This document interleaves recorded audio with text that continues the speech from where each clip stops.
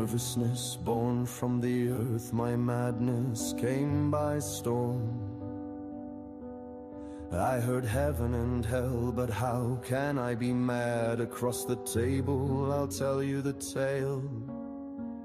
I wanted for nothing from the old man, not even gold. I'll tell no lie, it was the old man's eye, a veiled pale blue eye, peering into it my blood ran cold. And my heart is where I hold a secret plan for this old man. A descent into madness, it cannot be, it was the old man, not me. A pounding, a beating, the heart kept screaming. You may think me mad, but how for madness knows nothing. I sit here, my mind clear, this tale I tell. Are these the sounds from hell? 7 days I crept planning, but never did the eye reveal itself till that night. A slip, a sound, awakened did he, but I could not flee. I felt his fear that we tried to comfort and steer his dread, for he lay back in his bed. In flash I jumped on him, dragging him down. Now no more sound, he lie there, dead on the ground. Descent into madness, it cannot be, it was the old man, not me. A pounding, a beating, the heart kept screaming. Both fear and glee swept over me, no one would ever find the body. Sometime now they came, sat chatting, but I could hear it, the heart beating. It grew louder and louder, I could no longer contain myself as I slid the chair. They still stayed there, not leaving, my anxiety rising. Could they not hear the beating heart coming from beyond the dark? No longer could I stand, it came, my admittance. Here it is, the beating of his hideous heart. A descent into madness, it cannot be, it was the old man, not me. A pounding, a beating, the heart kept screaming.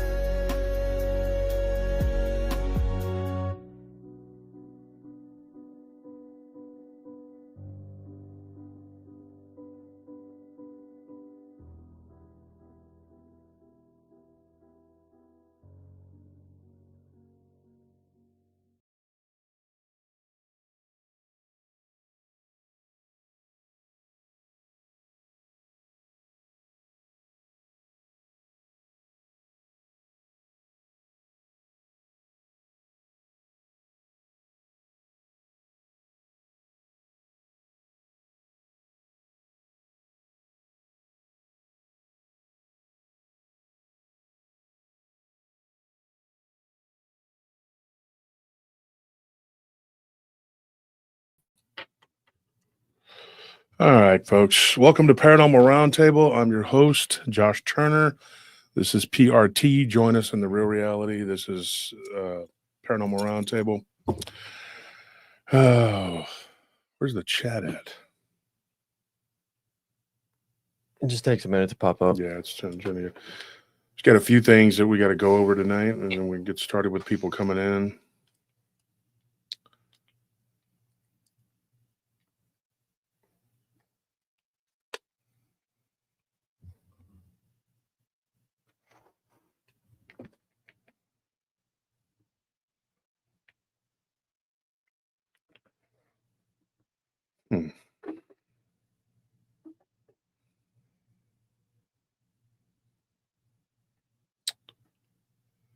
If I could find it on my phone here.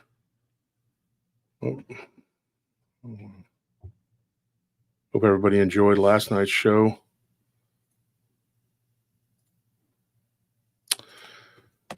You know, we did a Rumble last night after the show And that had nothing to do with the episode. It was just, going over what these people had done. And, I don't want to have to keep rehashing or revisiting it, because it's like they just spin out and say more crap, and they keep doubling down and going down, and you just keep on, and they say the most ridiculous, outlandish things, the most ridiculous lies you could possibly imagine. So it just keeps going. So I'm not going to talk about it anymore on here as much as I can help it, with these people. But it is nerve-wracking. It's tiring. It's exhausting. And, the thing that they did, the video, what last night's Rumble was about, if you missed it, it was just, they made a video saying that a listener had sent in a story, and it was about, basically unaliving Anthony and Maddie. Mm-hmm. And it was horrible. So, I'm getting really tired of this, and then today they just defend their actions and say a bunch of wild crap instead of just saying, yeah, you know what, we should stop, because at some point somebody has to say enough is enough. But here's my dilemma is, if when we quit, they don't quit. They just keep going and keep pushing and pushing. And we were gone for 5 weeks, 6 weeks, whatever it was, and a month and a half, and they just kept going. They just kept pushing and infecting people and going around the community and infecting people and telling people crazy stuff. And I would have to talk to people and be like, that's not true. And most of the people weren't telling me, hey, is this true? They were just saying, hey, look at what they're saying. And, friends of mine that were concerned, about the things that were being said and done. And I was just like, what are we supposed to do? So I spent last night, I turned 50 last night at midnight, and I spent it dealing with that on the Rumble. So if you want to know what's going on and what was done and said, and the attack that happened, attacks, continue to happen, there it is right there. I wish that we could just live our lives and be left alone. Thank you, Kelly, for that donation. But unfortunately, people don't want that. And why these people have such a vested interest in their hatred? They act like I individually went out and attacked each one, which I did not.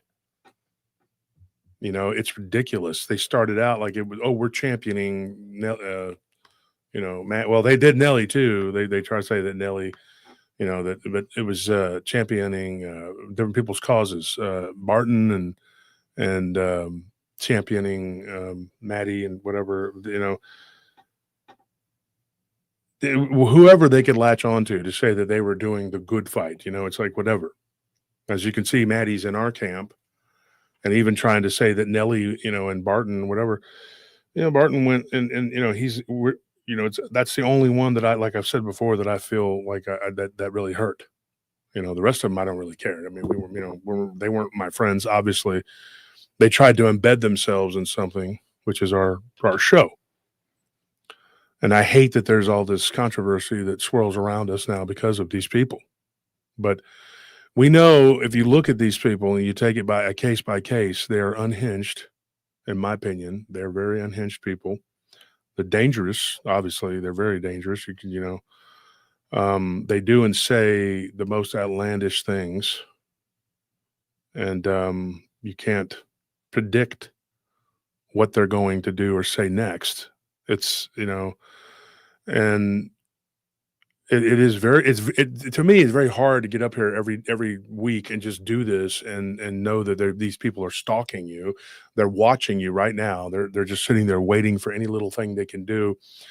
And it would be one thing if they were just some nobodies that had, because that's really what they are, but they've managed to bend people's ears and convince some people. And it's funny how one of them, and this is why this is important, folks, one of them said that I was trying to, find somebody that would get rid of them for me or whatever. But what they're doing is they've been doing that for a while, trying to incite violence against us and to find somebody that will come and do something to me. And I really believe that that's their goal. They're trying to get someone that'll do it. And then they really believe that they're going to be able to fall back on, oh, we were being attacked by him. No, dude, that's not how this works. the crazy guy that, I'm not gonna say his name, that he tried to, he showed up at a dinner that he knew I was going to be at. What do you think he was doing? What do you think that was? This is a very real thing to me. It's a very real thing to me. My great sin was trying to bring the communities together and just having a show, and they just didn't. There's no way that they could have that. No way. Because this guy up there, his show is, a pile of poop. So he can't generate views or listeners or captivate an audience by wandering around in his yard, pretending to do boots on the floor or whatever it is he says. And it's true. You have a subpar product. It's all fake. It's all fraud, and it's hoaxing, and 1% paranormal, and then attacks on people. So that's what you're dealing with. That's what you got. Folks, tonight we have a call-in show. If you want to come in and jump in, whatever, and tell your stories, of course, you're welcome to do that. But that's what we deal with, just so you know. I mean, it's to bring you this show, we have to wade through the BS, which is just constant attacks. And it's been like that since the show's inception. We've had people, some of those people from the beginning have attacked us, and they're over there in that group still doing it. One of them in particular has never really stated what his beef was with me, other than, I'm a Christian. He doesn't believe in God. He's a communist. He's never really been able to publicly state why he doesn't like me. It just seems to be like, oh, I don't like him. And that's it. I tried meeting with this guy a couple times on the phone and talking him out of attacking us and just being like, dude, what is your deal? That was years ago. And I just said, look, I'm going to defend people in your group that are, and it wasn't him. It was other people that were attacking them. But obviously he was siding with those people, and he was okay with them attacking people who followed Christ, and especially women. And so, I've just had so much of this. It's been going on for so long, and they just don't stop. There is no let up on this. What's going on, man? Hey, can you hear me? Yeah, I can hear you. How you doing? Cool, bro. Yeah, like we had our problem and all that stuff, and I've tried, like last time, I don't want to say anything to get your channel struck or any of that stuff, even though we've had, issues in the past, and it's kind of like, look, sometimes we may not see eye to eye, but I'm not gonna sit there and say stupid crap like I used to you. I really don't have a problem with you. What I do have a problem with is a lot of people in this, this whole community, not particularly. Yeah, you're kind of fading out there, James. Your mic keeps going in and out. Yeah, you're kind of going in and out. That I'm on my phone. I got pissed one night and destroyed my laptop. So. And, you faded out again, like you're barely. Like your audio is it's barely audible. It's barely audible. You're cutting in and out. Is there any way like I can call you and you can link it up or something like that? Well, you sound good now. Try it. Keep talking. Let's see if it works. All right. Yeah, man. It's just like, we've had our issues and stuff, but I really don't have a problem with you. And it's the other people that I do see that, because I've never heard of the two that you've mentioned. And I checked their video about you. And I'm going, this shit's just too funny, man. It's like, what the hell is the problem here? It's funny. Did you hear me? Yeah, you said it's fun, and then it just kind of stopped. So yeah, it's just what they're saying is like, yeah, that's funny. It's not like I don't think you should take it serious because these people are obviously just trying to clown on you. Yeah. Well, the only thing about taking it seriously or not taking it seriously is when these people, make threats. And that's what has happened many times. And one of them showed up at a dinner after he had told multiple people in the community that, he was going to deal with me. And I never threatened this guy. I never did that. He's in his 60s and he claims that first he was just saying people were telling him this, and I kept telling him to put up or shut up. And then he said, Okay, well, it was one person, and that person has never taken responsibility for that. And that person has never said, yeah, I did this, whatever. What's going on, guys? So I have never, he's never, but he kept saying that, this person told him I was going to beat him up. And I'm like, dude, this guy would not beat this guy up even if I had the opportunity to. He's a senior citizen. I'm not going to do that, and he's been just making this claim. So it was going around reminding everyone that he's a gun owner and that he would deal with me. And he kept building it up, and he was making memes, like photos of like gun smoke, like we were going to have some kind of showdown and he was going to shoot me.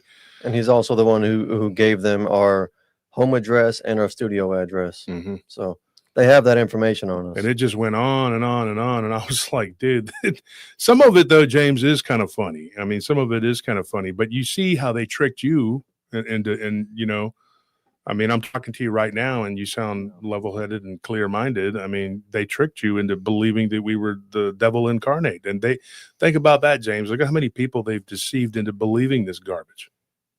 Oh, man, it's people like that. I've got people who make videos of me. I've got people who go around trying to claim, oh, I got information on this guy that it'll make you not like him. And I go, well, that's funny because I don't make videos. I don't live stream. Where's these videos coming from? So the one thing I would say to you is be cautious, because at any point somebody could make some AI crap of you. Yeah.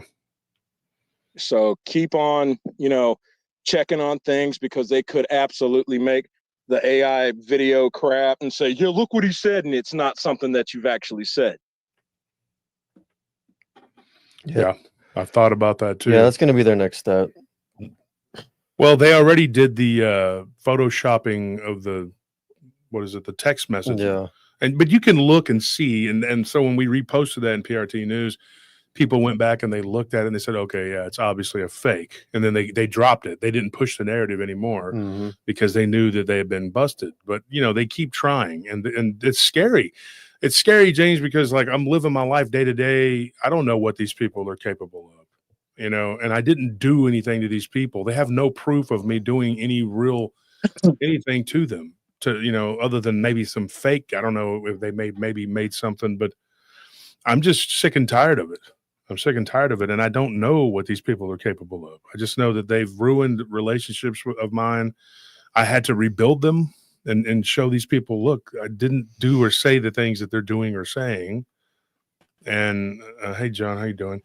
And so it just keeps on, coming around. And I keep having to tell people, like, look, this is not me. This is the things that they're saying is not correct. And most of the people, I'd say at this point, 90% of people that encounter this are not. But there's that small percentage that's just, they don't know what to believe, and they just, or they maybe get suckered in or taken in by this. Yeah. And I'll be honest, some people just don't like me. Not everybody's cup of tea, man. I mean, some people may just be like, I don't like this guy. He just, there's just people like that for me. I know people that I'm just like, man, I'm not really this, just not vibing with that person. It's just, so you have this situation.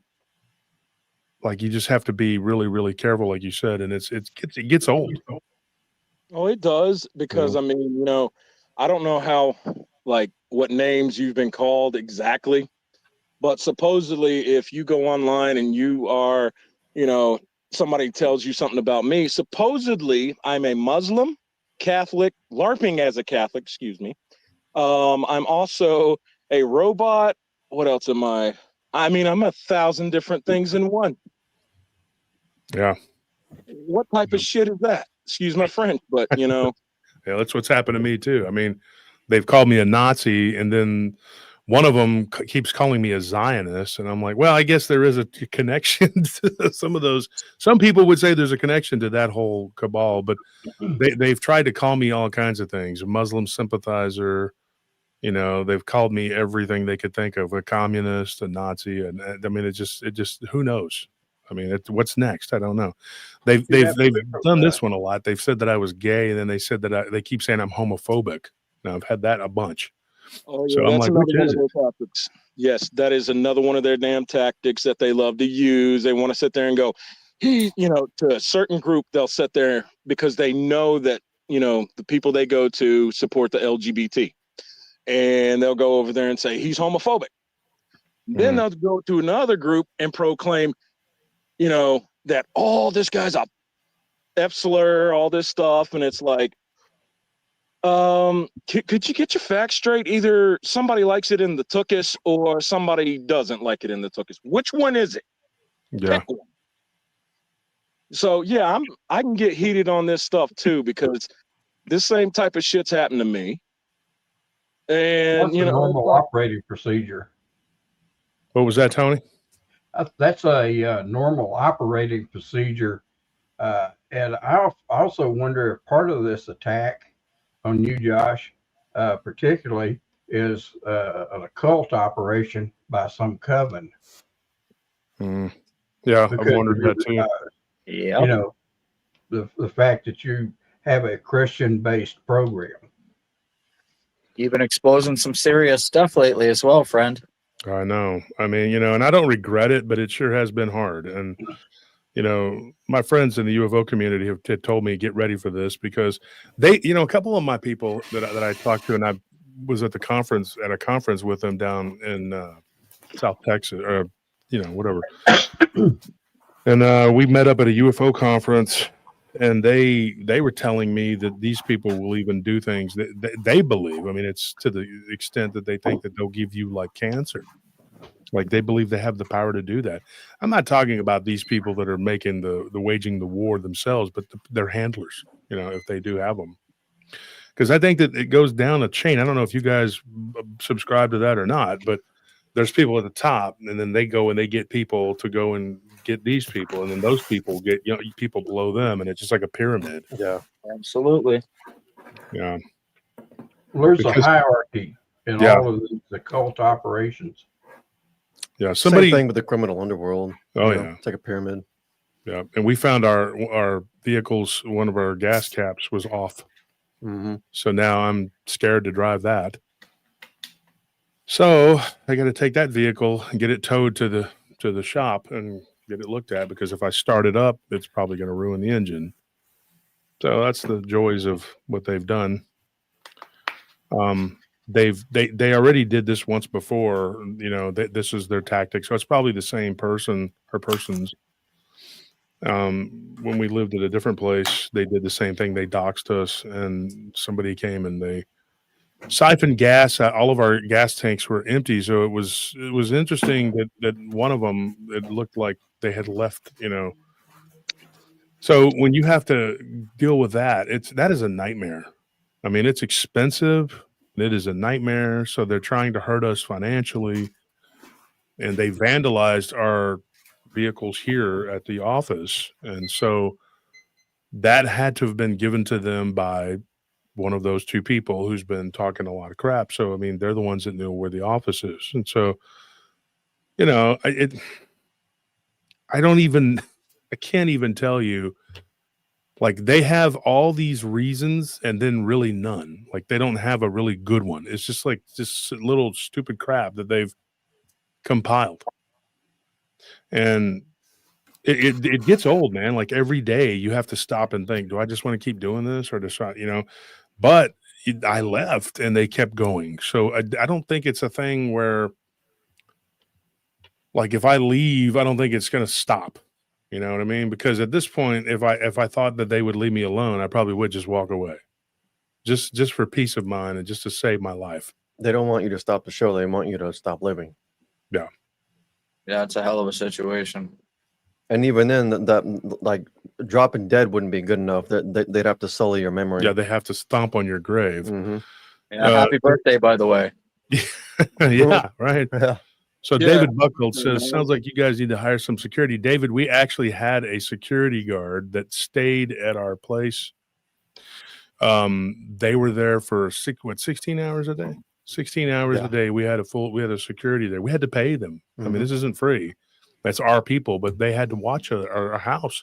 And we actually reported 2 of our guards saw people with weird license plates I'm not even going to get into everything, but they reported it to the police. One of them followed these people to the gas station, and these people did have out-of-state license plates, and they were dry. And the reason they looked suspicious is because they drove by our house really slow. They did it like 2 or 3 times, and our neighbor picked it up on their ring cam too, and he talked to me, and he reported a vehicle that matched one of these people that we suspected. Law enforcement really can't do anything unless they but they will react if they come and they catch them, but that's the thing. It's not illegal just to drive by their house. You can get them on camera all day long. It doesn't matter. I mean, unfortunately, the camera that we had set up at our garage, in front of our garage, was not working recently, so we don't have any whatever. But now we have it set up. But the gas caps have already been removed, so now I gotta, wouldn't you know, it's like Murphy's Law, dude. Like temporary whatever. And it was because of the rain. There was so much rain. I mean, it's still raining today. I mean, it's just been like crazy, and it kind of messed some things up, and so I think they are. Somebody would know that. I mean, there's higher ups involved in this. There has to be. Somebody who's a little more sophisticated, you know what I mean? So who's messing with me? I don't know, powers that be, whatever, whoever they are. They're obviously, this is just, and it's like I said, it's not unheard of. I mean, I've heard a lot of people talk about this stuff, There were people that I interviewed for one of my books who was going through this, she kept claiming that people were doing stuff to her, and then she passed away. So it's freaky, dude. It is really scary to think about that maybe you have overstepped into somebody's territory, that they don't want you to say things. And so the constant harassment with no let up is supposed to be enough to drive you away. When that doesn't work, then they go to another level. And the fact that one of these guys constantly mentions that he's a former Texas lawman, Department of Justice, blah, blah, blah, but acts like a giant, petulant child. It's like, dude, this is crazy. I mean, it's nuts. And the stuff that he has said is just absolute lies. I mean, he just makes stuff up off the top of his head, really, it seems like. And like to be, constantly attacked by these, like I said, petulant people that are just very childish. Matthew, thank you for that donation. Matthew, we appreciate it. There's a couple of people I want to have prayers for, guys. We need to say your prayers for them. Charles Overcash, listener of the show, his youngest son is in the ER. He's not well. Please pray for him and Charles. And the other person is Wendy Guizdala. Her mother is in the ER. So I want to say a quick prayer for these people and for the show and for everybody. Let me just say it. Dear Heavenly Father, I come unto you in the name of Christ. I ask these things in Jesus' name. Lord God, we have people that are suffering and that are not doing well. Please help Charles. Please help his son in the ER. Please help him to get out and to be fine. Please help my friend and colleague Chris, who is in the hospital, and help him to be okay. Take care of him and his wife and his family. And please help Wendy and her mother. Please take care of these people, Lord God. Please help all the people that are suffering. Please protect us and protect our listeners and protect those that work for us and that we work for and that we work with, Lord God, all of our people. These things we ask in the name of Christ. Amen. Amen. It will be done. But yeah, it's in that, and when we pray, somebody asked me the other day, they're like, why don't you pray more on the show? And the simple answer is, I don't want to do this as a show. Like, I don't want to sit there and pray, because then people attack you for that and they think you're trying to be super pious. And that's what these other people do. They pretend. I've talked about how you're supposed to pray and what you're supposed to do. And I'm not a preacher, and I don't want to get misconstrued and people think that I am here to preach, because then they hold you to another standard that I am not prepared to be held to, because I am a sinner. And I think that if you are to enter into a ministry, and be considered as such and take it seriously and be taken seriously, you need to be on a different level. And I am just a normal person. I think that it's a very narrow road that you walk. I do have some issues, like I cuss, I try to keep it to a minimum. I'm working on it, but I get upset and I say the F word and I say to heck with this and that. And I do that. And that's something I've just struggled with. And so I don't think that if you cuss, you should be preacher. That's my opinion. I hold those people to a different standard. But I see a lot of people who are capable of preaching the word and spreading the word, but they have flaws. We all do. But I don't want people to think that this is a ministry, because it's not. I'm just a podcast YouTuber. That's it.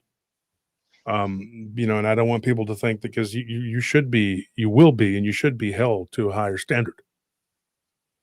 When I go to talk to a priest, a preacher, a pastor, a cleric, a rabbi, it doesn't matter who they are, any kind of monk, anything, I expect those people to be of a certain decorum. And if they're not, then I'm not going to accept what they say, because they are not of the Spirit. Because, listen to this, folks.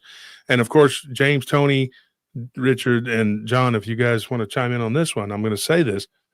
Those people need to be held to a higher standard, and they are going to be attacked extremely harsh by these demons, because simple answer buffering here. Simple answer is that they are leaders. And when you're a leader, you are held to a higher standard by society. You're held to a higher standard. So that's attacks. You can always tell when you're doing a good job when you're in the ministry. You get attacked a lot. Mm-hmm. And believe it or not, there are covens that send people into churches to destroy the church and work spells during the services. Mm-hmm. And I've in fact, I know you know L.A. Marzulli. Yeah. I've only met him once, but he tells a story about he was preaching at a church, and he felt like somebody was coming against him. The Holy Spirit revealed it to him, and he looked up in the audience, and he saw this one lady was there, and she was doing some stuff with her hands and mumbling to herself, and he rebuked her in the name of Jesus, and she suddenly just stood up and walked out of the service. Mm. But there are people that go in. A lot of times, some woman in the coven, they'll try to seduce the minister. Yeah, I've seen that happen. Or if I've seen campaigns against people similar to what's happening to you, they start all kind of rumors about them, and they tell one story here, and there's more than it's a group operation, and all of a sudden people in the church are hearing all of these bad rumors about this preacher who may be very effective, and it's coming from different people, but they never stop to think, all of a sudden, where did these people come from? Yep. All of a sudden these, about a half a dozen new people show up at the church, and they're the ones that are driving the rumor mill. And it's just all made up stuff. Mm-hmm. And, it's hard to prove that they're not telling the truth, because these are just rumors. They don't really prove anything. They don't have any witnesses. It's just, well, I heard. Yeah. And they never say who they heard it from, or where it happened, or what have you. And I'll tell you an example of something that happened to me. I was associated with a church one time, and the senior pastor got a call from somebody and told him that they saw me walking into this beer joint. And I started laughing, And I told him, I said, well, that's absolutely true. A guy's wife called me, who was an alcoholic, and he was kind of falling off the wagon. And I knew the guy, and she called me and asked me to go down and see if I could talk him out of, into coming home. And that's what I did. I was actually doing my job, but somebody had to attack me because they thought I was going to a nightclub. Well, I was, but I wasn't going there to party. And I've seen stuff like that happen. Of course, when you're a prison chaplain like I was, you don't really have to worry too much because all of my parishioners, weren't in a position to cast a stone, so to speak. Yeah. But what really impressed me, not one time, and I worked inside, and I was exposed directly to inmates. I never one time had a problem, unless a couple of times I had a problem with a couple of guards, and they didn't realize how tight I was with the guy running the place. And that didn't happen but a time or two. One time I thought one of the inmates was going to jump on a guard, and I had to step between them because the guard said something to me that was very unpolite. And it's a strange world out there, and you'd think that these people that work in law enforcement are all good guys. I'm going to tell you that's wrong. Been there, done that. I went through the academy with the state and everything because I had sole supervision over inmates, and I had to go through the academy and graduated from it. So I've been around. I was the only guy that worked out of the place where I was at. I never got invited to the Christmas party, and I took that as a good sign. I've been around a lot of law enforcement, either when I was back in the day, I'm talking way back in another life, doing what I did back in the old days. And that was running a nightclub, but also just doing all kinds of crap. And it's just crap. I'll be real honest. I did a lot of good too, though. I mean, I really did, but because I was in position to, but in my position to do good, it was based on doing bad. So, I guess, God can work through you no matter what. But I did kind of like, just to lay the foundation for that, I can tell you this. I did keep the peace. Like there wasn't a lot of bloodshed and everything, and everybody kind of knew who was who. And when I stepped away, there was a vacuum, and it did create a lot of problems. And there was a lot of fighting and things like that. And I had a couple law enforcement tell me, man, I wish you were still... I said, yeah, well, I'm glad I'm not, because, there were a lot of law enforcement that were on the take.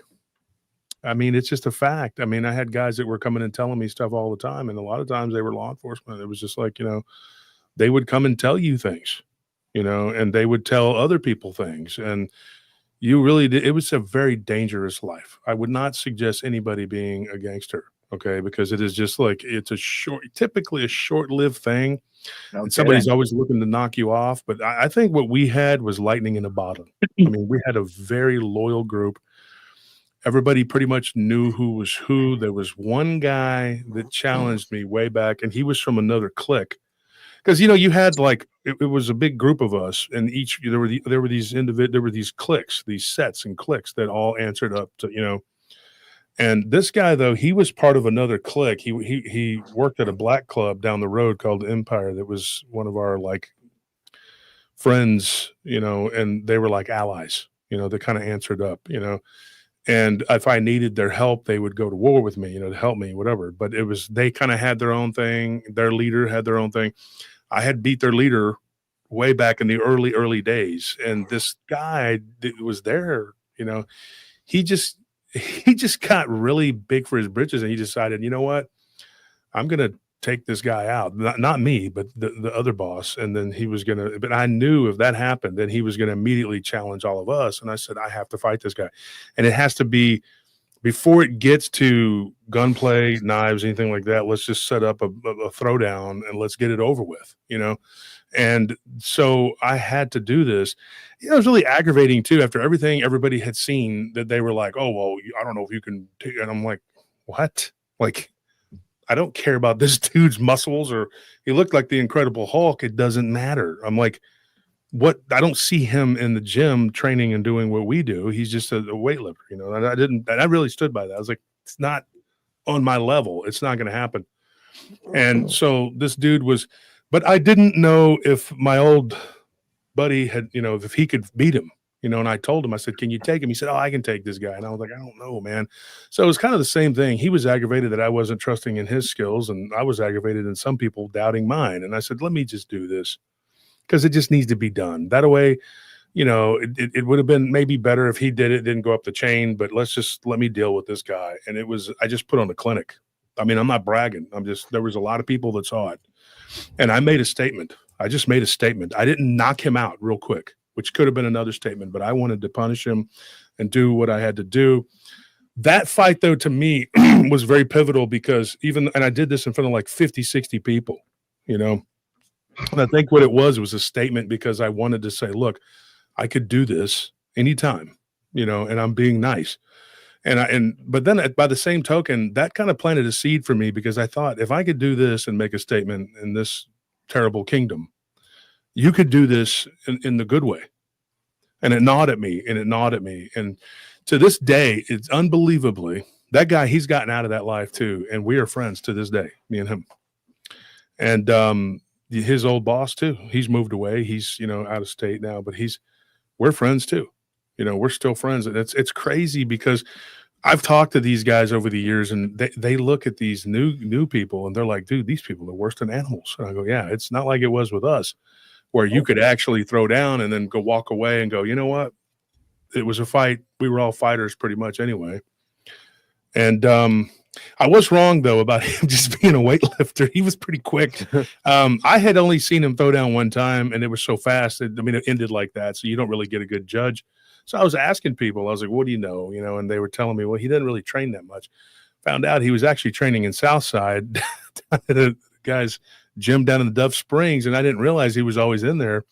So it started off kind of, you know, whatever, but I took control of the situation, and he got me a couple times, and I didn't get away unscathed, but it was just one of those things. I usually was able to, because I'm very, very quick-handed. And the first thing that people have seen when they see me, they always say that. They're like, he's fast. He's really fast. So this guy trained only for speed. He didn't even train for power, because he figured he was going to overpower me, but my strength is deceptive too. So the thing is, when you fight with somebody, yeah, see, and D just said he's a fighter as well. Yeah, he is. D knows the guy. But he's a tough guy, and he's a big old brother. He's a big dude, man. And I had to make a statement. I had to show everybody, look, this is what happens when you whatever. But I didn't destroy this dude, because you need him. You know, you still need these people. And so if you do something to your own people too, it looks to me, I never liked that. There were people that would do stuff to their people to make a statement. I would never do that. Wouldn't hurt my people. I was too close to my people to do stuff like that. But this person was threatening to create a problem. So rather than doing something really nasty and mean, you take it out and like, let's fight. Now, a lesser man would have ran and grabbed a gun or tried to assassinate me or do something else later on, but he didn't do that. He just accepted it and said, I got my ass beat. But it wasn't like a shameful thing. 1,000 other people had the same thing happen to him. 1,000, but you know what I'm saying.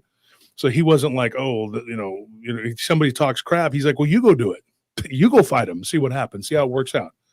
And so when me and him threw down, we ate dinner about a month and a half later. And there was a place downtown that I used to like to go to. And we went in there and we ate, and it was just me and my brother and him and his brother. And we just sat there. He had 3 brothers, and they were all pretty tough guys. And we sat there and we talked, and we had some drinks, and we talked, and we said, look, this is it. You know, we're not going to. and I had his guy up his pay, and that was it, because that really was what it was money. Mm-hmm. He wanted more money. He had a kid on the way and everything else. And I just said, okay, everybody's got their needs. That conversation was pivotal too, because this guy had told me, he says, I wish I could get out of this. And I really didn't see a way for any of us to do it at that time. I was like, this is a whirlwind. And when you're in it, it's hard to get out. And eventually I helped him get out before I did. Like, I helped him, I facilitated it. And there were a lot of people that were trying to mess with this guy. And it's a crazy thing when you stop being evil, when you stop being bad, when you start being good, dude, the whole world pours derision on you. It's crazy, because if you're less attacked for being a criminal, for being a freaking outlaw, because people are afraid to attack you. Mm-hmm. And now I'm more attacked than I've ever been. And my friends from the old days are like, see, look, never would have happened in the old days. I said, yeah, because the old days would have been it. And I never would have been old. I wouldn't have reached 50. Yeah. I would have been dead or in prison. So, it's a catch-22. What sucks is that you have to go through this. You have to walk through the fire to get to the water. And it really sucks, because once you get to that thirst quenching Holy Spirit to get it, I can't even imagine being that person today. I'm a 50-year-old man today. I don't feel every bit of 50. There are people that are like, I feel old. I don't feel it. I don't. But I do know that I am, and I know that there are limitations, and it's not for everybody. Not everybody is built for the fight. Not everybody is built to be a fighter. I've had people walk into our gym and just be like, I want you to train me, blah, blah, blah, blah, blah. And I'm like, I look at them up and down and go, okay. I don't turn anybody away by looks, but I'm already thinking in my head, this person, they don't have that fighter's fortitude. I can tell you that right now. Mm-hmm. It's one of those things where you either have it or you don't. Yep. It's born. It's bred. It's not given to you. There are guys that will technically take you apart. They are master technicians. And listen to what I'm going to say here, folks. This is the same way in life. You can apply these things to life. These people, if you let them, they will destroy you. They will leg lock you. They will guillotine you, knock you out, kick you in the head. Expert tacticians. But the minute that they get hit in any spot in their body that's critical, like they and then you see their eyes, their eyes get big, their eyes open up. When somebody's fighting like this, there's a problem, especially when their mouth is open too, and it's not because they don't have endurance. A lot of times your mouth hangs open because your body is going into like a slight bit of shock from it. And so it starts sucking oxygen really bad. And that's a good sign or bad sign, whatever, good sign that person is not capable of doing what they need to do. So they go into a fight or flight, and you'll see it in the ring. You'll see it in the octagon. They'll start running around the octagon, trying to get away from this person that hurt them. And I always tell people, I was like, don't let that pain get to your brain, because if the pain gets to your brain, that person that sees you do that, they've been trained too, and they're going to come out swinging hard on you because they know that you've been hurt and that now you're hurt and you have that fear. And it's like Dune. Fear is the mind killer. Absolutely. 100%. Just like it is in these encounters that people have with these beings. Mm-hmm. These beings that attack people, they really do attack people. I hate when they go around saying they don't mess with anybody. That is absolute not true. And they thrive on fear, and they see through your physical, whatever. They don't even look at that. They look at your spirit. So if you're a fighter, think about this, folks, and listen to what I'm going to tell you. I've always had that spiritual whatever. So when my guys would ask me back in the day, how do I be like you? I always told them all the time. And I knew a lot of fighters, guys that were in the UFC, guys that were in MMA, Bellator, you name it, Strike Force. Know a lot of guys that fought. And like I said, when I was in my prime, there wasn't no money. The money was not worth it to me. It was just like, I can make more money doing what I was doing, but I had a very unique situation. But, training was something I always enjoyed.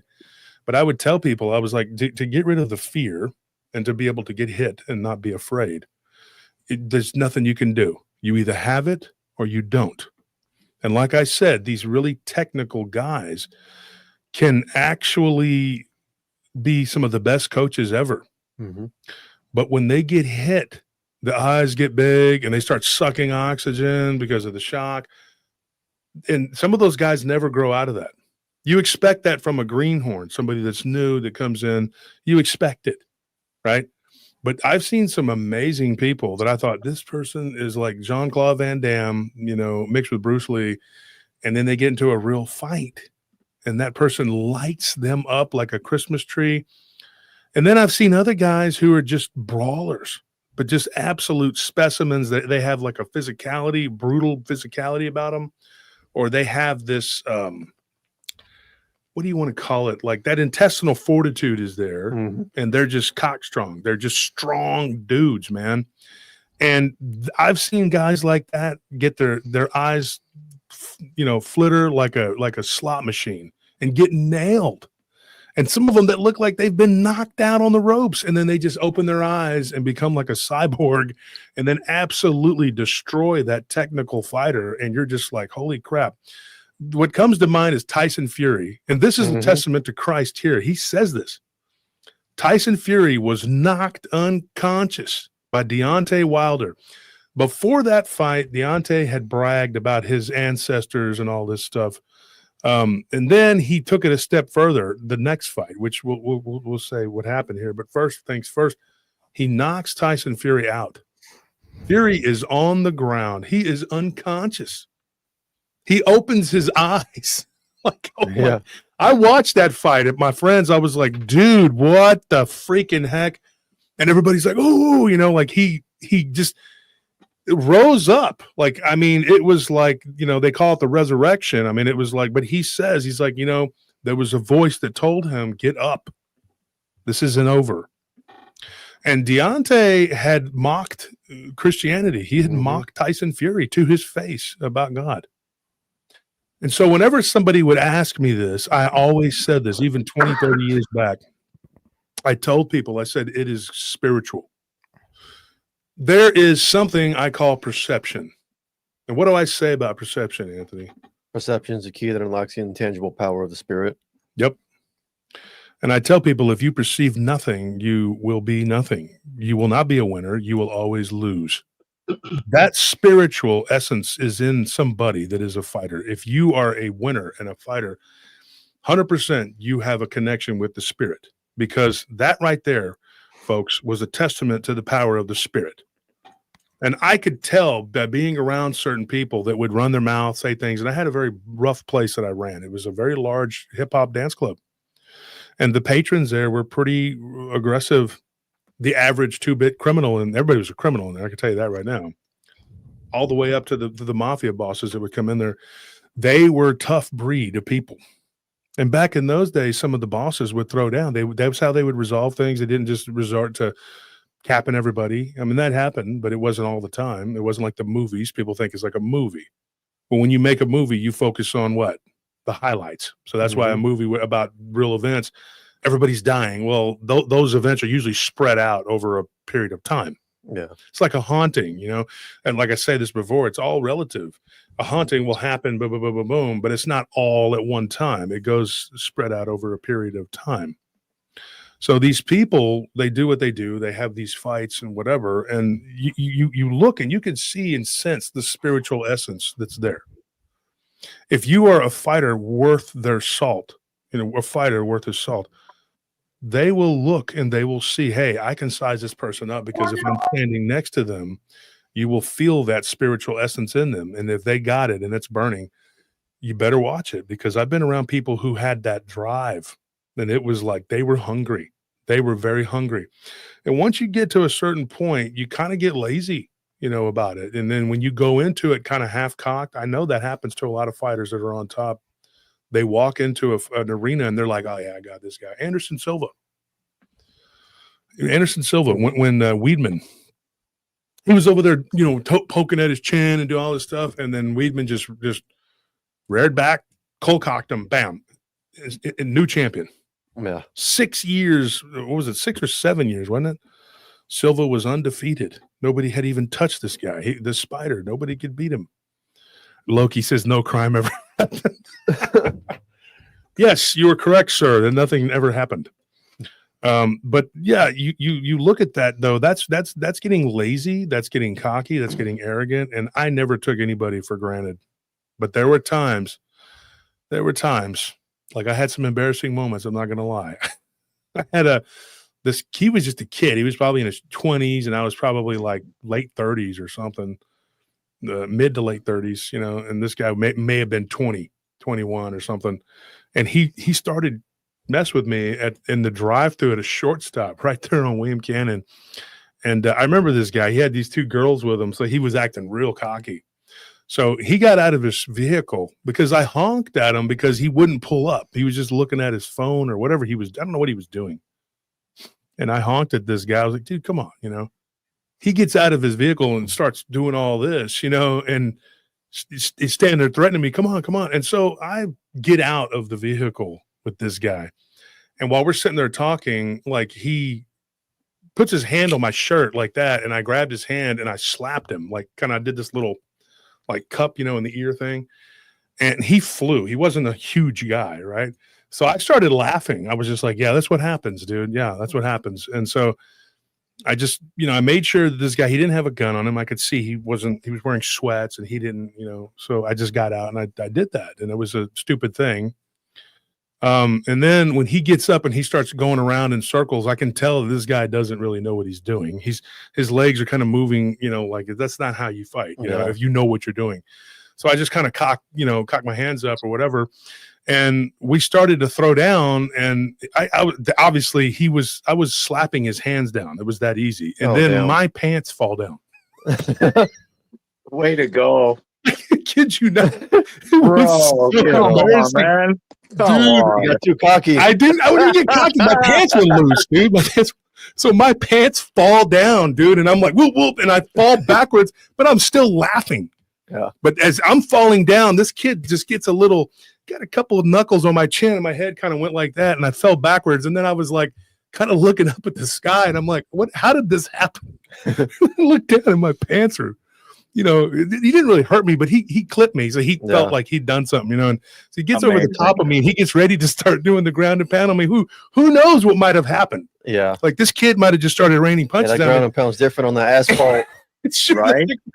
So I'm laying there like a freaking turtle, and Diablo, my brother, he jumps out and he's like, and Diablo just tackles the guy and knocks him off into the grass. And my brother, to his credit, the kid was on the ground. He didn't try to kick him or anything. I yelled to him. I said, hey, don't kick him. Let him, you know, whatever. I don't care about this. And I got up and I pulled my pants up, and these girls are over there laughing at me. I'll bet they were. These people with their phones with the freaking shortstop. You know? And I got up and I was like, okay, all right, it happens, right? At least I was wearing underwear, right? I mean, but I tightened my belt, you know, and then he got up and then I got up and we were kind of talking more crap. I said, go to your car, get your food, you turd, whatever. And I got in the truck, and he's laughing at me. He's like, yeah. Like he did something, you know, I'm like, I don't care. I just was embarrassed. So I got in the truck. We got our food and we drove off. Literally about 4 or 5 days later, I was taking my dog to the vet, and I see this kid, and he's riding a mountain bike, you know. And he doesn't look like the kind of person that would be riding a mountain bike, but he's dressed like he's working out or something, right? And I see the guy, and I kind of nod at him, and he nods at me, and then he kind of pulls his bike over, you know, and he kind of stops, and he's like, "You okay, man?" And I was like, "That's a nice bike," you know. I was like, and my brother's taking the dog in with Scorpion, and we started talking, and I said, "Hey, man, I'm sorry about that the other day." He goes, "Yeah, it was stupid, man. I'd had a couple beers," and he goes, "My girlfriend was really mad." And I told him, I was like, it was very embarrassing for me to just be laying on the ground with my pants down. So things do happen. You do, you know, and it serves you right for getting out and being stupid. It's a stupid thing. I shouldn't have done it. So yeah, I've had some embarrassing moments. I've done some funny, silly things happen, but it's not my best moment there. But yeah, anyway, it turned out that he was okay. You know, he wasn't a thug. He wasn't a bad guy. He was having a bad day, and you know, and we just ended up fighting. And there again, you don't know why this person's upset. And I was just like, man, this guy, I could beat this guy with my eyes closed, you know. And it's like, why? And then I realized, why am I even doing this? I should have stayed my ass in the truck. It's a stupid thing. What do you do? Because of pride. And then what happens when pride comes before the fall? And then I fell down with my pants down like an idiot in front of a bunch of people. And that's a true story. I know my brother, he laughed, and my brother's like, man, but it turned out the guy wasn't a bad dude. And I saw him again another time, like at the pharmacy one time, because he lived in that area. And I actually told that joke to the pharmacist, and he's standing there and everybody's laughing. So he wasn't like a thug. He wasn't trying to come after me. I'm going to get you or nothing. And I didn't tell him anything about me or who I was or what I was. I didn't go, nothing. I just went on with my life. Amy Krill, I don't need a belt fund. I have 5 or 6 of them. I use these cheap belts from Amazon. They're about $12, but they work really well. But I keep several of them on hand. Is Amy chirping you in chat there? She says it's for the belt fund. I don't know. I'm just good for her. Good for her. Yeah. So, Dick, you got your first shout out in that group over there. They said some stuff about you. They said you were. Oh, what did they say? They said that you were over there looking stupid and sucking up to us. What you were doing. Oh, okay. So now you're the suck up. All right. Is it true, Mr. Richards? I'll give them something they can suck. Oh, God, come on. See, that kind of talk right there. This isn't Rumble. This isn't Rumble, sir. Sorry, guys. Sorry. What is this? YouTube keeps crashing. Viewing here instead. Okay. What the heck is that? So, James, you're still there, man. What's going on, brother? I didn't mean to. You got bounced off, and then you came back. You okay? I think he kind of left for a minute there. So, John, what do you have for us, John? Oh, good morning from Sweden. Good morning. How are things in Sweden besides hell on earth? yeah, it is hell on earth, to be honest. Yeah. Oh, not much. It's 4:00 in the morning here, and I just want to sit in and listen to you guys for once, because I'm off the ship now for a week, so that's nice. Yeah, I'm trying to catching up, when I'm at sea, but our Wi-Fi is not that good. But I try to listen to most of the stuff. Yeah, I always enjoy talking to you. You have an interesting accent. Thank you. Yeah, the Swedish accent, if you're not careful, you can mistake it for 2 or 3 others. Yeah, but I hope I don't have too much Swedish accent. No, you do, but it's not bad. It's not a bad thing. But you sound kind of like my friends from Germany. Not very thick. No, my friends from Germany could speak very good English, but they still had they talk like this. They still had Yeah. My friend from Poland, he would always call me the wolf. Yeah, but I think I don't have that kind of accent from Germany, even though it's the same, stem from the same languages. There isn't like an intermittent pausing that happens between you guys, the Norwegians, the Danish, the Dutch, and the Germans. Those 5 in particular, I think they're all very related, and they will talk like this, right? I don't think that I want to jump in front of the bus at this time. I want to live. But that one is more German, They talk like this, like from Allo Allo Secret Army, I hope I don't sound like that. But, like I said, when you interviewed me, and I've been on the other shows, I was talking to BMR and Tex, the latest interview I did, and I have to think first before I speak, even though I'm fluent in English, so it doesn't come out as some garbage from my mouth. I don't think it's garbage. People I've heard speak English as a second language with like 0 accent is Norwegians for some reason. Like I know this one dude from Norway.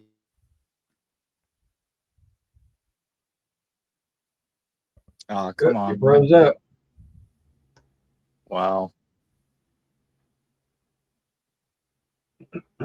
We're not frozen though, eh, Tony? No, we're good. We're good. How are all your women so hot in Sweden? What's going on with that? Why are they all babes like that? Yeah, we have really, really nice women here, and we also have the ugly ones. Well, fair enough. If I may say so, but the American culture is coming here as well. With the fast food and the younger generations, they don't keep in shape as good as the ones who are in the 40s and 50s. Okay. So during I mean, when you go to school, you have a couple hours per week when you do the so-called gymnastics, you know. So Yeah. that's why Sweden, Norway, Finland, Denmark as well, we are very healthy. You know, have a healthy concept for the younger generation as well. But the school system now is not what it used to be honest. No, it certainly is not, is it? No. Your English is very good. Thank you very much. Thank you. Thank you. It's probably better than mine. I've been but- speaking and listened to English music since I was 4 years old. So, and also it sounds more with an accent now when I'm speaking through a microphone and through the net, if you compare to when I am in USA and I can speak fluently, you know, face to face, without any cameras, without any microphones. Yeah, Tony, his Swedish or his English is much better than my Swedish as well. That's for sure. Yeah, I think so. Yeah. English is the hardest language to learn, from what I've been told. It's all the slang, yeah. Yeah, but it's still, I believe the Finnish and also Estonian it's so hard. They say that it's very easy, but it's not. Even though it's very logical, because the Finnish language is so apart from the rest of the Nordic countries. So Isn't German real hard too? I've been studying German since, well, for 3 years when I was in school, and it's not that hard. It's very logical as well, to be honest. But it's apart from English. It's a totally different language, and you know the Dutch is a mixture between French, German, and British. So we are our own little nations up here in the north of Scandinavia. Yeah, it's a heck of a situation what's going on in Europe. My dad's from England, and I've noticed I've been to England 3 or 4 times now, and there's been a big change since I was there as a child, and it's across the entire continent there, and it's happening in Canada and the United States now too. Yeah, I'm very knowledgeable about it, that one, because I follow all the politics, and I hope the USA don't do the same things, the same mistakes as we have done here in Europe. Not we, but the ones who are ruling the world. Yeah, It's totally messed up, to be honest. Yeah. Canada is doing the same. Yep, Canada is awful, and Minnesota and other states. It's insane.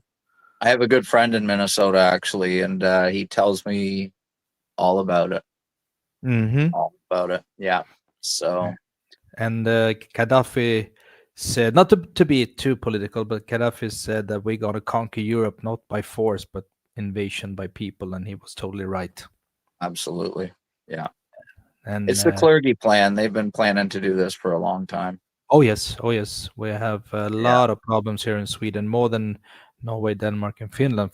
Finland is very restricted by the immigrants and all the laws and regulations, but here in Sweden it's insane, totally insane.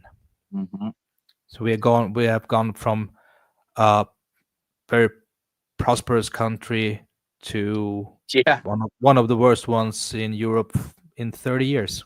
Yeah, it's the grenade attacks. Yeah. Yep. Yeah. So they know what they're doing, the ones who are ruling the world, because they want Europe to go down in flames. It's funny that the ones doing it don't let anybody into their country either. No, it's a story for another day. They live in bunkers, and they live on private islands, and they are far away from. We call them caviar communists, the ones who are like the Marie Antoinette syndrome. You guys, you do it over there. You mix up. You have to live with the shit. But we are living here in our gated communities, so it doesn't concern us. Well, not until it hits you as well. Yeah.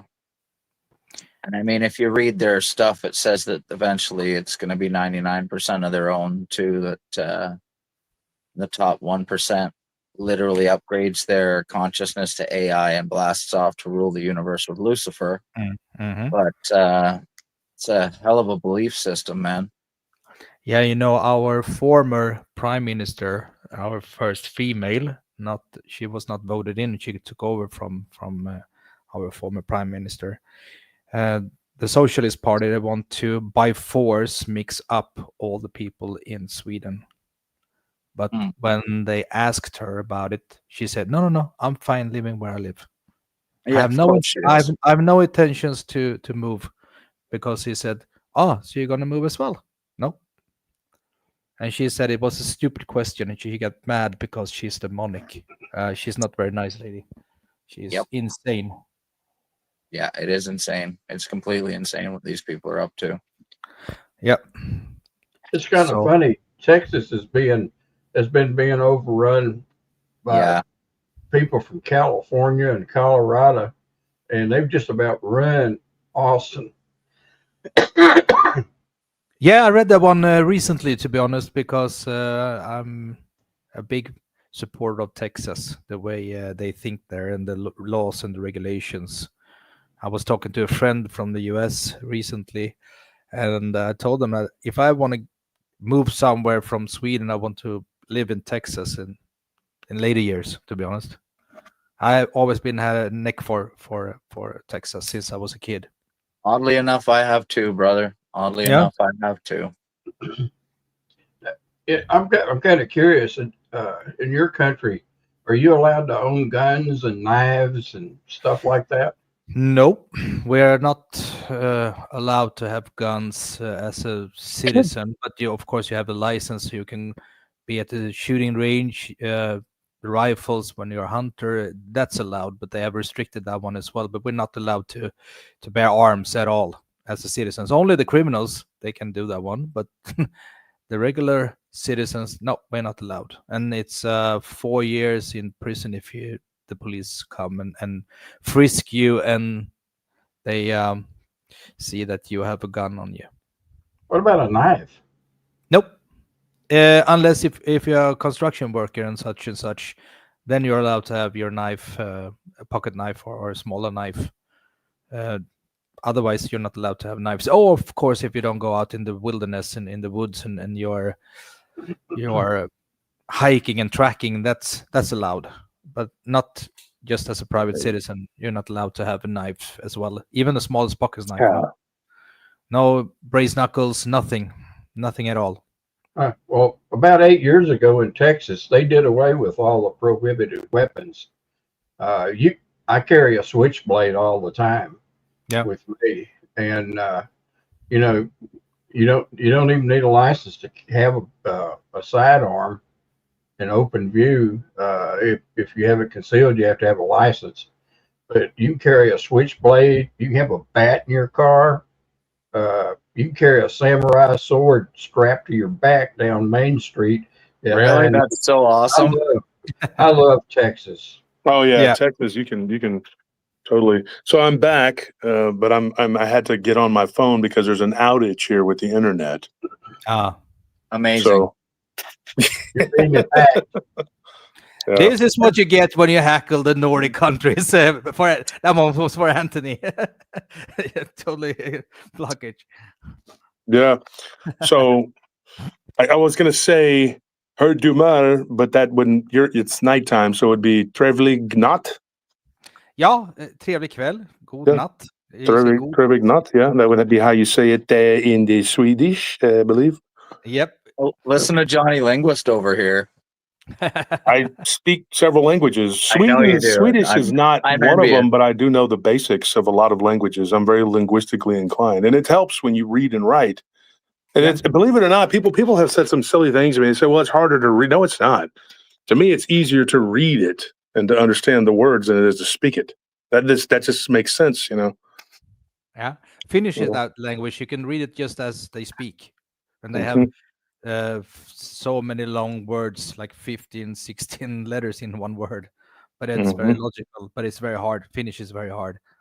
It's totally apart from, but I can understand the one. The only ones who are really difficult, of course, to read is Greek language and the Kyrillian. Oh, yeah. That's a whole nother ball game.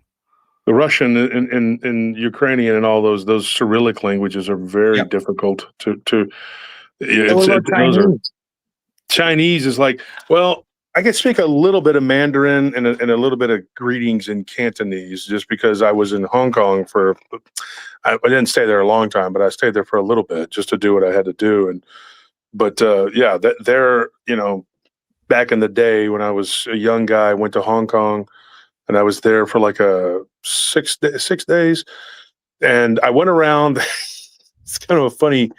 I went around trying to order food. And I went into this. I might have said this on the show before. I went into this guy's shop, and I was like, I had a little thing I was reading, and the guy was like, "Oh," and I said, "Yes," and I said what I had to say, and he was like, "Nudo, nudo." I was like, "Yes," and he kept going, "Okay, nudo," and then finally, I was looking at this little book I had, and I was trying to. It was our early version of a translation. We didn't have a phone you speak into, and it gives you any kind of. However that works. People do that. They'll speak into it and it'll repeat it or whatever. I've seen people do that. But we didn't have that back then. So, and the guy goes, "Do you want noodle?" And then I was trying to order a sandwich because on the menu it said sandwich. And then he finally just goes, "If you want a sandwich, just say I want a sandwich." Amazing. And I go, "Okay." And I kept looking at the thing. And then it dawned on me that the guy had just spoke perfect English to me. And so then I looked up and I said, "Oh, sorry." He goes, "Yeah, dude." And he kind of had a little bit of a British kick to it. And he says, the Brits ruled this place for a long time. And so we all speak English. And I was like, "Oh, okay." I was wondering because I thought that I heard a lot of people speaking Cantonese. He goes, "Well, we'll speak Cantonese, but a lot of people, everybody speaks English here." Yeah, because they handed over Hong Kong in 1997 to China. And this was in 1999, so they had just turned it over, and so they were. I'm going to tell you, 1999 Hong Kong was a lot different than what it is now. The Chinese were there, but they looked kind of scared. Like they were not. There was so much criminality there that the British had kind of just been like, "Oh well, just keep it in the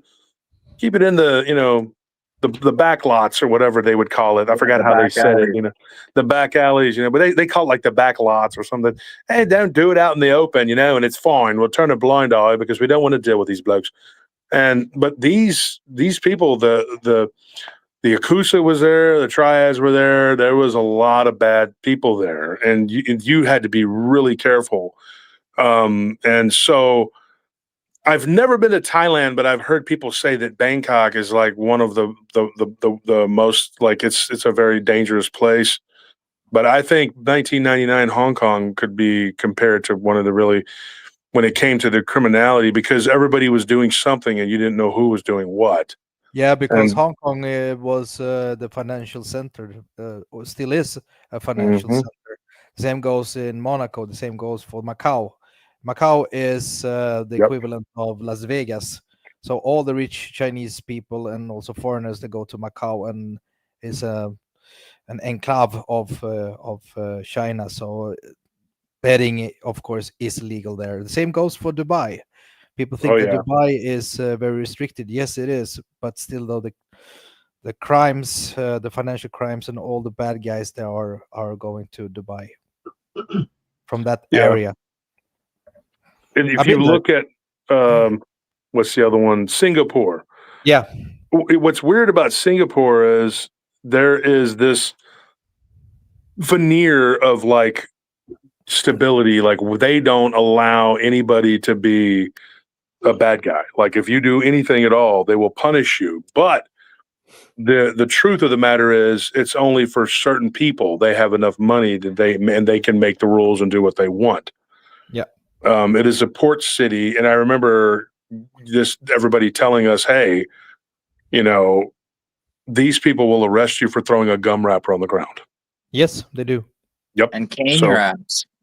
Oh yeah, they'll cane you. Yeah, and so I was just like, I didn't spend a lot of time in there. I was just like, "Oh, cool," and I got back out. I'm done. Yeah, very, very interesting. Very interesting place. Very beautiful. Very clean. But dude, they have a reputation for being absolutely hard nosed.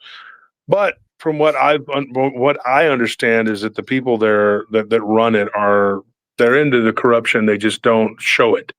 So Yeah. they'll punish you for these really minor offenses because they want to look like they're very tough on crime. But then they have the really big crime going on, that just pops everything up. So it's kind of like, pirates running the show, from what I understand. Yeah, it's all the same goes for all over the world. The ones who are in the top elite, they are the worst on crimes. But That's the way it is in the United States. Mm-hmm. Top to bottom. And you start to look at these countries. What you were saying about Europe is very interesting. I didn't get to hear all of it because I was trying to get So there's an outage here, folks, because it's been storming all day. And so there's an outage. And so we've been fortunate to not have to deal with it up to this point for a while. But right now there's an outage. So that's what we're dealing with. That's why I'm on my phone, with this little narrow screen or whatever. But one of the things, hell of a thing. yeah. How's the level of Lake Travis now? The level of Lake Travis today is now at 60 or 77% as of this morning. Now I don't know after the rains. I don't know what it is, but I know they opened the floodgates today at Lake Buchanan, and it is at 96%. So that is that. We got so much rain that the lakes filled up. Our lake here filled up 16 feet in like a day. It was like unbelievable, like a day and a half or whatever it was. It was just. Was that Town Lake? No, that's Lake Travis, because I live by Lake Travis. But it's crazy how fast we went from being in a drought to being just soaked. And now we have a tropical storm headed our way, folks. It's going over Florida. James, you live you're in Georgia, right? You're in Georgia? Because I don't know. The last I saw it was heading through Florida. I don't know if it's hitting Georgia or not. But I know it's going across the south. And they said that it may make landfall in Louisiana, but it may make landfall here in Texas. But it is, I think at this point, it's still just like a severe tropical storm. It's insane. Well, maybe they'll do some more cloud seeding. At the same time, But that's expected to be the end of the week. Yeah, that guy was testifying before Congress that owned the company. And he said, we quit seeding the clouds 2 days before that happened. Can you believe the front man that they put in front of that company? Yeah. He was even on Sean, what's that guy's name? He was a Navy SEAL. Graham? No. Yeah, I know who you mean. Yeah, he even got managed to get on his show and tell his story. And Sean even had the governor of California, Nancy Pelosi's nephew, on there, and I didn't even watch it. Yeah, you mean Gavin Newsom? Newsom or Nuisance? Yeah. Nuisance. Yeah, he's a nuisance. He's terrible. But he's Nancy Pelosi's nephew. Wow. It all runs in the family. Oh yeah, they do. They do. I think they probably marry their cousins. And I have a question for you guys. Talking about LA, have you heard anything about the fires? Because out in the world, we don't hear anything after the fire in LA. Do they report nothing over here? I don't know what's going on. No. Your smart meter can go up to 7,000 degrees in an instant, and that's all I'll say.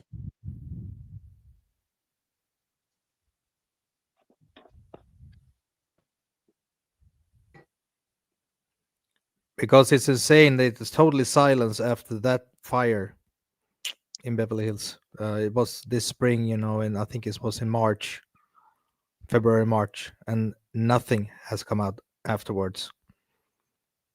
And they have reported now, of course, from the floods in Texas. That's about it.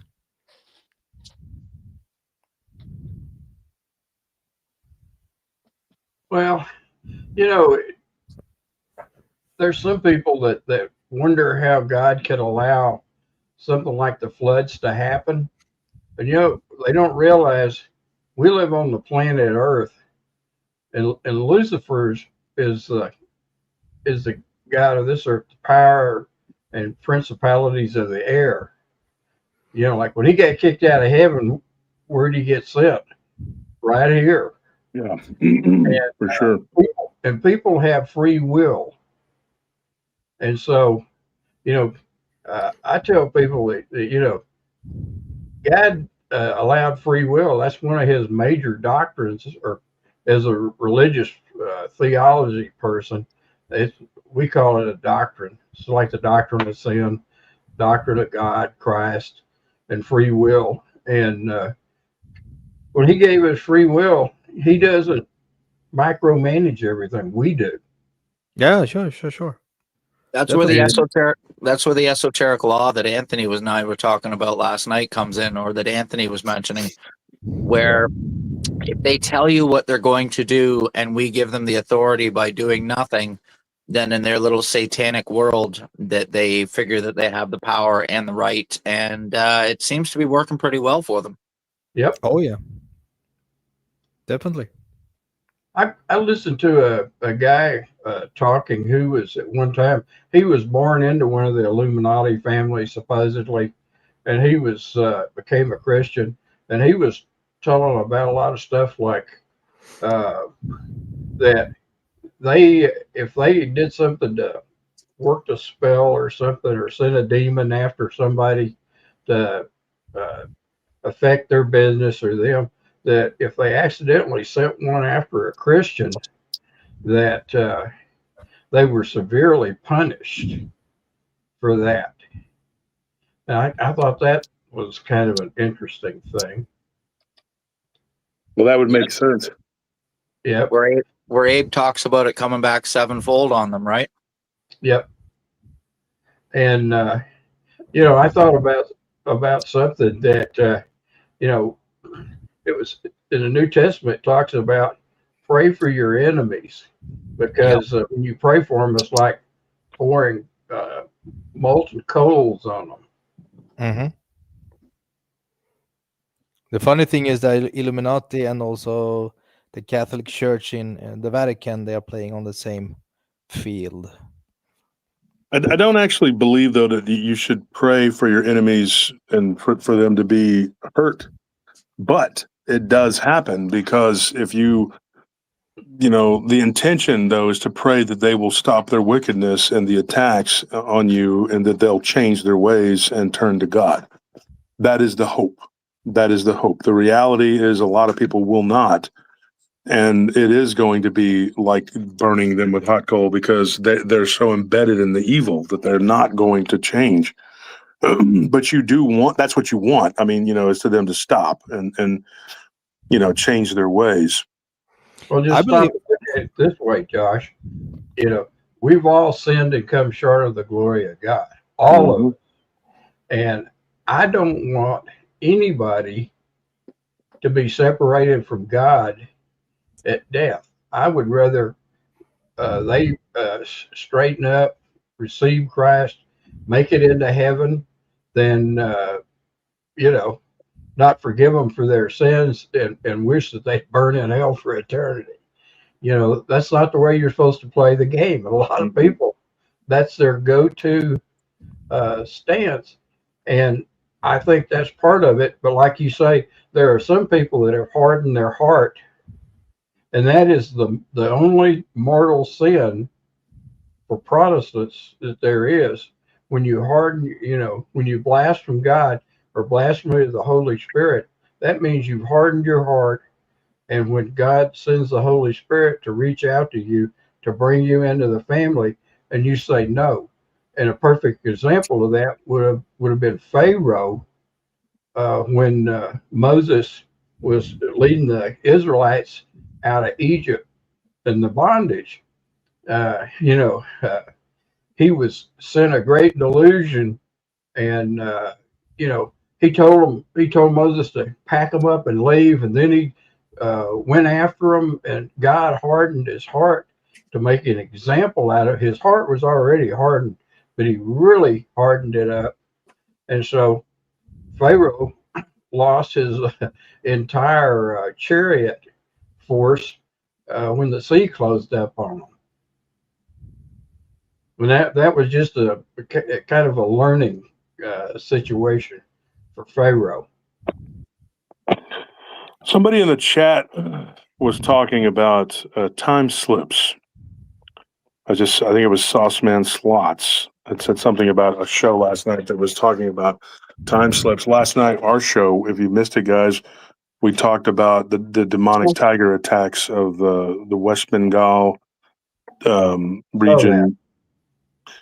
Pretty interesting stuff when you look at this, talking about the Holy Spirit, and plead the blood of Jesus over your animals too, folks, because they can be taken and turned into weapons, or they can be destroyed by the enemy because you don't plead the blood of Jesus over them. And I do believe that dogs are becoming more spiritual. I know this sounds kind of weird, but like the sleeping prophet, Edgar Casey, whose accuracy was uncanny and I would say unmatched in the modern era.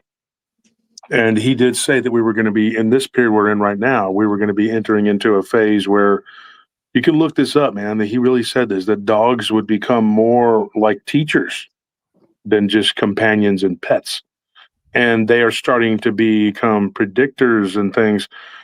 Here's an interesting thing, and where it all ties in is because if you're trying to get in, I can't really get you in. So I don't know if somebody's in the back. I can't see it. But if you're trying to get in, so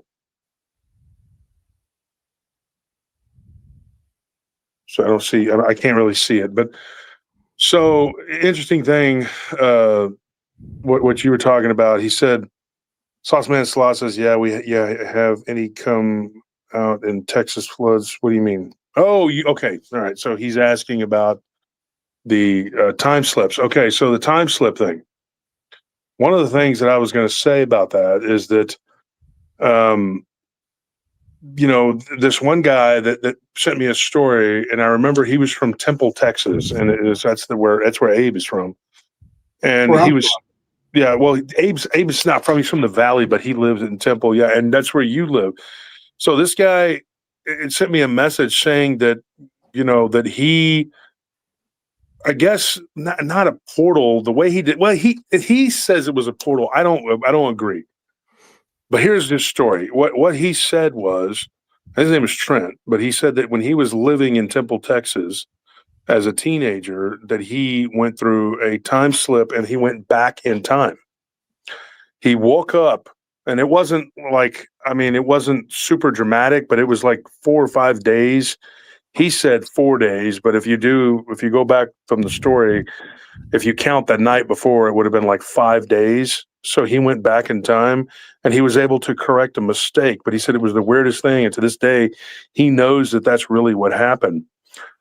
The interesting thing about it, though, is this. When he was in the new timeline, it wasn't the same. There were subtle differences. In particular, he had a dog, and that dog seemed to be more hyper aware and to be more focused. And when he returned, like the dog was not the same. It was more like this dog lived with him for another 10 years, and the dog had gone, like it had gotten younger.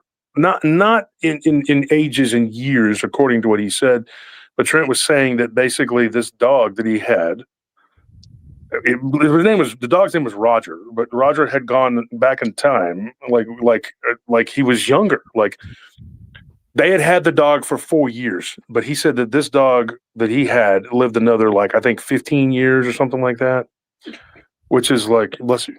So that would not make sense, because I told him, I said, he told me what kind of dog it was. It was a lab golden retriever mix, and he said there was no way that Roger could have been to live 19 years because he stayed very young, but he thinks it had something to do with his time slip, and his time slip was very bizarre. Like he was a senior in high school and he went back 4 days, and he still can't explain it. Now, there were subtle differences. He said that his mother had this weird set of curtains in her room that he thought was weird. And it was kind of like, design preferences, I guess, not a big deal, but it was red. A lot of people use red, curtains, but when he came back, they were distinctly different. They were blue with like pinstripes. And he said that was not his mother's favorite color. It was just crimson red. When he comes back, everything is blue. So there were like, obviously it was like a different timeline. So he asked me this question, and I have to say my opinion on it. He said, what did I think? And then this happened in 2009, right? So he believes that there was a time slip and it affected him. But how does that work? It didn't affect anyone else that he knew. Nobody else noticed anything. No, but you can. Sorry to interrupt, Josh. It's No. a very, very good movie. I mean, it is Back to the Future Part 2. It So explains everything. You're tricking me. It's not. You're giving me a movie from the 80s. Right? but I mean, it explains everything there, because when they go back to the new reality, it's the other one's reality, but it's not their reality in the future. That's why they have to go back and get the sports calendar to make everything right. So that movie, Part 1 and Part 2, is very, very good. It's almost like a social disclosure. It is a very, very smart movie. Mm-hmm. A lot of soft disclosure that happens, it does. Yeah. So that explains everything with time slipping, in my opinion. If you just take it like casual, don't go too deep into the time slips, but Doc explained everything to Marty. But there are people though that really do. They claim that this has happened. And this guy, he's an electrician. He's not he doesn't live in Temple anymore. But he, for the most part, his life is pretty. It seems like his life's pretty like. What would you call it? What are the words? Not benign, but like kind of. What is the word? In my opinion, from what he's told me about his life now, and it's just messaging back, and we haven't talked, but it just seemed like reading everything that he had sent, it just seems like his life is pretty just kind of like basic. There's nothing exciting happening. He hasn't had a bunch of cryptid sightings. He had seen a ghost, and that happened 10 years later, 2019. He moved into a house near Belton, and he had a bunch of weird stuff happen to the point where he had to move out. And I think it is, again, I don't think it's the person. I think it was the property. That's sometimes it's the person, sometimes it's the property. But after that, he moved away, and I think he lives down in Schertz now, down in San Antonio. But like he did, at least, when he sent me the message. But I was going through it with the time slip thing, and that's funny that you sent that message, slots, whatever. But I just thought that was interesting because I had actually read his encounter like yesterday, and I don't remember how I stumbled upon it, but it was in the folders, and I looked and I saw that time slips and about dogs and stuff. But his dog became a very important factor in his life, more so than it was, and then when he lived in that haunted house, it became a very important component for him. Mm-hmm. And I think that, because he said the dog was 4 years old, there's no way that dog should have lived another 15 years. So, I mean, if you look at from 2009, I mean, this dog lived, an extraordinarily long time. He just died last year. And so during the time when he had lived in that haunted house, which was only for a year, it was a rented year lease, whatever, the dog was a very important component of that. So just looking at it from a very, basic standpoint, I mean, the dog may have had something to do with, protecting him. And also, here's the weird thing. He did not become a born-again Christian until he lived in that house. So when I messaged back to him, I said, maybe the dog, became such an important part of your life. And it's going to sound weird, but maybe it was all leading up to his salvation, because the dog was a very, and it's going to sound weird saying this about an animal, but I'm very close to animals of all kinds. And I'm close to a lot of people too. But I think animals have a righteous component to them, some of them in particular. Yeah. And I think this dog was a very righteous dog. And this dog helped him because it would go into different parts of that house and it would stand there and kind of vibrate and kind of shake, and it would get rid of the negative energy. And he said that negative energy would not stay in these places. And so he ends up having a dream. And I do believe this was a dream, but I don't think it was just a dream.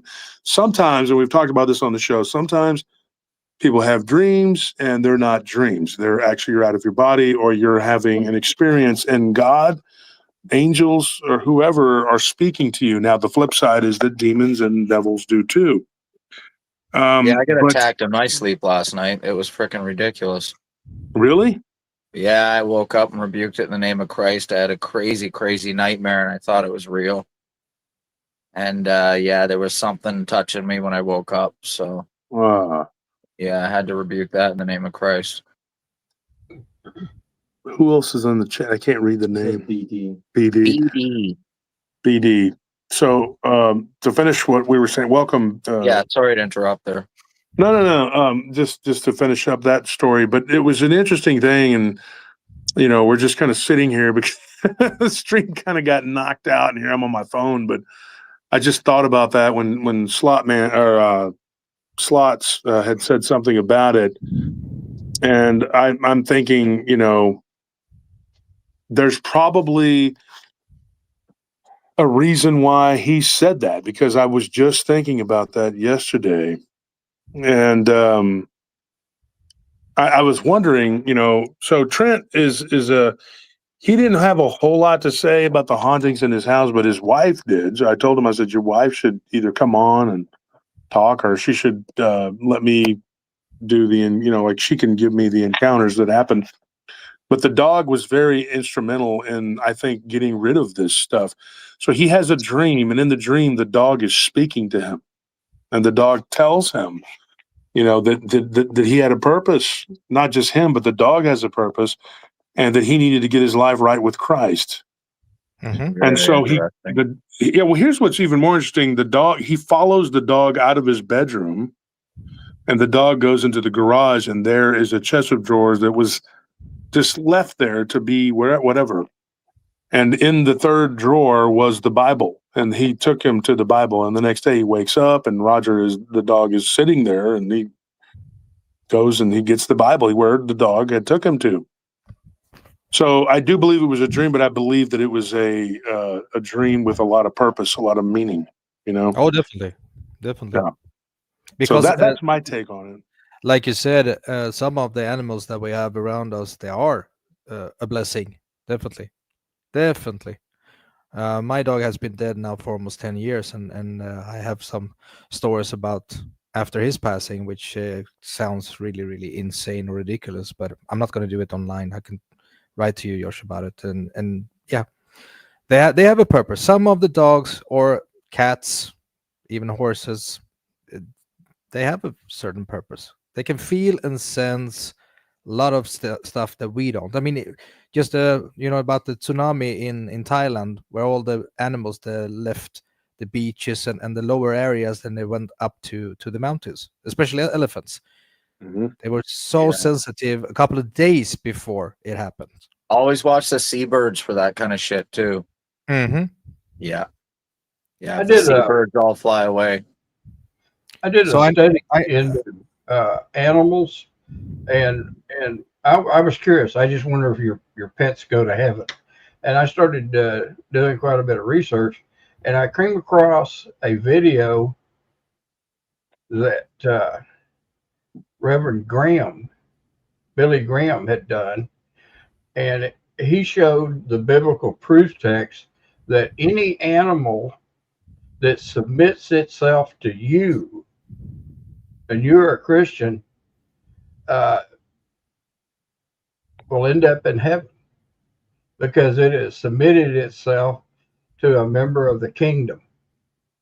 And you talk about, and it was any kind of animal. And one of the proof texts was like Balaam's donkey saved his life because he could see something Balaam couldn't see. And probably one of the most sensitive animals that I ever had as a pet was a timber wolf. he was 95% North American timber wolf, and then 5% dog, and he was registered with the CKC. That way, he could never be taken away. If they got at least 4% dog in them, they can't be taken away from you. In Texas, or like if they go on the endangered species list, then they're protected. You can keep them. And in Texas, a wolf is the only exotic animal that you don't need a license for, which is kind of interesting. And the reason being is the wildlife biologists in Texas say that all dogs are wolf hybrids. And so if you can't have a wolf, grandma can't have her poodle. That's is the way they do it here. And Texas is one of the few states that you can own a wolf or a wolf dog. But anyway, he was the smartest canine, and I've had a bunch of them over the years. I've always had a dog since I was a little kid, and it's amazing how sensitive he was, and he could read a person just by smelling them. Oh yeah. There were a couple of times I knew people were no good. I mean, I'm talking sorry people, and both of them, they didn't have to get within 10 feet of him, and he was already growling. And he was normally a real chilled animal because I got him when he was a month old and hand raised him. And by the time he was 6 weeks old, he would follow on a leash. And all the kids in the neighborhood, you know, this is years ago, that were like in elementary school, like my two daughters, they all wanted to pet on him. And so he grew up around kids. It was a male, and he was very protective of children. I had to really watch him because if somebody came over and they had a little kid and, like, you know, one of them was doing something and they, you know, kind of reach over and grab them like that, he didn't like that. He was super protective of kids. And they're just they're fantastic pets, but they're not a dog. You can't treat them like a dog, and you have to have absolute control. I'm too old to have one now. No, yeah, you do. I had a friend, and she had one. I had another friend of mine. He had a hybrid, but they can be a handful, and they are very. I got along great with them. In fact, I babysat the hybrid. I babysat him twice. I say baby. You're supposed to, you know, dog sit or whatever, but he was just a big baby. And he would come with his little toy, and we would just play. And him and my Ivan, and they got along good. So I didn't have my German Shepherd anymore, but he was a good boy. But unfortunately, the person that had him, like, he had to go out of town like for a week at a time, and so he stayed with us twice. His name was Tiberius, and he was a good animal. And he was, dude, in that house that we lived in, it was haunted big time. And his name was Tiber. We called him Tiber, but Tiber was him and Ivan both would growl and bark. At one point, I had him for almost 3 weeks. I mean, I got really attached to him. And when Marcus came back to get him, because he was doing a bunch of work, and he was down in South Texas doing a bunch of work, and he stayed down there for like 3 weeks, and then he eventually moved. His job kept taking him down there, so he just moved down there with his girlfriend, and she didn't like the dog, and he ends up like selling it to these people who couldn't handle him, and then he ended up going to a shelter, and I got really aggravated. I was like, dude, I said, Marcus, why did you do that? I mean, you know, you could have gave him to me. I could have handled him. You know, I was very close with that dog. I tried to find the shelter where he was at. It was somewhere in McAllen, and I couldn't. I think they destroyed him. But it really aggravated me because, you know, his girlfriend was. Hybrid? He was a wolf hybrid. In fact, with the breeder I got mine from, I had to sign a contract that if for some reason I had to give him up, I had to bring him back to them. And they would take him back and try to rehome him. It's very hard to rehome a hybrid a wolf hybrid. Yep, almost impossible. And that's what happened. He gave them to some people, I think, down in Westlaco, and they were just like, they had pigeons or something, and Tiber killed them or killed a couple of them or something. I mean, he was a wild animal to a degree, but if you're a strong alpha type person, you could handle him. And so I took him out to the lake, and he was a young dog. So Ivan was older, and he was able to handle him, and Ivan, was good with other dogs if he got along with them. He didn't like pit bulls, and certain other kinds of dogs that were not all pit bulls, but I mean, like, because my neighbor had one that was pit and boxer, and he liked her, but if it was a male and it was an aggressive dog, Ivan would get into it with him. My neighbor had a German Shepherd, and that dog was always in my yard, and he would run away from the dude and come into my yard and poop and pee. And I didn't care. We had a big old front yard. I didn't give a crap. It didn't bother me. I mean, I wasn't those people like, oh, you're pooping in my yard.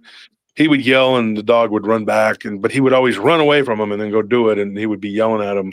And Ivan wouldn't take it. He'd run out there and jump on him, and I'd have to separate them, And Ivan wasn't one of those dogs where you couldn't get him off of another dog if they started fighting.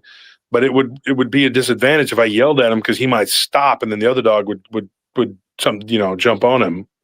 Because my brother did that with this one pit bull named Charlie, and Charlie wasn't really a bad dog, but the owner didn't take care of him correctly, and so he kind of became, because I would pet him and be really good with him, and I told the guy, I said, man, if you don't want this dog, I can take him and train him. I handled dogs for years, and the guy was like, just total trashy, just meth head. Oh no, hey, Charlie, my dog. That dog, he my dog. And I'm just like, and so one day Ivan and him get into it, and he would come over there and hang out with the neighbors and drink and smoke meth or whatever the hell it was that they would do. And Charlie gets into it with Ivan, and Ivan was old, and Charlie rolled him and got on top of him. And my brother had yelled at Ivan to stop, and then Charlie got an advantage on him. But Ivan gave him a big old gash on the top of his head, but Ivan's ear was torn, and we had to take him and get it sewed back on. And so I had to keep him inside, whenever Charlie was over. But Charlie was not a bad dog. It's just that dude didn't see any value in training him anything, teaching him anything. And so that's a problem, because dogs can be very valuable, and they can be spiritual companions, just not just physical, and they can protect you. Because I can tell you right now, Ivan would chase these spirits away from us. When he was at the foot of my bed, I didn't have to worry about something trying to jump on me. But these demons, they had tricks they would do, and I'm not even joking. What they would do is they would open the door.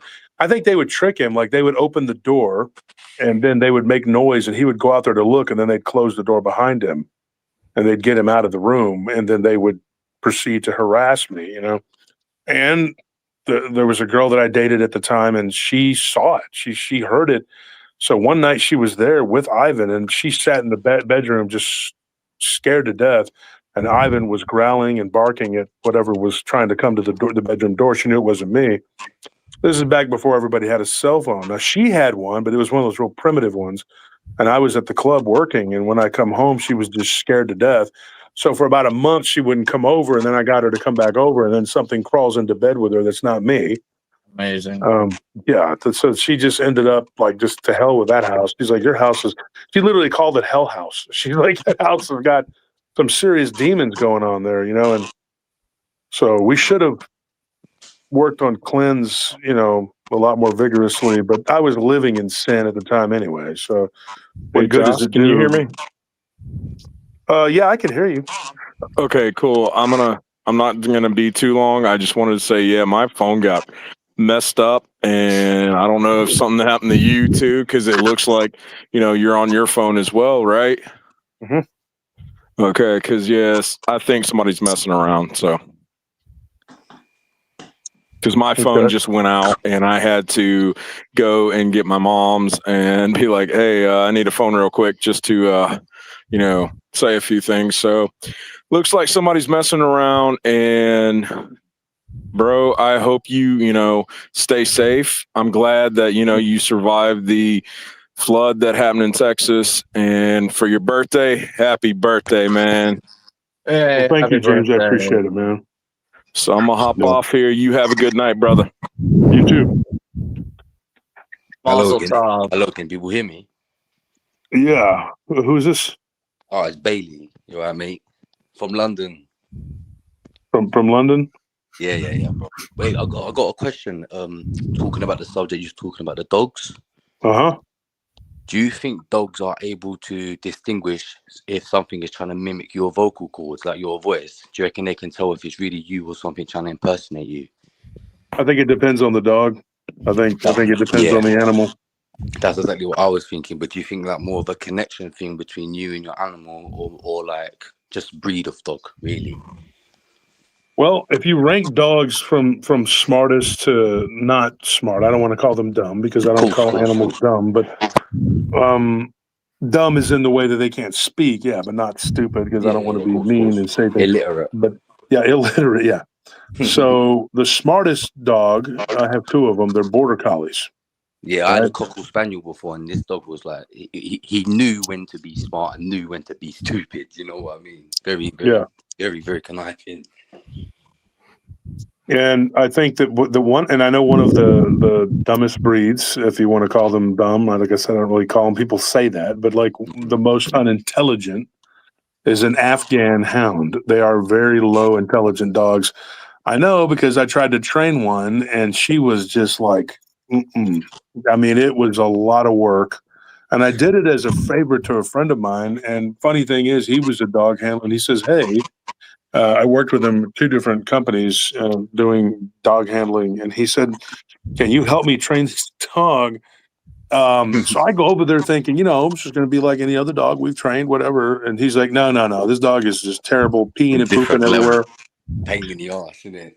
big time, pooping and peeing in the kennel, which is a lot of times that is a sign of just like I would say of a normal breed. That would be a sign of something wrong with the dog's mind, but not with those dogs. Those dogs are so unintelligent that's kind of just like you'll be standing there talking to them and petting them, and they start pooping and peeing.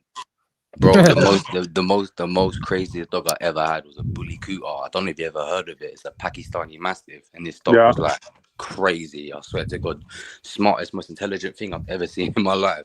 Literally, wake up in the morning, it's in the kitchen on top of the counter, going through the cupboards, and I'm like, "How the fuck did you get up there?" So, excuse me, swearing. Apologize. I couldn't even understand what you said. What was the swear word? I didn't. What did you say? Oh no, man! I got a bit of a potty mouth, mate. Everyone says it. It's just an East London thing. Yeah. Well, dogs will do things like that too. I have a cat that's just. Yeah. I mean, Martis. I don't know if you guys have watched the show. You've heard me talk about him. That dude.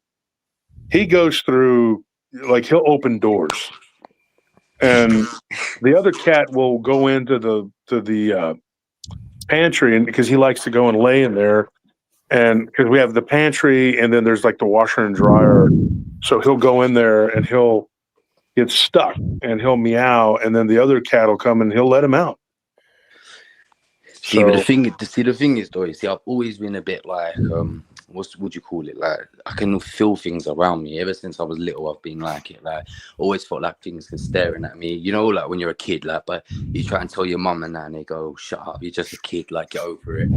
So basically, when I got my first ever dog, I learned to shut up and stop telling my parents that, "Oh yeah, I can see these things and that, blah blah blah." Later on, I was diagnosed with schizophrenia, which I know I'm not. Like, do you know what I mean? It's just something stupid. But basically, when I got my dog would feel the energy. So when I was in the room in my bedroom alone, I couldn't sleep with the lights off. I used to sleep inside my bedsheet because I was scared of things in the way you know how it is. But this dog, every time I feel something staring at me, this dog would climb up on my bed, lay on my chest, and the feeling would go away. It's a weird thing, like a protection sort of thing I felt from it. So are you Pakistani by birth? Nah, bro, I'm English. But my family originally come from Prussia, the old German Empire. But, yeah, Prussia. Okay, so you're Prussian. Yeah, no, I'm English, innit? Like that's like 3-4 generations down the line, innit? But my dad's side is Norwegian and French. Wow. I'm English white, innit? Somebody said earlier that when I was doing the accent that I sound Shade Vikings that I sounded French, and I'm like, no, French people talk like this. They really do. And I They know do. because I work with them. Yeah, They do. I They used do. to. They do. Very Yeah, blank. They're very blank, emotionless people. they can be. Yeah, I worked with a Very. Legionnaire, and he was a Legionnaire, and his name was Gerald, and he had a very bland. Hated small talk. They can't stand small talk. They They can't. don't, and you know what else too? He didn't like have a real sense of humor. No, Like I they would don't make get it. jokes They take everything too personally. They go, too oh, literal. that's a nice shirt. He goes, yes, it is very nice shirt. And you're like, oh amazing. They get angry easy. He did anyway. And Very. smoking cigarettes and just looking at you, like observing you for mistakes. You know? Those Just deaf eyes, the deaf look. Oh my God, my great nan does it to me all the time. Does my head in. yeah, that's funny. So Prussian, a lot of people don't even know that what Prussia is. It's East German. Bro. Yeah. Exactly, that's the thing. Yeah, my family were originally Jews when they was over there, but due to World War II, with the uprising of the Nazis and that, it all just got. It's a long story, man. But I only found out I was Prussian a couple of years ago because I got very, what's the word? I'm very curious about my own like ethnicity, like ancestry and everything, because everything means something in your life. Like there's no like randomness to how you are, your habits, things you like doing. Everything means something, and it all comes from somewhere. It's like taught genetic behavior. If your ancestors were hunters and gatherers, therefore it will be passed down the bloodline in some way, shape, or form, even if you ain't like that to this day. Do you know what I mean? For example, I can't sleep at night with my little baby and my son and my missus. It's like a protective thing. I'm any sound, I'm awake, wide awake. Do you know what I mean? I can literally get 3 hours sleep and wake up at 7 in the morning, take my son to school, and get on with the day. Do you know what I mean? Mm-hmm. Yeah. It's interesting that your family was Jewish from World War II, Prussian, because you ended up in England. Because there was a certain percentage that ended up in England. They were actually West German, though. Yeah, that's it. West German. Yeah, that's where modern day Prussia would be considered nowadays. West Germany and that. Although that would be Westphalia. Yeah. The Prussia was actually in the east. It would be like Sorry, Germany, east. Yeah, the east, and then there would be Poland. And I always thought, because von Clausewitz, there was a lot of speculation about who he really was because of his last name. That's it. Yeah, he was Prussian. He was Prussian. Yeah, he was Prussian, but a lot of people said, well, his detractors said he's Polish and he's Jewish and he's other things. It was a hiding mechanism, in my opinion. I know exactly what you're talking about, because Prussians, when that empire got demolished, it became a big, like, it's weird because it kind of got cut from the history books. No one knows about Prussia nowadays. Not a lot of people do. So when I tell people... Frederick the Great was the greatest general of all time, in my problem. He was, of course, and yeah, damn sure was one of the greatest ever. You know, the Battle of Rossbach was absolutely perfection. Perfection. I'm not sure if this is correct, but I think Guderian was Prussian too. I think so. Because the Prussians had most of the officer cadre of World War II were Prussian descended because of the academy there. So there was a lot of. Have you read Guderian's books? Yes. Infantry Warfare Attack as we know it, dude. I'm telling you, unbelievable. Yeah, no, they're brilliant. Dude, he was brilliant. There were so many great generals. A lot of people, they make a big deal out of Rommel, and I had an argument with someone online. No, Guderian all the way. No. Yeah, well, let me tell you what. I ended up arguing with these people in this history group. It was a historical warfare group. And I nerd out sometimes and I argue people about dumb shit. But this guy was going on and on about Rommel. And he goes, well, he was saying that if Rommel would have been the field marshal and he would have been in charge of the 6th Army, that they wouldn't. Here. And I said, dude, there's no way. I started arguing about it. It was something that was stupid. So everybody knows, like Paulus, ended up being taken in by the communists. And I told him, I said he would not have been a better general than Paulus. The reason Paulus was there in charge because he was one of the top people, you know, in his academy, and so they knew who they had in charge. The problem with Rommel was if you would have put the Desert Fox, what they called him, and you would have put him into the snow and ice of the Eastern Front, he would have plunged headlong into destruction. And I think he would have been smashed and probably destroyed either in Leningrad or Stalingrad. It would have been attack. And there would have been no, you know, pincer movement, nothing. It would have just been full on and it would have been a destruction.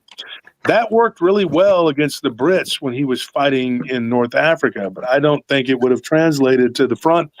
So I argued because this guy was saying this and people were agreeing, and I said no. Oh man! And then they were talking about Manstein, and I said no, dude. That is not correct.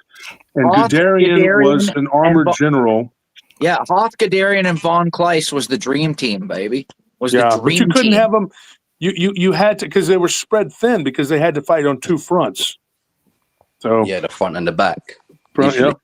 Yeah, you couldn't do it, and it's funny though because how many fronts? How many fronts? Greece, Italy, France. They were basically surrounded. Basically. Yeah, no, they were fighting on like 5 different fronts. North Africa.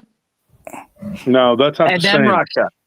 Yeah, get the frig out of here. I'm talking about 2 fronts, the 2 main fronts, east and west. You were fighting an eastern front, western front. I know what you mean. The southern front was supposed to have been backed up by Italy. That's why we attacked Italy, because it was a soft underbelly. Because Italy was bogged down in a war. People make a joke about it. They don't understand. They're like, oh, well, Italy couldn't even take Greece. Do you know how tough the Greeks were? I mean, people don't realize that was not no punk ass group of people. To this day. Even to They're this tough. day, Yugoslavia. Tough people. And they were fighting Yugoslavia and Greece. Yeah.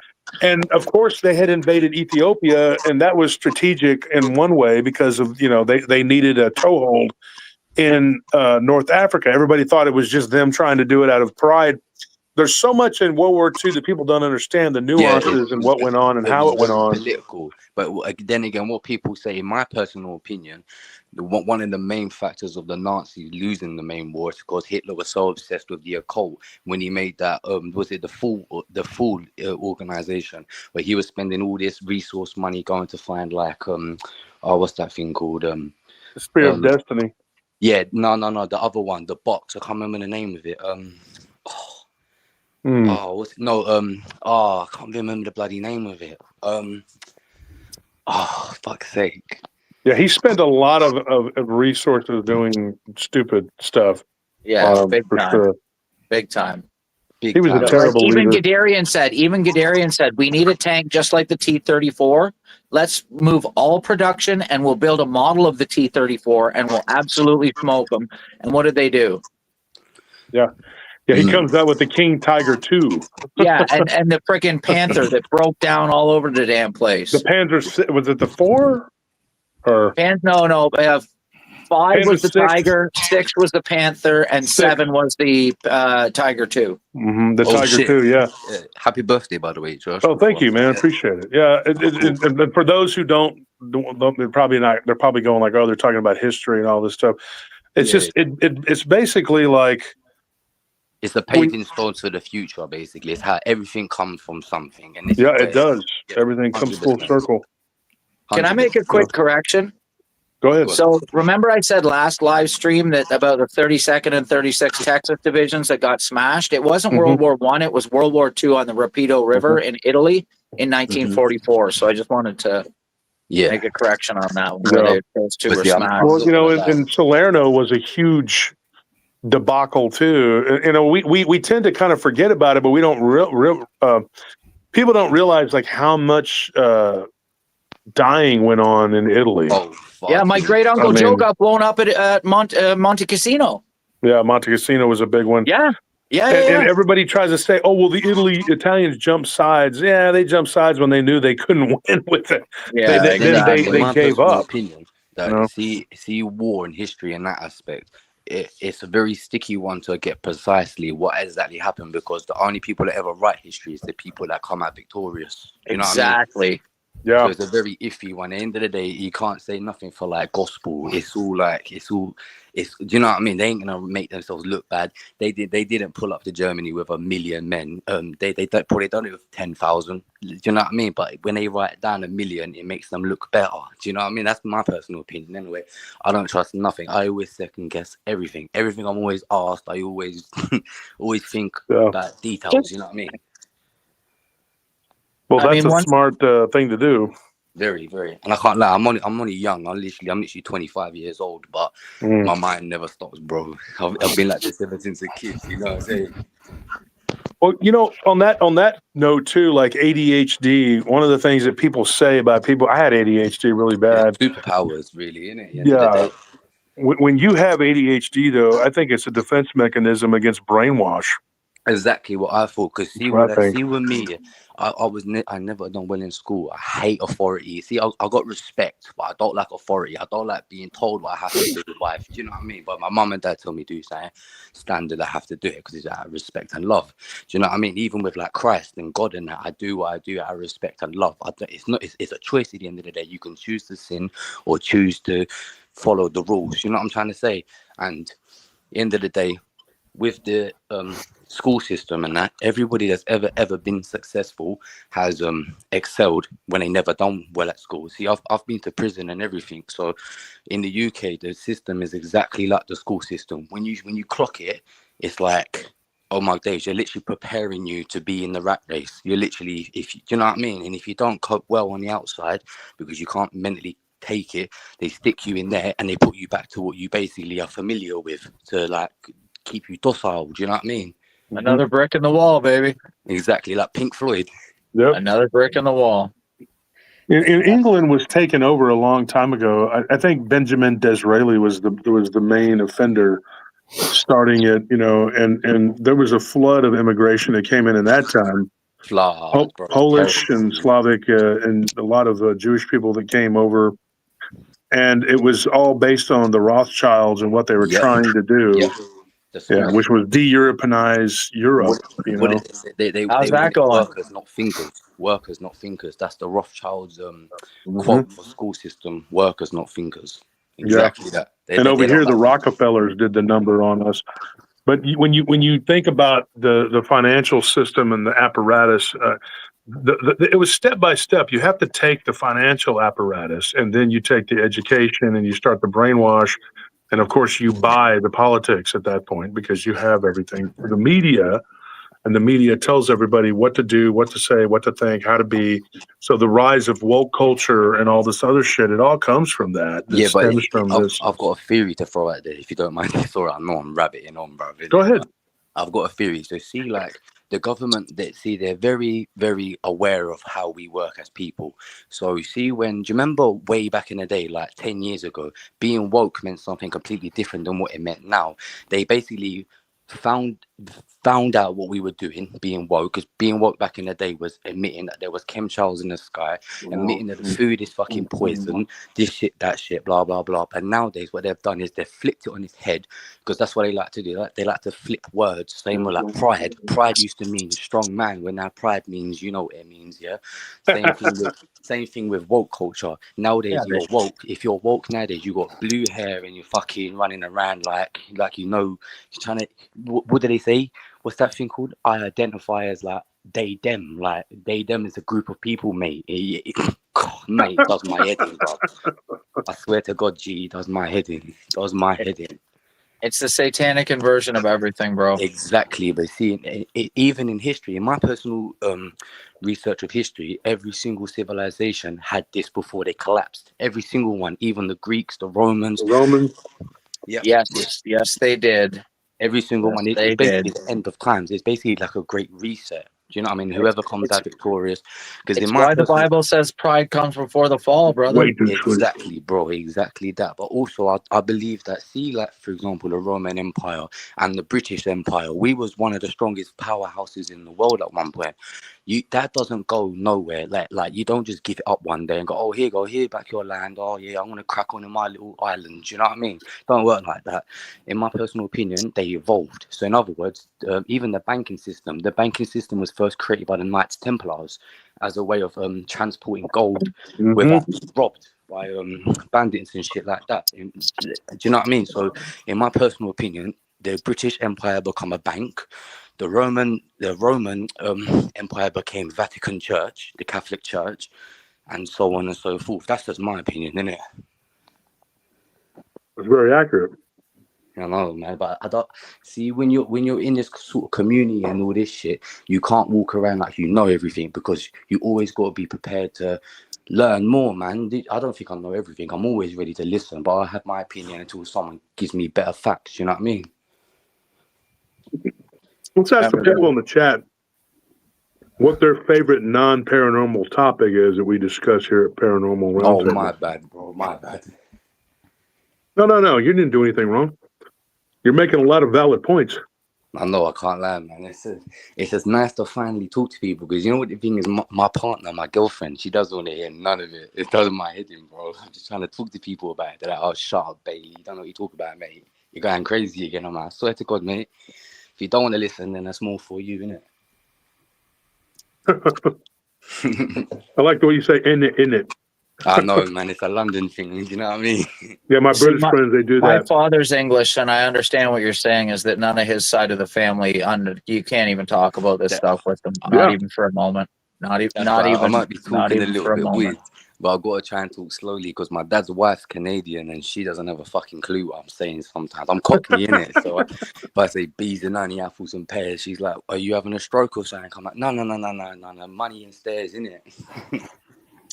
Funny enough, I'm Canadian, and there's a lot of that going on here as well, sir. I know, bro. I'm not gonna lie to you. Right now, in the current predicament in the world, how it's going on, Canada and the UK are spit out of each other's mouth. The exact same things going on in Canada is going on in the UK, and it's terrible. Yeah, bro. Terrible, absolutely terrible. It's 5th generational and 6th generational warfare at its finest. Gee, it's fucking all been planned. It's all mental. Like, do you know what I mean? Like, I'm not against no one and nothing, but I know what's happening to my world. Like, I'm 25 years old, and I remember London when I was a kid. And nowadays in London, like, Americans might think that London is very safe. Ooh, cup of tea. Oh shit! Nah, bro. London's yeah, some people do. You know some people go to bro? vacations in Europe still. I'm like, are you crazy? No, a lot. You know what I mean? A lot of people still assume all things like that. Like, and, like, do you know what I mean? It's crazy. And when I see people coming over to London and they're all like, ooh, this and that, and when I see something happen to them, I'm not gonna lie, I laugh. I feel more for you. It's what you get, bro. Like, whatever you reap is what you sow. Do you know what I mean? I've been to England, 3 or 4 times, and was it 3? No, 3 times. And when I went there in 2016, my mom died on vacation, unfortunately. But it is what it is, man. Accidents happen, right? But when I went there, I couldn't believe what the country had become at that point. Whereabouts did you come in the UK? My dad's from near Crewe. Yeah, no, see, I'm more East London, you know, like Stratford, places like that. The Olympic I couldn't Stadium. believe what Manchester had become. Oh my days, that's crazy. Right? Me, if I took you to where I'm from in London, you would think that you was in a Sharia law country. Let me just put it like that. Do you know what I mean? Well, same goes for Birmingham. The whole city of Birmingham. Birmingham's far. That's That's like, hey man, we got it here too though. We got Dearborn, Michigan, dude. Dearborn is like 92%, Muslim. I know, but see, the thing is though, like, see, all the Muslims that I know, like proper real life Muslims that actually follow the Quran, they all say all the Muslims around East London, they're not real Muslims. They're radicalists. They're extremists. They don't. Do you know what I'm trying to say? Because the real Muslim people that I know are peaceful as hell. Do you know what I mean? They do you know what I mean? Temptation to them is nothing. And I've just got a lot of respect for them. Do you know what I mean? But even in the UK prison systems, it's crazy, bro. People are literally, I swear to God, on the wing, someone got their head chopped off with a big I don't even know what a Rambo knife is, like a deer hunting knife, you might know it as, passed through the window on a bloody drone. This is Somalian man, cut off this white man's head, threw him over the banister, ran down the stairs and repeatedly jumped on his body, and no one done fuck all till a couple hours later after bang up. Yeah. Mental, well, no surprise. No I mean, I guess surprise. that's the difference about those places in Texas, though, because I mean, when if somebody, and I can say this with all certainty, if somebody and they're not around an area where there's a bunch of them, and if they just go somewhere and start screaming and spouting off and doing all of they're that gone. crap, they're going to get Absolutely the holy fuck beat out of them and probably not make it. Because I've 100%. seen it happen here in Texas. Like they'll start saying stuff. You know, when they did that Muhammad cartoon where they drew. What Yeah. Dude, I don't agree South Park or with being Family Guy? insulting or whatever, but they did a Family Guy. Charlie cartoon. Hebdo. Yeah, Charlie. Yeah. So when they did that, and Joe Rogan actually made a joke about it here in Texas, in like Denton, I think it was Denton, Texas. They made a Muhammad cartoon drawing conference, like a festival out of it, Oh my and days. hundreds and hundreds Bet of that people ended well. showed up. And I'm talking like a bunch of Texans with trucks and guns and whatever. And nobody said shit because what are you going to do? These people are armed to the teeth. And if you were to walk in there and go, oh, no, you know, don't make fun of, and they started doing all that crap, they would have just been blown to smithereens. Bro, but that's the thing. That's the difference between Texas and Two of them London, got smoked UK. in the parking lot. Yeah. Bro, I didn't the want UK to say people all are that lost, because it bro. just starts turning into like, but yes, people have been unalived. Yeah.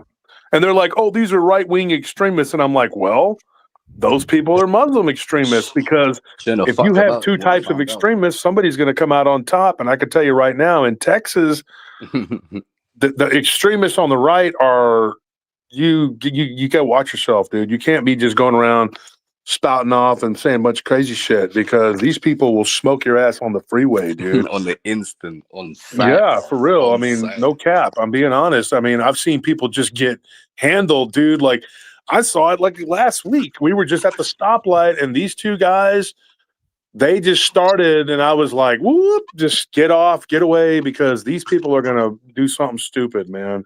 And it's not always gunplay, but people in Texas will throw hands. They will stab you. They will shoot you. They'll run you over too. They don't give a shit. I mean, it's just in Houston, man, Houston is the fourth largest city. It's barely the fourth largest city. It's almost the third largest city. It's almost overtaking Chicago.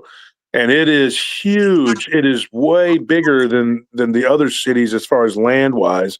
It's spread out. It's more spread out than LA, and it's unbelievable. I never knew that. It's crazy, dude. Houston can take you like an hour. I mean, I'm talking like nighttime with very like not a whole lot of traffic.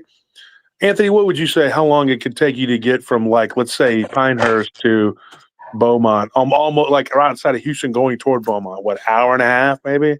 I would say at least an hour and a half. Just to drive that. Yeah. It's like Toronto. it's so vast. It's so vast. And going there, you will drive through some of the most wretched neighborhoods. Not to disparage people, but like third ward, fifth ward. No. Say I mean, I'm talking like, MS-13 territory. I've seen it all, dude. See, I can't. In London, we do have a lot of race stuff, but what it is as well is see me for example, I grew up in you'd call it projects in America, but in the UK we call it estates, housing estates, council estates. So when see me, I was the only white kid on my estate, English white kid, but surrounded by there was the Albanians, there was the Serbians, there was the Somalians, there was the Jamaicans, and then you get my little group of friends that would all be like multicultural. Do you know what I mean? But when we grew up, it was like everyone had to pick a path what it was going to take. Do you know what I mean? It become a big no-no. But the funny thing is, I'll tell you something funny. Obviously, I'm English white, but I'm very tanned. I got a big beard. A lot of people think I'm Albanian myself, Russian myself. They come over, do you know what I mean? So everyone was like, come hang around with us. So I did for a couple of years. But one day, someone tried to speak Albanian to me, but I was like, mate, I'm English. I don't know what, I ain't got a fucking clue what you're saying. And ever since then, I just got off vibes and I never went back to it ever again. Do you know what I mean? Yeah. That's when I learned about, that shit is crazy. But in America, I'm not going to lie, that whole MS-13 stuff, that's crazy, bro. That shit is when I was coming up, I'm going to tell you this. The Albanian Greeks were one of the rivals to the Lebanese and the people that I worked with. There were two families. There was a Christian Lebanese family and a Muslim Lebanese family. They were very close. They were at war over there when they were in Lebanon. They come here and they join up and they become two wings of the same bird. Yeah, they click up. And I'm telling you, man, the Albanian Greeks here, they didn't like me because of my, I had some issues with them. And there was this guy who ran a strip club. And I go in there, my business partner had gotten this account, right? And the Albanian Greeks run the strip clubs. The Lebanese ran a lot of the nightclubs, not all of them, but a lot of them. And they had a lot of real estate downtown. These were Lebanese people who had been here for like 4 or 5 generations. I'm talking going back to the 1800s. I'm not even joking. Yeah. And some of them are very light-skinned, Maronite Christian. And so they got into it with these Albanian Greeks. Well, there's a story about it. It had nothing to do with me. It was way before I was born. I would have been a kid when it happened.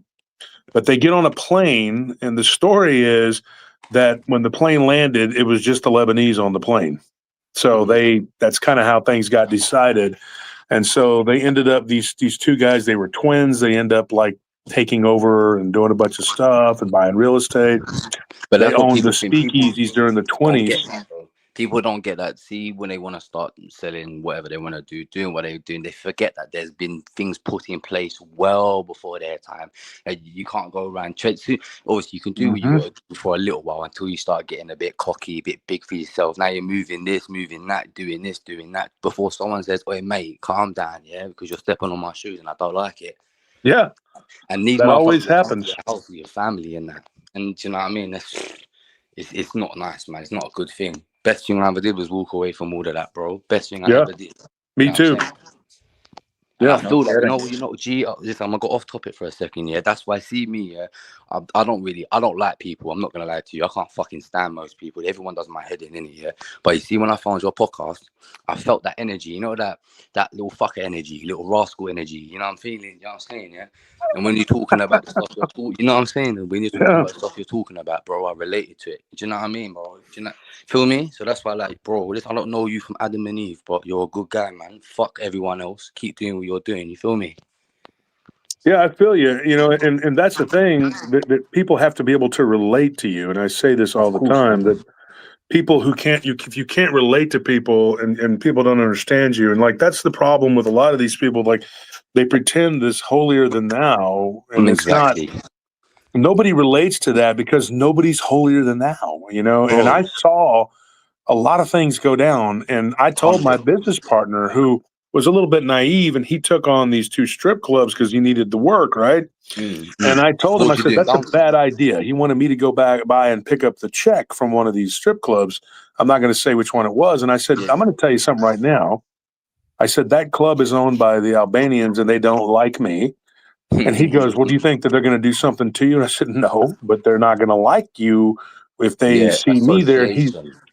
But he didn't really understand that. And so I told him, is there a guard there? And he said, yeah. So what I did was I put on this was years ago, like, years and years ago. And I put on my uniform and I went over there and I went to pick up the check for us. And when I did, and I had him make it out to, whatever. And I called on the phone. He didn't know who I was. But when I got there, he was like bent over messing with his safe.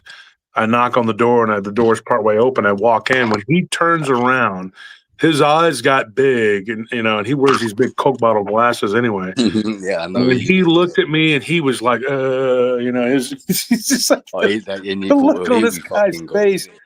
Ready. And so he was sitting there just in shock, like, and he goes, well, what are you doing here? And I'm like, well, I'm part owner of this company. And he goes, oh, okay. And the sales guy didn't know anything about these people, who they were. And I told my business partner that. I said, these people are gangsters, right?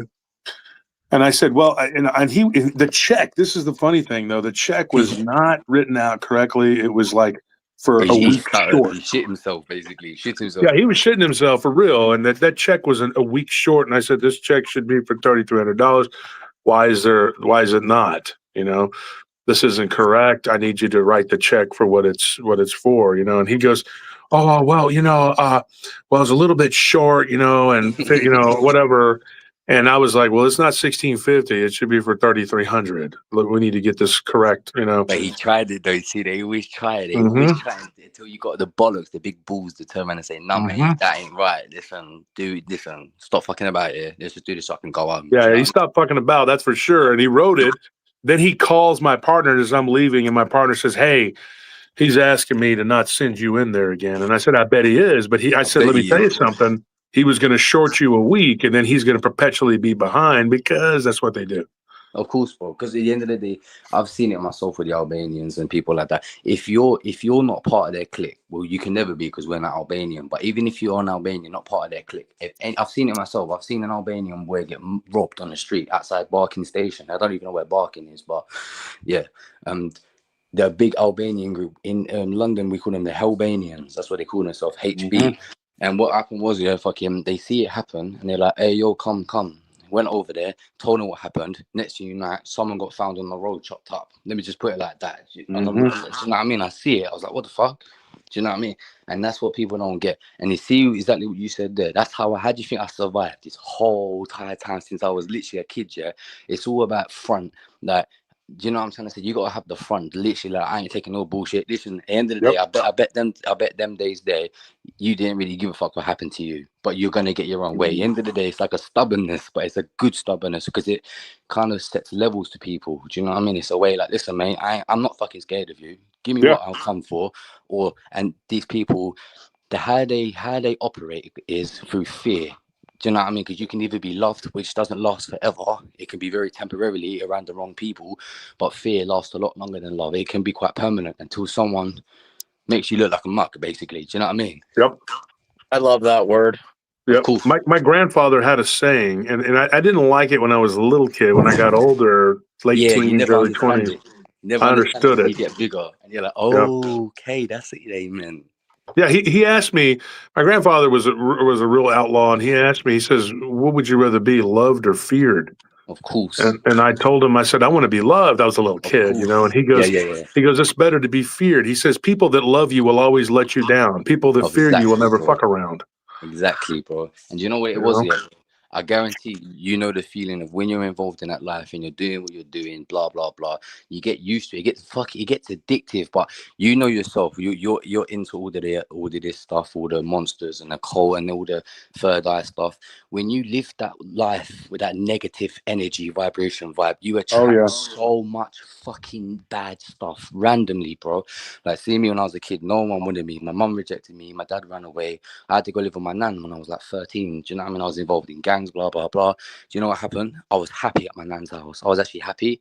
Within 6 months, she fucking died.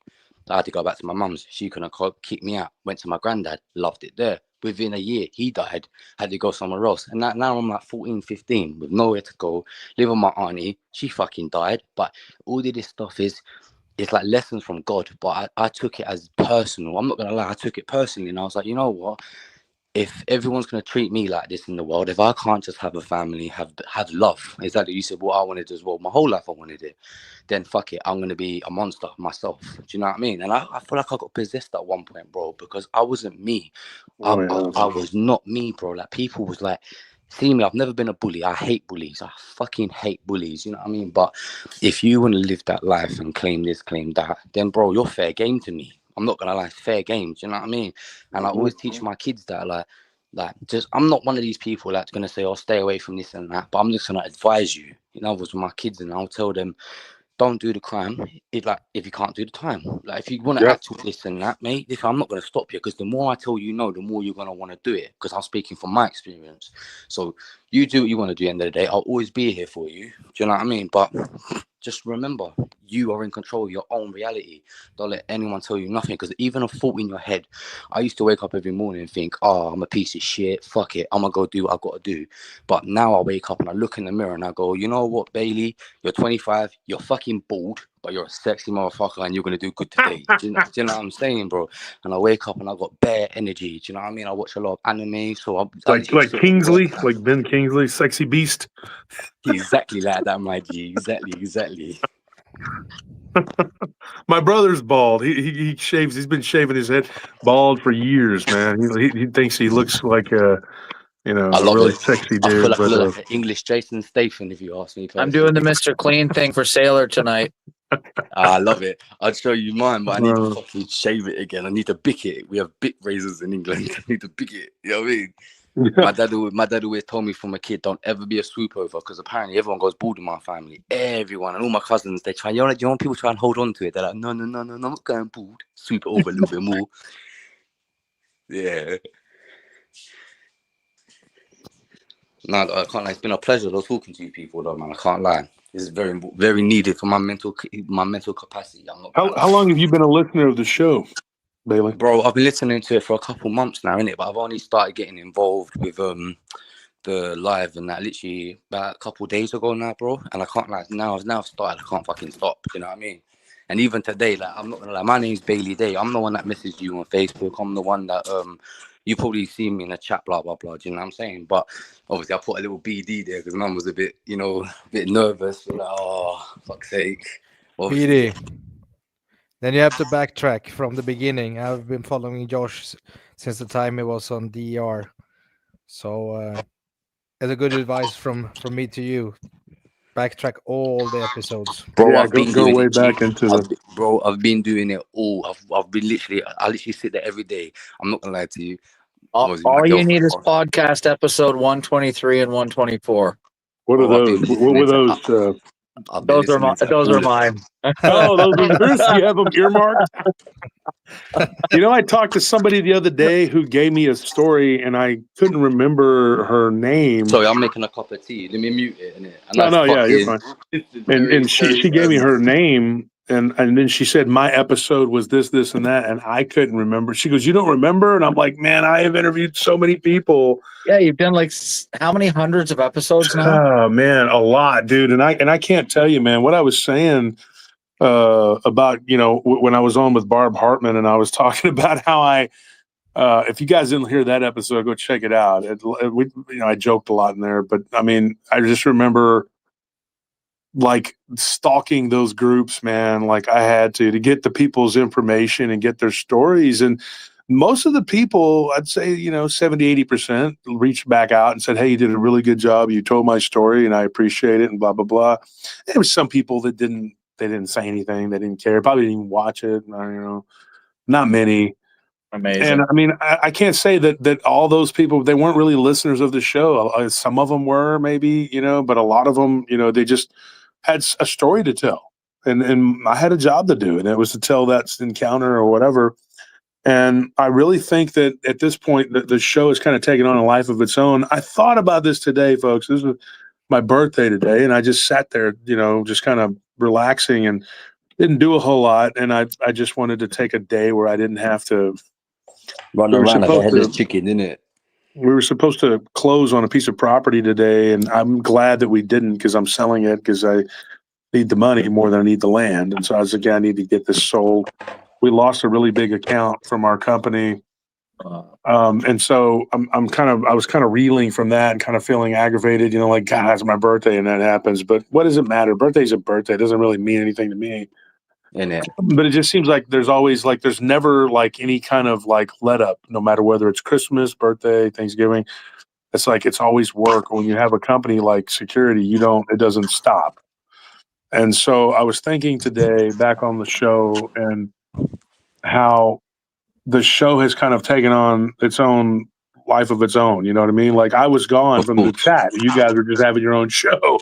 And so it doesn't really matter. I mean, I don't have to be like always just there, whatever, because the community that we've built here, it's really unlike anything else. And bro, it's nothing like anything I've ever come across. I'm telling you that, you know what I mean? It's sick, bro. I'm not gonna lie. I look forward to your podcast, bro. I sit down. I'm trying to be a responsible adult and go to bed at like 10 o'clock at night. And I'm sitting there thinking, I'm getting that little thing from YouTube. Oh, they're gonna be live in a couple hours. I'm sitting there going, oh, I can't do it again, not again, bro. But you know what I mean? But I can't help myself, bro. It's sick, bro. It's nice to hear someone talk sense other than like, because these people, man, it's all scripted when they're talking what they're talking. And they're so like trying to sell you something. And I'm like, bro, I'm not trying to buy nothing. You know what I'm trying to say? Yeah, exactly. It and fucking that's does the my thing. head in, bro. I thought about that today, how important it was to like, you know, I want to grow. I want the show to get bigger, but I don't ever want to lose the community, you know, to where, you know, it'd be nice to have like 100,000, you know, subs or whatever, you know, eventually. I don't know. That'll take forever because I don't buy them, even though my enemies accuse me of all kinds of stuff.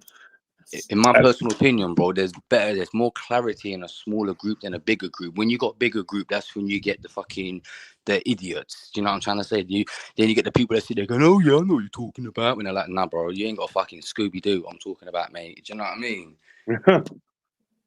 Yeah, it's the same. It's the same group of people in the chat every day, and it's become a community. It really has. It's become a family. Sick, bro. And I love this. Enjoy it, man. I love this group. But I always plug the involvement of the show. You know, Josh, you have read my post as well. That it started from being a cryptids and then goes from involving everything, because it is a big puzzle and everything is connected. But the maddest thing is, I'm not gonna lie, Josh, innit? Yeah, if I can call you Josh, innit? Yeah, fucking, it's basically like, see me, I'm a fucking nobody. You don't know me from Adam and Eve, you know what I mean? But like, you've put the link out there, jump on, let's talk about things, blah blah blah, and like now we're sitting here, I put on the conversation for time. Do you know what I'm trying to say? It's like, it's sick, bro. Like, you don't think you're all high and mighty, bro. It's good. It's nice to know like level-headed people. Do you know what I mean? We are who we are, and that's it, bro. No one's nothing, bro. No one's special. We're all the same fucking atoms. You know what I mean? Yeah. So big yourself up, bro. Real talk, man. Seriously, that's from London. That's me. That's from a little English white kid, bro. I'm telling you. Well, there's not many English white kids left. I can tell you that. Yeah, I'll tell you that now, bro. Listen, we don't fuck about, innit? English white boys. You've exposed more about the supernatural than any of these other channels probably put together at this point. Yeah. But with also funny comedy and shit. Because I remember you saying the other day about fucking some idiot saying, "Oh, stop making jokes, bro. Like, go away. If that's the case, go away. Why do you even need to voice your opinion, man? It's just like no one cares. No one gives a shit, bro. Do you know what I mean? Go away." I think it's jokes, bro. I can't lie. I said they're giggling to myself with my headphones in. My girlfriend's like, "What are you laughing at?" And I'm like, "Oh, don't worry. You won't understand." Do you know what I mean? We won't never understand. Don't worry about it. When I used to run a club down on 6th Street, and like I've said before, if you come to Austin, stay away from 6th Street. It's a death zone. I'm not going to lie. They're going to sit there and tell you to go down there and drink. People are always getting something happening down there, shot or stabbed or beat to death. I'm not even going to lie, bro. I can't stand people. I hate people breathing around me. I hate people near me. Do you know what I mean? I'll be and I thought about it the other day. What you're talking about, Bailey, is you know, we were talking about this when we were watching the show about the Astro World tragedy with Travis Scott. Bro, I watched that with my girlfriend. All those people, man. It's bro. Can I listen? Do you mind if I tell you my thought about all of that shit? Go ahead, bro. In my personal opinion, every single one of these icons, let's put quotation marks, is basically a false deity. They used to do it way back. Getting worshipped. And bro, see, when you go to these motherfucking concerts and you do all this screaming and shit, I've seen these concerts, girls going mental, boys going mental. It's all like, to me, I think it's like a gigantic ritual. In my personal opinion, it is. And with the more bodies and more souls in there, the bigger the ritual. That's how it works. That's why the bigger. And when you look at these people on stage, like, where people like us, we know this shit. I got an eye for detail. That's me. So when I'm looking at this, I'm looking at the things they're wearing, things they're doing, the symbolism and everything around, like everything to do with the occult. And I'm sitting like going, oh my days, I don't want to go see this. I hate it all, bro. I can't stand none of it. I don't worship nobody. I like music, don't get it twisted, but I like more of the old music, like Pink Floyd, AC/DC, Hawkwind. You know what I mean? All people I like old school music, man. Do you know what I mean? And the funniest thing is all of these people that people are worshipping as deities, they're only front people. They're only like the packaging, just them get people attracted to this shit. Like, everyone, do you think Jay-Z and Beyonce run fucking Hollywood? No. Do you know what I mean? They got people telling them exactly what to do, exactly where to go. And if they fuck up, they're going to end up like Diddy and end up getting exposed and locked up. Do you know what I mean? Bro, that was all. No, Diddy didn't get locked up. That was all humiliation ritual, and he's going to get promoted in his 33rd degree in the Freemasonic Lodge. You just watch. I can't remember the name of that person, but I remember watching this geezer. I can't remember his name. It was years and years and years ago. His name was something like Edward Schnibbelin, something like that, where he's got a bald man with a big white beard, and he used to expose the Freemasons about how you could take a direction with an entity attached to your soul. Oh, that's right. I know who he was talking about. He was talking about vampirism and werewolves. Same thing we talked Bill about. Schnoblin. Bill That's Schnoblin. That's the Yeah, one. he used to be a vampire. Yeah, Yeah, no, he was a he's vampire. all right. Exactly, and that's it. See, I was bare young these times, but oh boy, yeah, listen, I'm very fascinated by this stuff from day one, yeah. But I remember him saying something like, with the basically when you get to that 33rd level, or the highest of the highest of the highest, everybody in the Freemasons has to believe in some sort of God to even get into the Freemasons. But when they get to that point of the no return, them two fucking doors with the even people don't get the floor. When you have a checkered black and white floor, people don't even know what that means. Do you know what I mean? It's all symbolism and it's all Satanism. But when you get to that door, they ask you who your God is, and you tell them, you show them your book of worship, and they make you burn it. That's the things that I've learned. So that's what I remember him saying, something like that. And guess what? 10 years later, I cannot find the video anywhere. Absolutely anywhere. Do you know what I mean? Because YouTube back in the day was a free-for-all. Do you remember YouTube back in the day? You can upload anything, watch anything. And nowadays, you can't even say... They took it over. Bro, you have to say unalived. Do you know how stupid that is? You have to say unalived. We all know what it means, but like you can't not say certain things because certain people... It's ridiculous, bro. It does my head in. Yeah, they nuked YouTube in 2020 and 2021 when they started bringing out certain jabby jabs and stuff. Bro, in my personal opinion, absolutely nuked it. I think in 2012 the world really did end, but I think everyone, the way Hollywood represents the ending of the world, we perceive it as the world exploding, fucking this, that. No. They meant the end of the world. The Aztecs or the Mayans. I don't remember what calendar it was, but let me explain to you the end of the world in 2012, my friend. It was a spiritual war. So spiritual. What happened to end the world as we know it in 2012 was the invention of the D-Wave quantum computer. Exactly. And the uploading of the unleashing of the fallen angels through the D-Wave. The Nephilim. Yes, and that's when they fired up CERN, was in 2012, and that's when they began opening the portals to the dark side. They set up the 5G grid in 2012. That's it. The seed of Satan. Satellites. Exactly. They unlocked the gates of hell in 2012. I've got a question for you all though, yeah. See me, my family's a weird family. See, we've all got spiritual stuff. Everyone in my family, other than my cousins, I'm the only one that's ever had the weird encounters and weird shit, this and that, blah blah blah. But I found out from my great nan's still alive to this day, and she's like 97. She's still alive, fit as a fiddle, smokes like 50 fags a day. I don't know how she's alive. Do you know what I mean? But basically, I found out that my family's blood type is rhesus negative, but apparently when I done research on that means that's what do they call it? Is it true that blood type is connected to all that Nephilim stuff? Is that true or not? It could be. It could be. I think there's been a lot of the messing around with the blood. What do you think, Tony? Well, I think that probably that the Nephilim bloodlines for the inner families, the 1% of the 1%ers. Yeah, I don't think they're human. No, I don't either. But do you think extraterrestrial, or do you think they're inner Earth, or do you think there's something entirely different? Fallen angels. Yes, 100%. Yeah. They only look like people. That's who the top management is, so to speak. And then there's some of the ones that are Nephilim, some of their progeny, and you notice that they all tend to marry even with their cousins. You know, it's funny. A lot of people don't realize it, but Queen Elizabeth is related to Vlad the Impaler. She's related to Vlad the Impaler from Romania. Yeah, they had 3 siblings that were in a mental institution because they were inbred. And it was kind of weird. And then and the guy that's king now, it's like you were saying, he traces his bloodline back to Vlad the Impaler. Yeah, the modern day Dracula, if you will. Yeah, and I saw a movie about that guy. He was something else.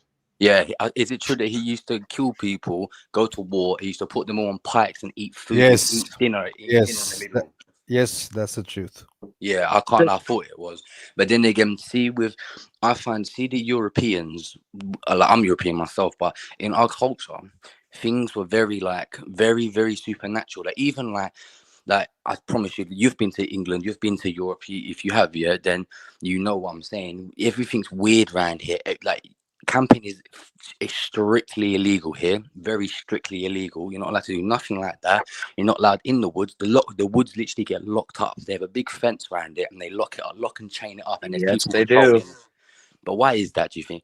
There's obviously, I believe in in different cultures there's different things, but then again, just like pigeons, most places have pigeons. There is things that are everywhere, and there's things that are set in certain places. Do you know what I mean? So my buddy in Wales, where he lives, there's a mount, like a hill behind his house, and there's a Fey dolmen.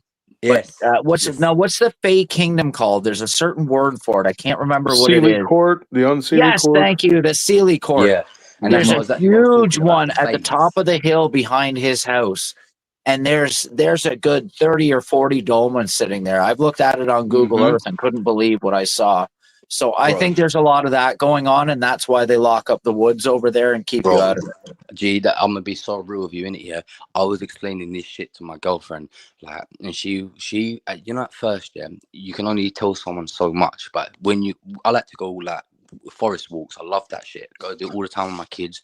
But when you're in there, I like pointing things out. Like that ain't normal. Like that. Do you know what I'm trying to say? You need to let them see and let them actually observe it for themselves and go, you know what? That is very Check strange. out Nick Redfern's books and also Phil's books. Nick Redfern, he has written a lot of books about the British woods. But I think that a lot of the Fae, the little people, and all of these things that you hear from lore back in the day, I think those were representatives of different Nephilim tribes. They weren't all giants. They were, and like the Minotaur, you know, the half horse, half man. No, that, but that came out of Cana.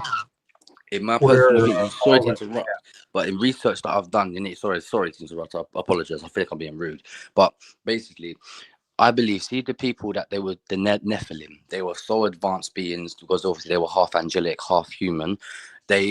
But let's put it right, they got bored. So when you get bored, you start splicing DNA. So what would happen if we put a crocodile on a dog's head? Let's just do it for fun, a little side project. Oh, that was fun. All right, next one. Let's put a bull's head on top of a man. Let's see what happens. Oh, that was fun. Oh, next thing. There's a lot of that going on. Like even with like mermaids, there's a lot of splicing and crossbreeding of things like, and even with the video you done before about the tigers, the were tigers and that, it all connects from ancient Egypt all the way to everything like Greece. Everything has got some sort of beings that are half this and half human. It's like they're trying to perfect the perfect race when they're, do you know what I mean? Hey Tony, have you ever read Ovid's Metamorphosis? No. Okay, so in Ovid's Metamorphosis, it talks about a time when the quote-unquote gods ruled the earth and how they would just go around changing one thing into another. How they would change people into mushrooms. They would, and I believe this is where a lot of these statues that actually, like if you ever watch that Mud Fossil University guy, he really makes a strong argument as to what all of these statues, like the marble statues that look like people, I believe they actually are people. All of the ancient, like the statues that you see in ancient Egypt where they're like 40, 50 feet tall. Ovid in Metamorphosis goes through where they literally were going around and just doing this ritual, like the Gorgon stare, where they were turning everything into stone at the time. And it was part of their ritualistic stuff in order to just basically turn like you would sacrifice yourself in order to be preserved in marble forever. But it talks about them, what Bailey was saying about how they would create all of these crazy mixtures of this, that, and the other damn thing. And now Caesar actually had a commentary on Ovid's Metamorphosis saying that it was 100% real, saying that they had gone around and collected all of these statues, and that Ovid was one of the greatest historians to ever live because he was the one who recorded it all. But to go a little bit further from to exactly what you said, exactly. I never knew that. I'm not gonna lie, but it all makes sense. In my personal opinion, it's all adding up. But recently, somewhat recently, have you not seen the monk that was found in the Tibetan mountains? It was a statue, but when he X-rayed it, it was an actual skeleton inside of the statue. Yeah, exactly. Yeah. And when they do this with all of these big monster statues that they find all over the place, they can literally see their organs too. Yeah, and like the snake. Personally, in my opinion, you see, like the snake in Thailand. The mind you can't really make things up without seeing it, if that makes sense. There was this famous explorer, I can't remember his name, but when he explained, because if you look at an old world map of the world, it is completely different than a map nowadays, completely different. And they talk about beings like dog-headed beings. I can't remember exactly what they called them, but cynocephaly. Exactly that. And they also spoke about people with no heads, where their head is in their chest. They're running around headless people, but they were massive giant and they were cannibalistic. Like, where does they start with an O? The head guys with the head and the chest. Oh, what is the name of them? Yeah, I can't think for love nor money. Come on, brain. Yeah, they're in North Africa. They're a Saharan species. Yes, I know what you're talking about. what is the name of them? Somebody in the chat will know. But see, where's all that information gone? But see, nowadays everyone's it's ignorant. been covered up, bro. But I'm not just that. Yeah, let's put it. Let's get facts straight.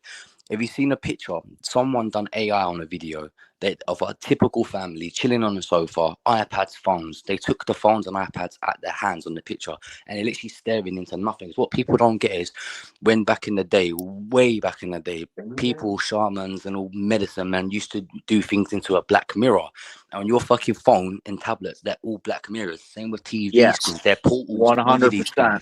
Because these things are literally, if you can't see it, they are pure energy. They live in a higher plane of existence, another dimension above ours. And this shit here is like portals. Because you remember the TVs back in the day? When a static computer chips are all demonic sigils, bro. Of course, bro. Of course, 100%. 100%. Even when they say about the mark of the devil, mark of the beast, what do you think that is? They're trying to put chips in everyone's hands. It's mental stuff. Mental. Even with the COVID vaccine. They got chips in most of us now, friend. Bro, exactly, from drinking water. But you see me, I'm very big on just the water. Everything. There's all kinds of ways. Oxygen, things you breathe in. But you see me, I'm into big body cleansing. So I do a lot of fasting, a lot of fasting. I only drink, I don't drink soda like that. Sometimes I do. I'm not gonna lie, it tastes good. Sometimes I reward myself, but it's okay in small consumptions. But I drink literally pure tea, like organic tea. I don't drink out of plastic. It's only like China. Do you know what I'm saying? It's just, I know it's still not gonna. I don't think tea gets the quantum dots out though, my friend. I'm not trying to be facetious. I'm just the people that you're talking about, the people that have no head or whatever, they're called the blimies or blemis. Bleemies, yes. Bleemies, that's it, right? Yeah. Bleemies. Sorry, I didn't start with an O. Yeah, and the top of their head looks kind of like a heart, and then it's like the weird, dude. Yeah.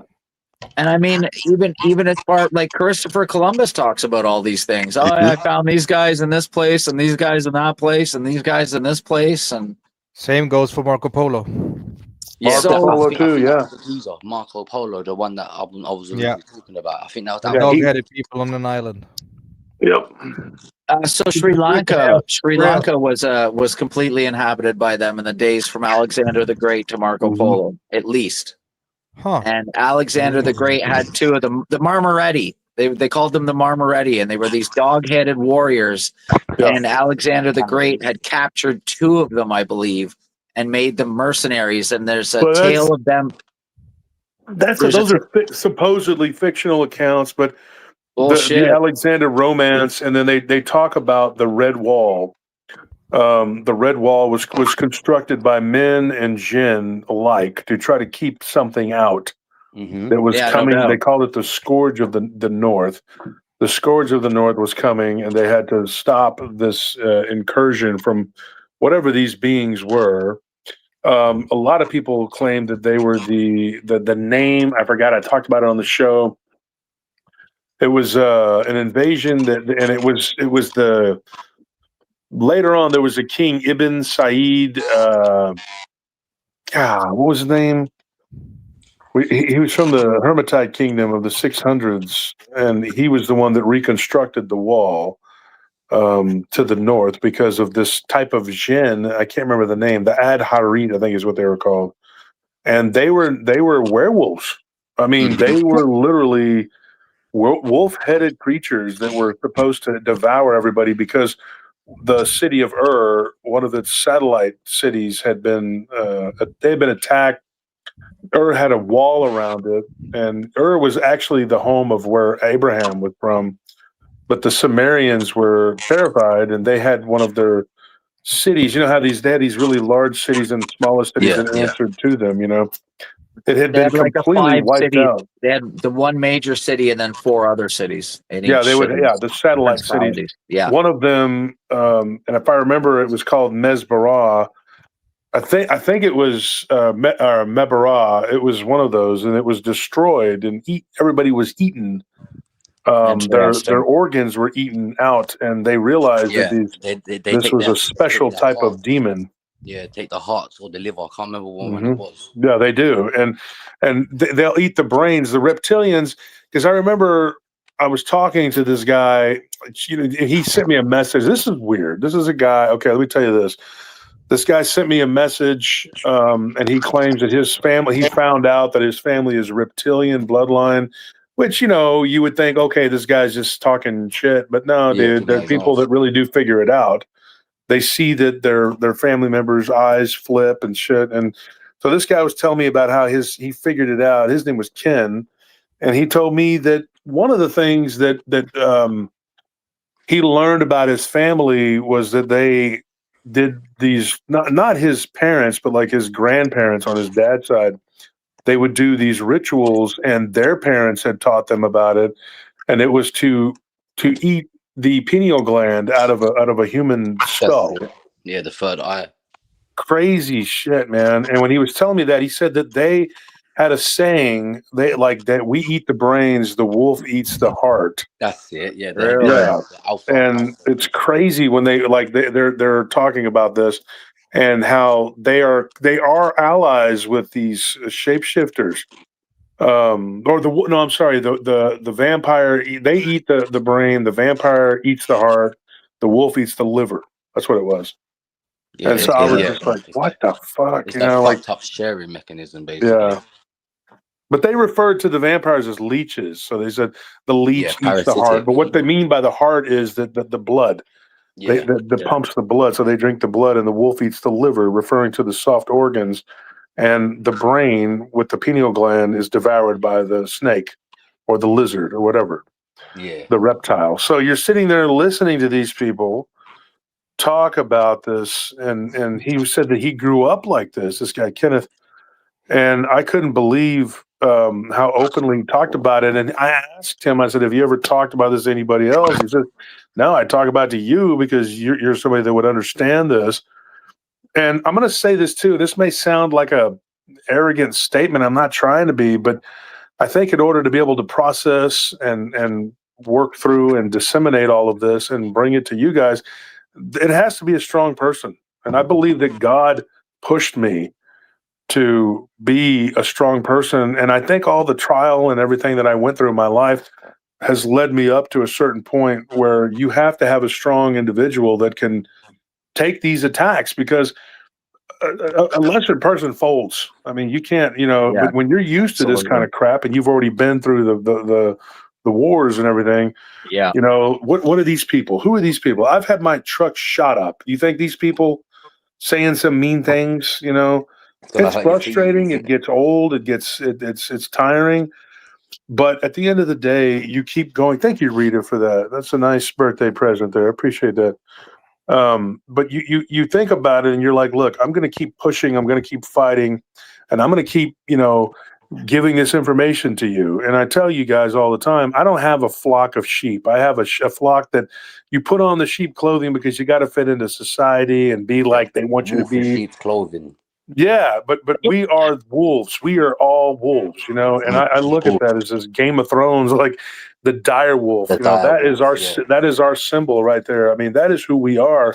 We are tough people because everybody on this panel, dude, you're men. This isn't, and nothing against, like, I'm not saying if you're a woman or a man, but we're tough. So, we have in our groups, we have women and we have men, and there's nobody over there going, they, them, we, us. They don't know what the hell they're talking about. It's like everybody knows who they are. And I've told Not people mentally before, ill. if you're confused and you don't fit in, whatever, then leave, because here we are. We deal with reality. We deal with common And sense. say how it is as well. Yeah, we say how it is, and we don't sit here and like pull I punches. don't care about people's feelings, really. It Yeah, is what you it is. can't. You have to be honest and be brutally honest. And the spirit powers the body, but through the mind, because I always say the spirit, mind, body. Yeah. And you have to have those connections, man. That Yeah. the chakra, BD. what do they call it? Yeah. Chakra pathway. Yep. We need a safe space for all of them. Some electronic place out there in the internet for them. Yeah. Yeah. And that's the thing too. Like all these people that we're catering to and pandering to, this very small percentage of, let's be honest, mentally ill people who don't have any connection to the real reality with their Big mind, children. their body, their spirit. But this here is our safe space for the people who are spiritually awake, spiritually aware, and want the mind, body, and of course the spirit connection. This is where it's at, because you're going to learn, you're going to get the information. We have the encounters that people talk about, that come on and talk about it, or we tell their people's encounters and we talk about it. And we have all kinds of stuff that we do here. I mean, it's just, we talk about everything, and you're going to learn here. This is a learning process for me, for you guys, for all of Safe us. space. And you got like you got Bailey here from look at all these people from different countries. John, you're from Sweden. Yeah. Bailey's from London, obviously. You got Dick's, he's from Canada, and Tony here in Texas with me. This It's a is beautiful community. why we do this. Very This is why we do the branched out. show, bringing people together. Yeah, but Do you have any listeners from London? Oh yeah, definitely. I thought I'd be the first one. I can't lie. No, we got quite a few. We have a lot of British people. I mean, and we have one guy. Where's Joel from? He's from Manchester, right? He's from Manchester. Yeah, But he's Joel from Burgess. Manchester, up there near the north. There, by Scotland, is up there. No, he's over There's in a the few northeast Aussies, or whatever. Paranormal Oz. Paranormal Oz. Where is he from? He's Australian. Yeah. Yeah, he Yeah, talks like this. He goes, yeah. Good Yeah. idea. There are people from all over the world who listen to the podcast. And a guy, you forgot the Swedish guy. Yeah. I said that just now. I said Yeah. John's from Oh, Sweden. sorry. My bad. You're not listening, Richards. I know. I'm Residual off from in all the outer pot. space. Let I me want to go to correct- Sweden. Sweden looks beautiful, man. It's Sweden looks it's staring into this scrying mirror for hours that's got me zoned out. Scrying mirror. let me Essentially correct- what it is. But John, let me ask you that. John being from Sweden, John, what happened to Evelina? She came on the show. She talked about the werewolves or whatever. Those were some really good early episodes. How is she doing? She's doing great. I'd like to get her on a live stream and talk about this stuff. Yeah, we'll see. I can ask her. See if she'll come on. Yeah, I can ask her. I will talk to her in during the week. Now when I'm off the ship. Yeah. So So- let me correct one thing. What I meant was Paul Sinclair, not Phil. Paul Sinclair is the other guy. Okay, because I was like, who's Phil? I was like, yeah. Paul No, no. Sinclair. He's from England. Another really Yeah. good friend of mine, dude. And I love Paul Sinclair. He has written also very good books and articles about the stuff going on in the woods of England, the Flixton werewolf. The Flixton werewolf, the Beast of Barnstorm Drain, but that's also just part of the Flixton thing. But Wow. he has, me and him have talked off air too quite a bit, extensively. We both had the same thing. We had kind of an issue with that guy from DER who kind of, like I said, people don't realize how many people he's actually gotten into it with, man. And they think, oh, you were just being mean to the guy or whatever. No, when he said what he did on the day my mom died, that touched off a whole bunch of crap, which I think a lot of this is residual still from that. But I stick by my guns. I'm not going to coach people on what to say. when people come on the show, I don't tell them, hey, say this, say that, stay away from this, stay away from that, to build a false narrative. Because if you do that, you're straying so far from the truth, and you're not talking about what the real reality is. And here at PRT, we say, join us in the real reality. The real reality is what everybody is saying. Hey, this is what's happening.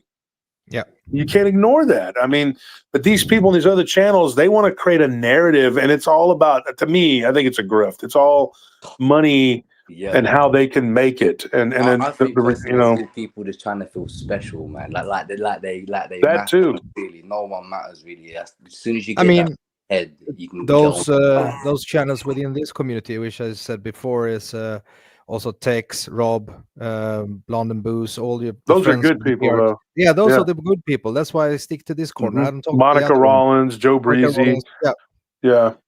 Anyway, I mean, I could name the people that I'm really close to. Jason Bland from Paranormal Soup, Monica Rollins, our Paranormal World, or Monica's Paranormal. What is it called? Our Paranormal World, and then Paul Wallace, Paul Anthony. Their channels, Rivas, Codega's Codex Curiosity, Texas Front Porch, Bigfoot Michigan Rob. I like his Brunch with Michigan Rob show. Blondes and Booze, they're freaking awesome. You got a bunch of people who do really good work, man, and I'm really good friends with a lot of authors. And this myth that like I'm fighting with everybody, no, I'm not, because there's about 1,000 people that I'm really good friends with that I get along with very well. Josh Pinocchio, I get along with Merkel, I get along with all these other people.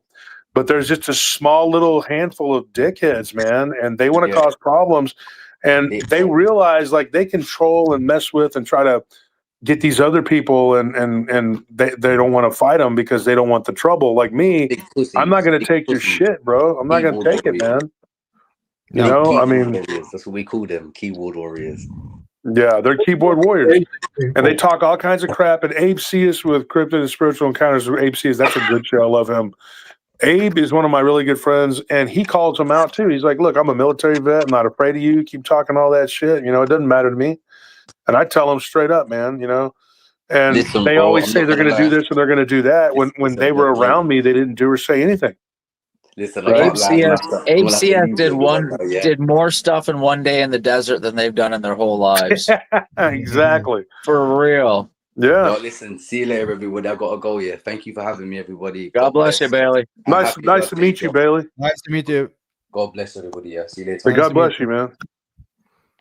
So yeah, so I mean, here on the show, we have so many different people from so many different walks of life, and it's kind of cool that tonight was a chill night. You know, I mean, because that's why I came on the show tonight, because I just figured, you know what, it's going to be chill. You know, it's just a birthday, you know, thing. I could have gone out to eat dinner and went to see Jurassic Park. I'm going to do that tomorrow, and we're going to drop the pre-record tomorrow for you guys to have. But I'm going to go out tomorrow and do a little something with the wife and some friends. And it'll be cool, you know. But tonight, I told my wife, I said, tonight, even birthday or not, it's Monday, and I got to do the show, man. People are expecting me to be here. Let me ask you one thing, Josh. What about, I also wrote that one private to you. What about the legal actions towards those idiots who keep coming on? Here's the problem with that. Okay, so it costs, and I'm just going to say this openly, it costs like $5,000 to get something going with that.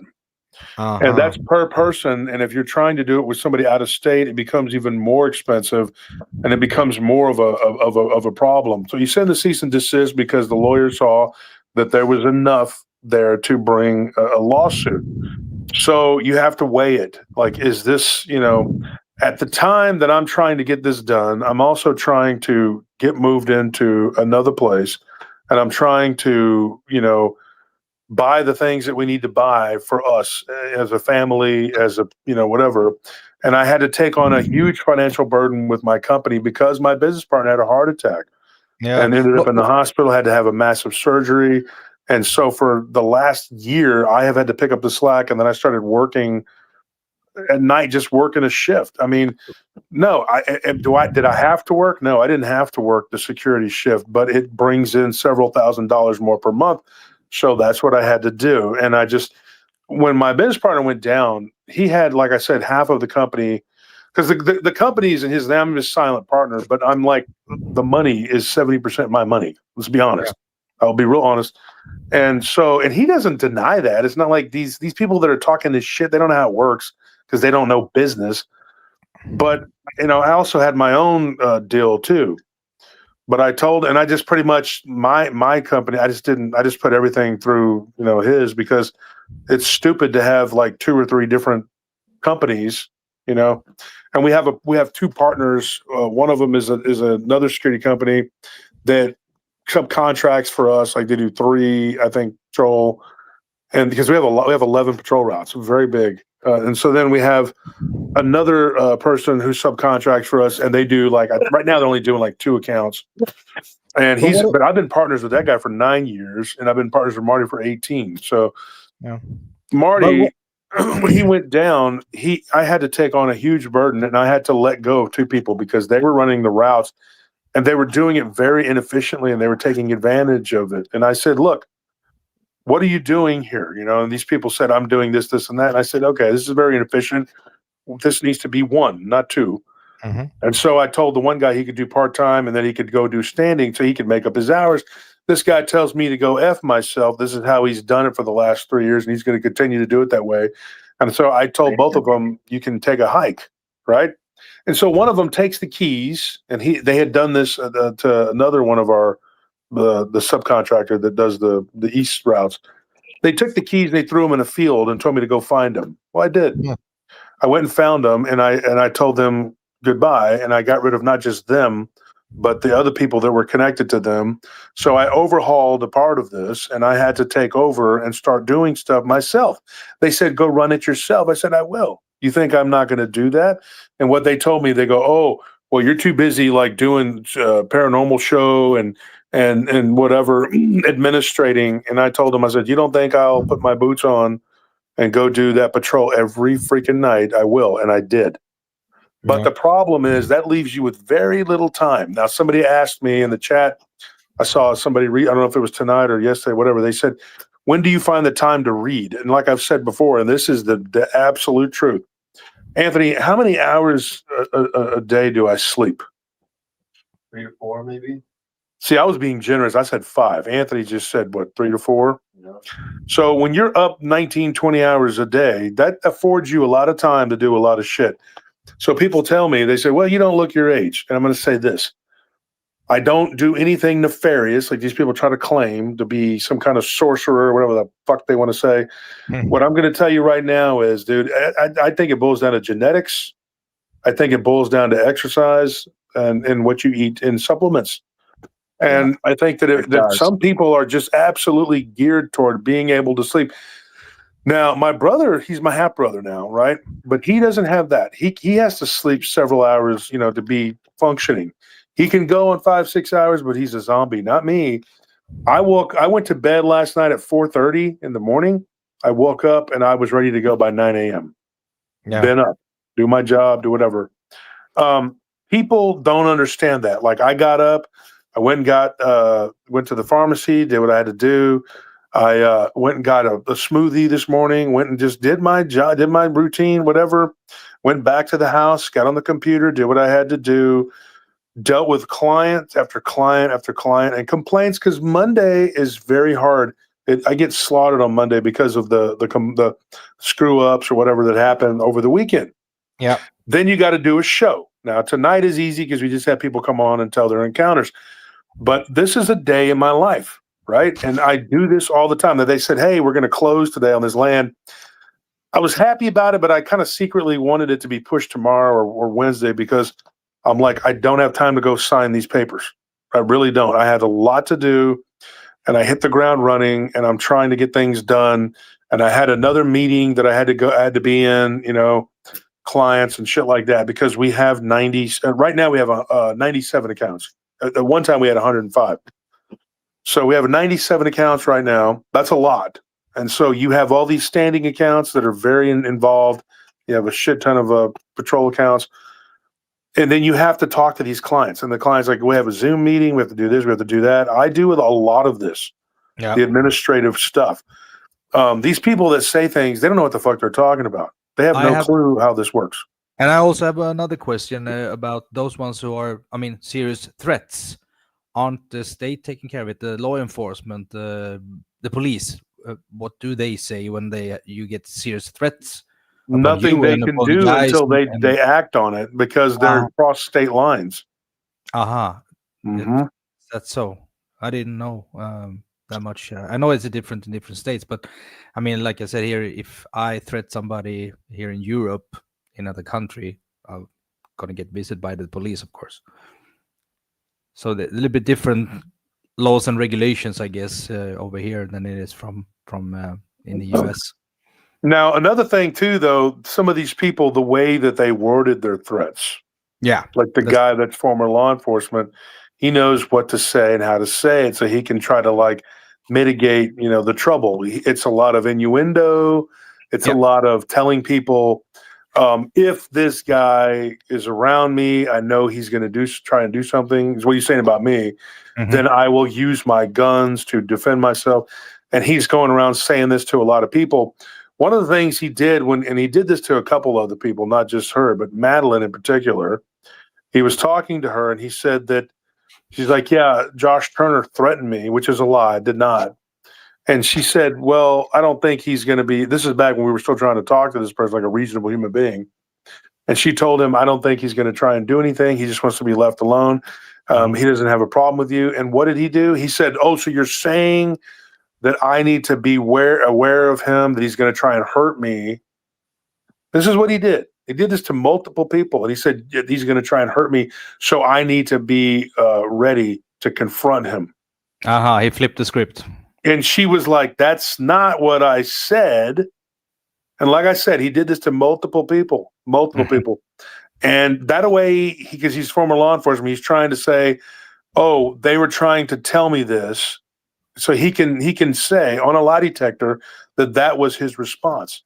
So if he has to lie, he's only got to lie just at the beginning of what they said. And he could say, I don't remember exactly what they said, but my response to it was, I need to defend myself. I felt like they were telling me that I needed to defend myself. He was trying to make it out like they were talking in code, right? That's a little trick that people do. And that's what he did. And so that to me was very telling because he was basically saying that I was threatening him. I was a threat and he was going to take me out and deal with me.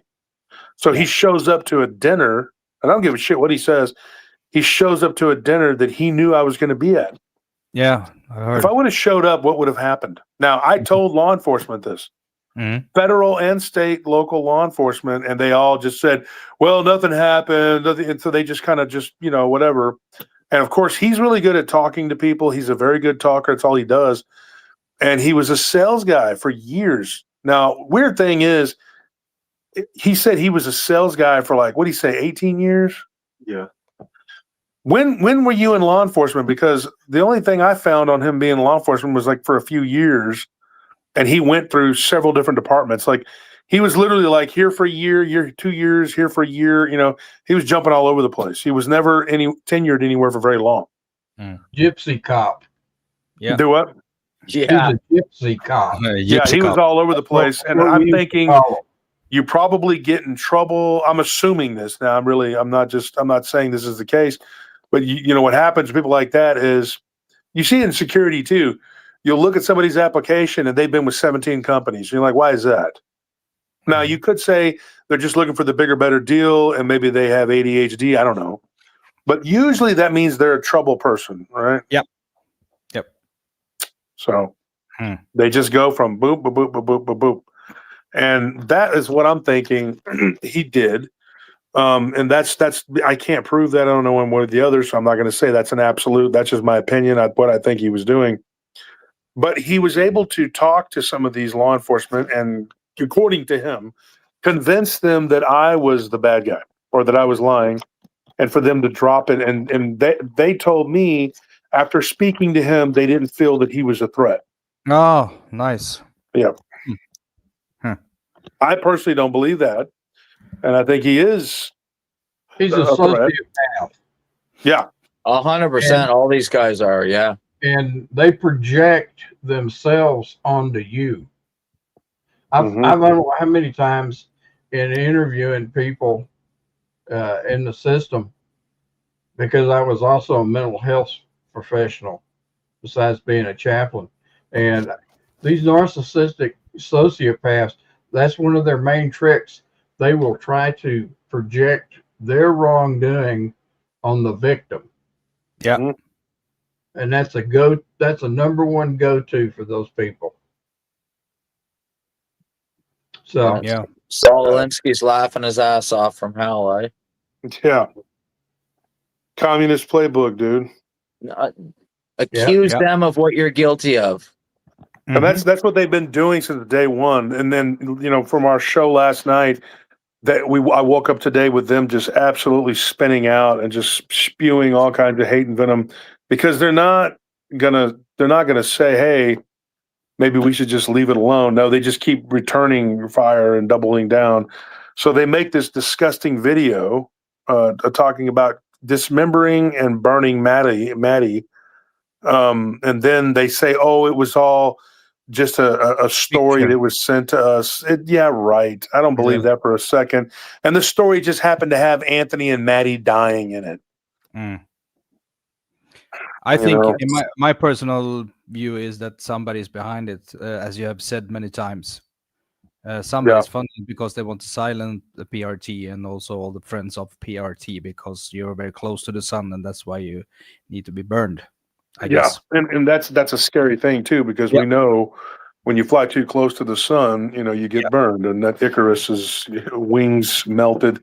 Yep. I don't want to end up like that, but I do feel like some of my friends and colleagues have told me that I'm too far in now. I mean, even if you leave, and one of my friends even went so far as to say, and this may be true, I don't know. I can't remember exactly how he worded it, but he said even if you leave. You know, and he said, in fact, leaving would be even worse because once you're out of the public view for a while, then they can just kill you because nobody's looking at you or thinking about it anymore. So you'd be better off just staying the course. And then when they try to kill you or do it, whatever, at least you won't be dying in vain. Yeah, there's a truth to it. Yeah. So I don't know if that, you know, but I do. It is a source of anxiety. I don't like sit there and think about it all the time and worry about it. But I know that at some point, there's going to probably be some kind of disgrace or some sort of crime to discredit or murder. I mean, let's be honest.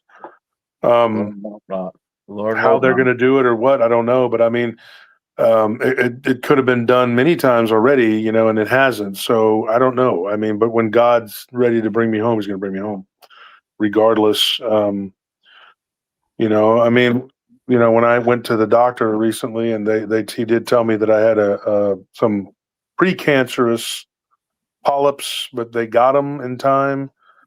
But it was like pulling teeth trying to get the okay to go get it done. I mean, heck, I could have died if I had it. It would have been by the time they.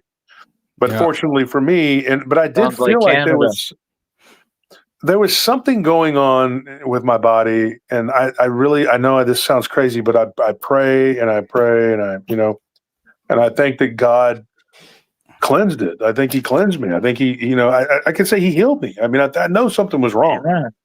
And then now it's like it's barely noticeable, and it doesn't just clear up that fast. And then all of a sudden everything is fine.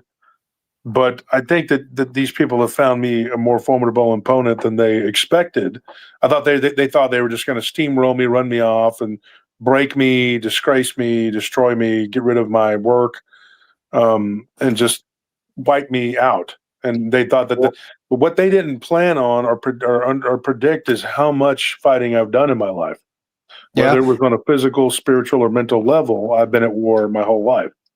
Well, So if the Lord before you, who could be against you, brother? Exactly. And also the snowball is also rolling, as you said another time, another episode, that even though they maybe silence you, all the information, all the knowledge, and all the questions and everything, it's already started a long time ago. So they can never stop that one. They tried to prevent it maybe, but they can never stop it. Yeah. The community is the PRT community is too big. Yeah. Too vast. Yeah, because I mean, like, and it was a point earlier when Bailey was on, you guys were all having a conversation. I didn't have to say a whole lot. I'm just there, you know.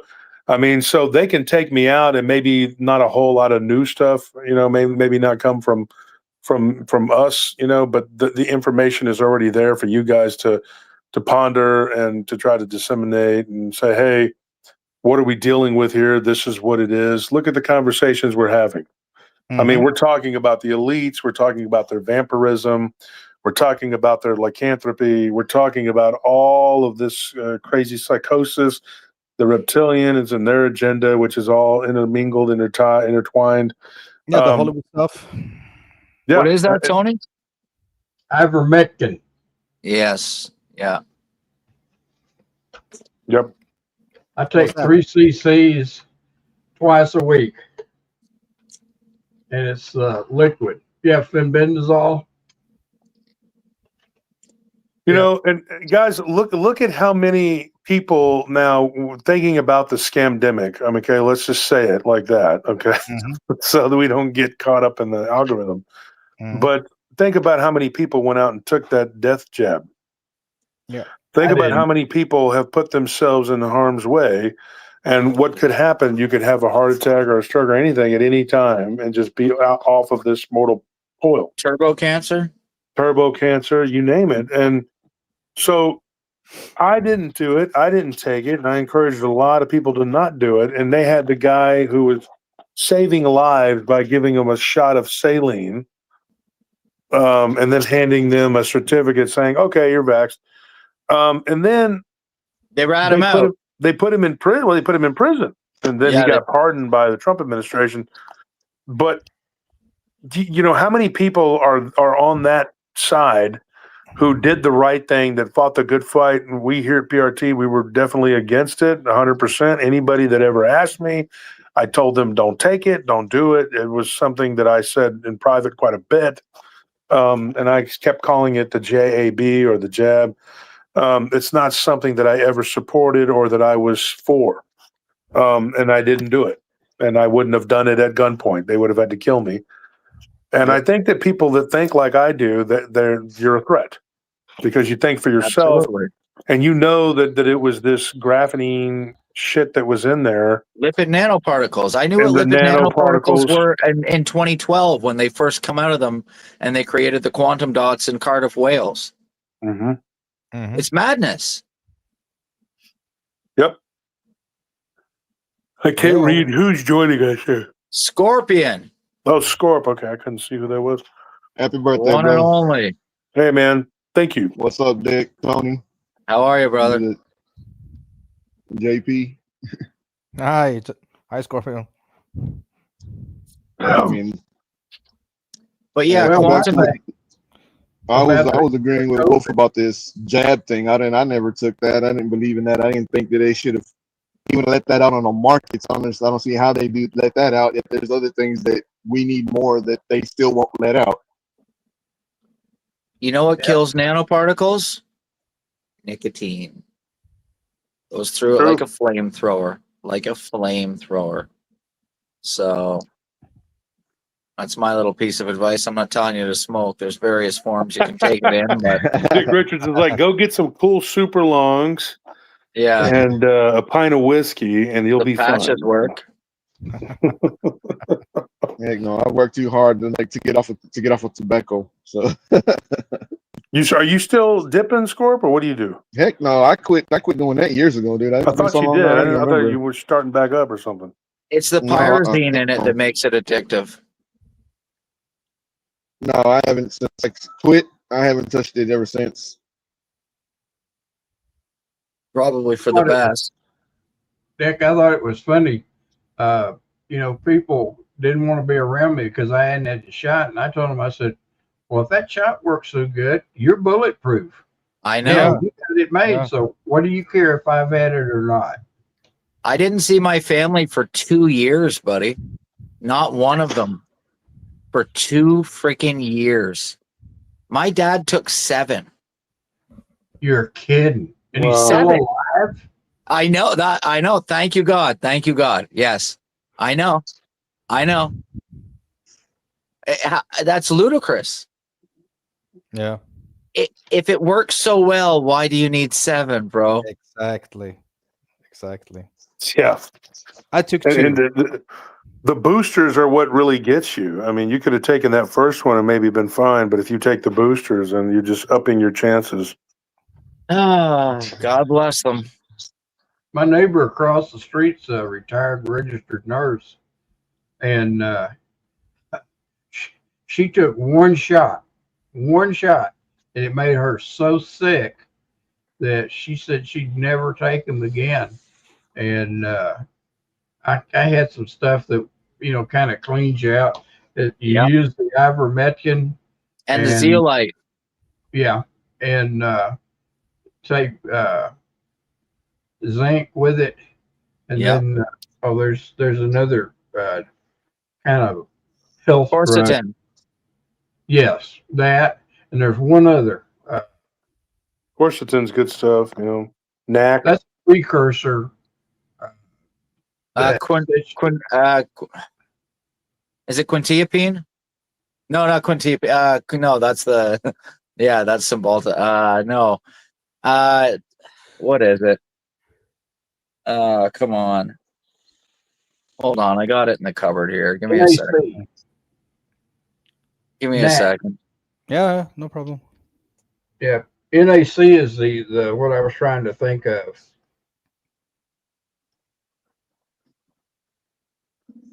That's and the nattokinase helps too. Yeah, the nattokinase is good stuff. Yeah. Well, it's funny to me that I guess it's probably been a year ago now that the CDC finally came out with a study that ivermectin was an anti-cancer drug. Yeah, it's because it's parasites, because cancer's parasites. They figured that out in 1970. Those 3 German scientists put that to rest. Yeah. And what gets me was 2 doctors, one a medical doctor, a PhD in Japan in 2015, got the Nobel. They shared the Nobel Prize in medicine for their work with ivermectin, and it's a known cancer drug in Japan, and has been for years. That is incredible. Well, hold on, I'm just trying to find something here I would like to share, and might be taking it a little too far, but the truth will set you free if I can find it. Yeah, my roommate was not with us anymore 1 hour after number 2, and my best friend died 4 days later. Yep. So a good friend of mine, his doctor talked him into it, and he was about my age. He's in his 70s, and the next thing you know, he had a heart condition, so he went in every 90 days, and they checked him over, and he goes in, he's fine. They give him the last shot. 90 days later, he goes in, and he's got stage 4 turbo cancer all over him. Yeah. And too many people ended up, they had neurological problems, they had heart problems, or they had some kind of turbo cancer. And I even give the stuff to my dog because, heartworm medicine, that's all it's really, it's and one other drug. And I give him 3 cc's every Sunday. I just shoot it in his mouth. It's wise.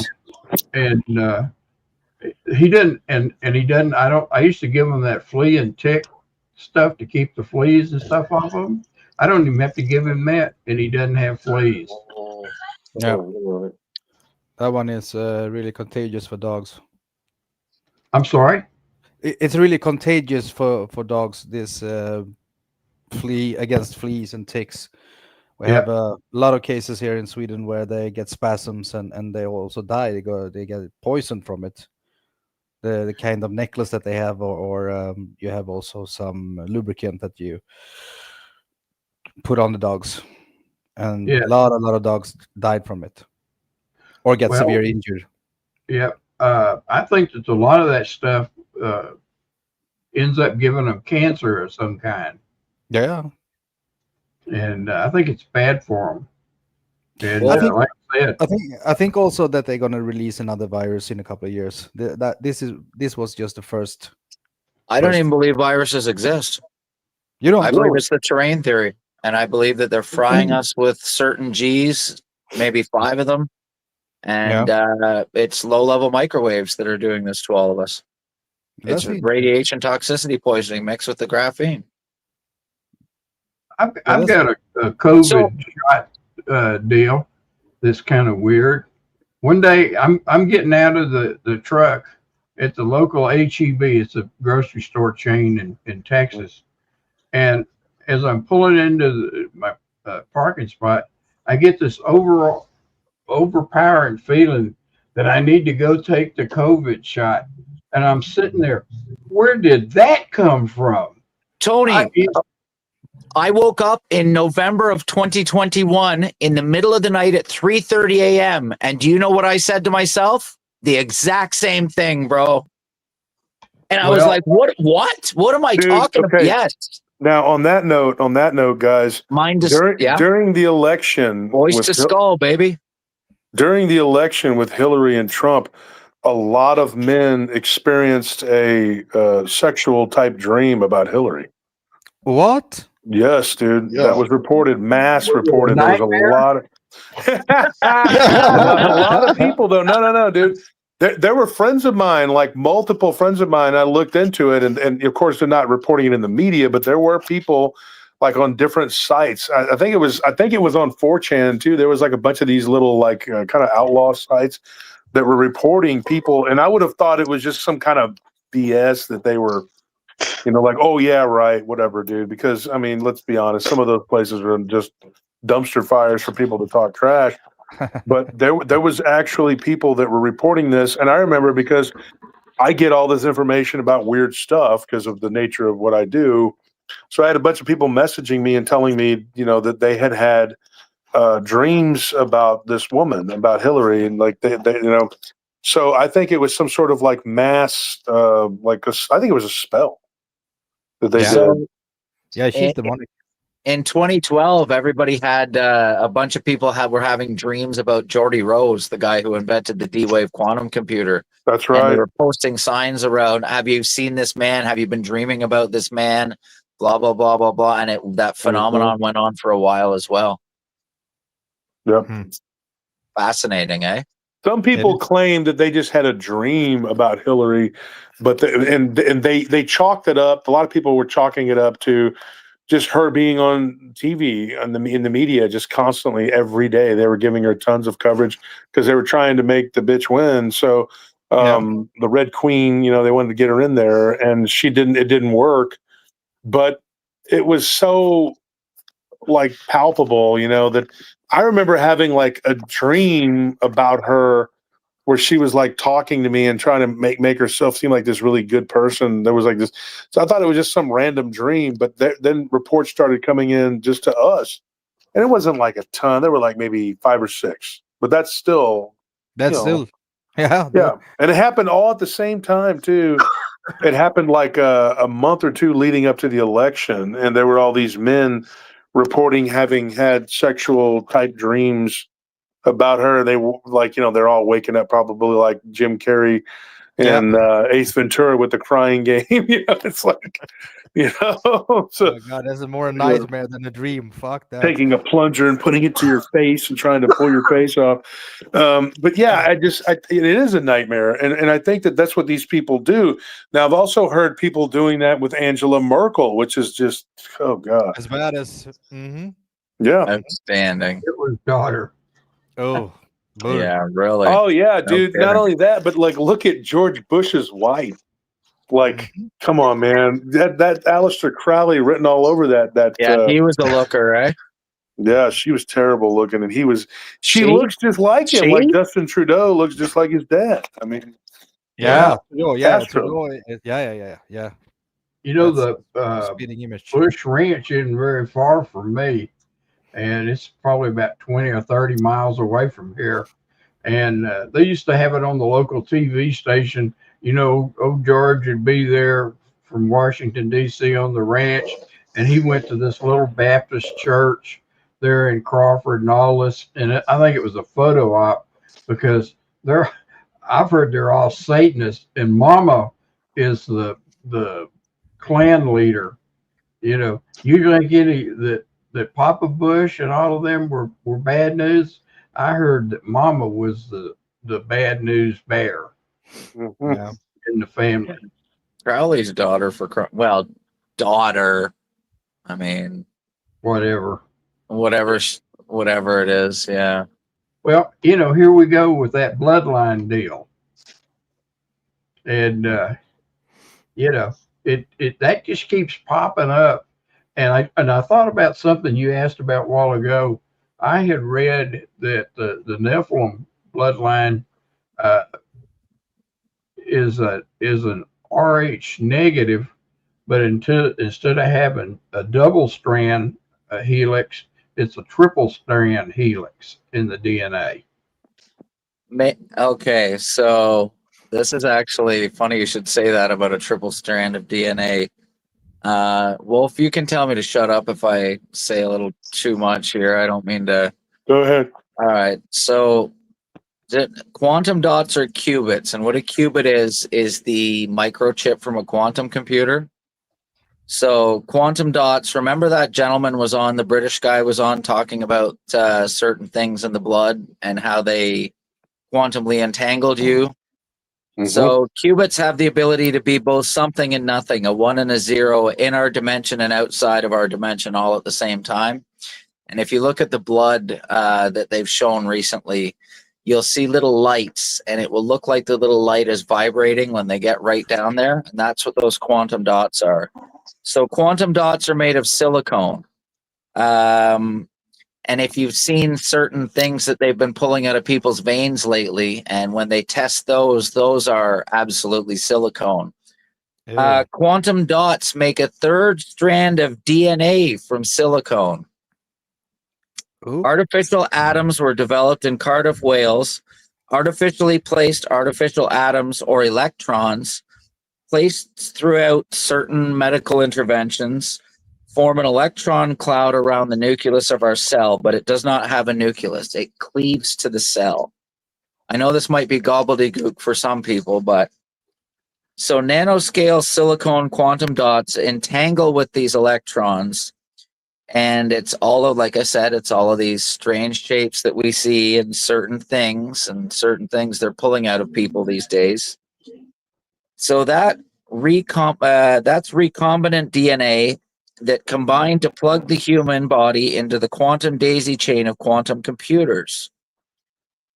The electron cloud, the weird mass of blinking shapes and blinking lights that we see, is set to quantumly entangle by a certain G system, maybe 5 of them. You get what I'm trying to get at? So this explains quantum entanglement. What quantum entanglement is a whole mess of basically the Internet of Bodies, as it was.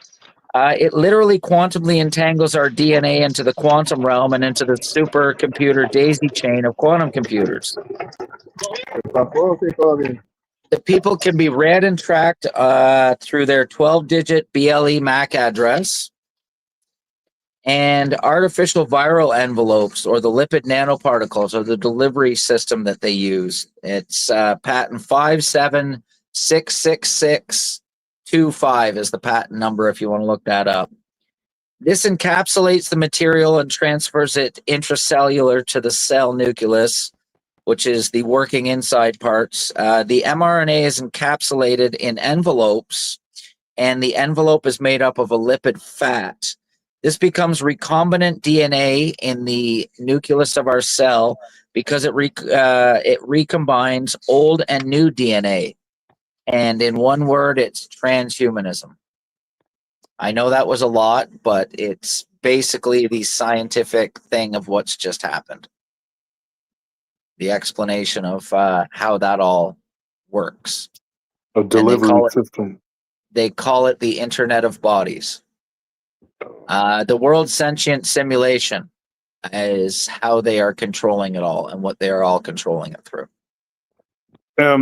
this also goes in time with what could be happening with us living in a matrix and It's trying to exactly get what it is. Yes, to graft us to it. And as that's exactly what transhumanism it is the is. vessel for that. So it's Yes. like piece by piece, you put out the virus and then you put out the cure, which makes you become, and then you become Iron and more clay. grafted into the matrix and you can't escape.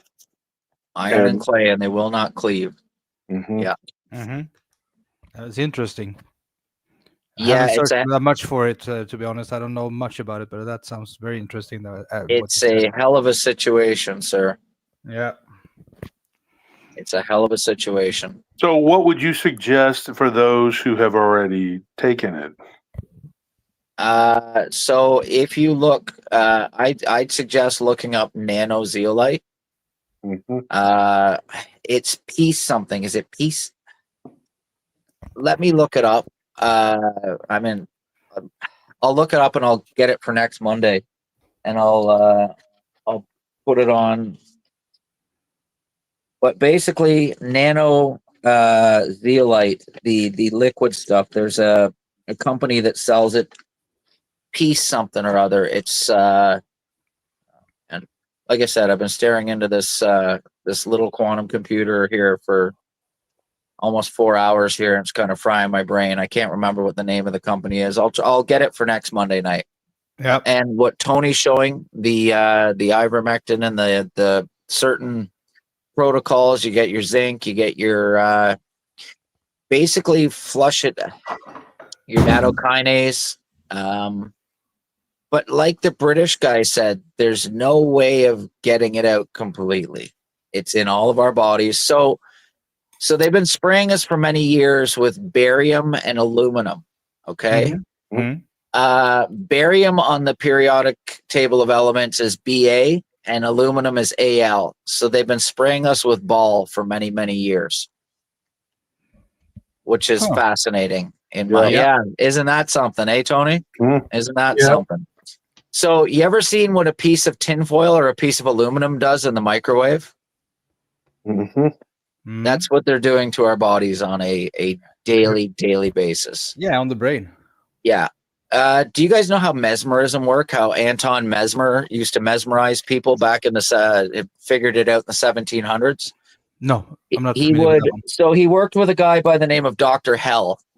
Dr. Hell and Anton Mesmer figured out how to perfectly mesmerize people. And the first thing they would do is they would have these people drink a tonic of heavy metals. And they would get all these heavy metals into your body.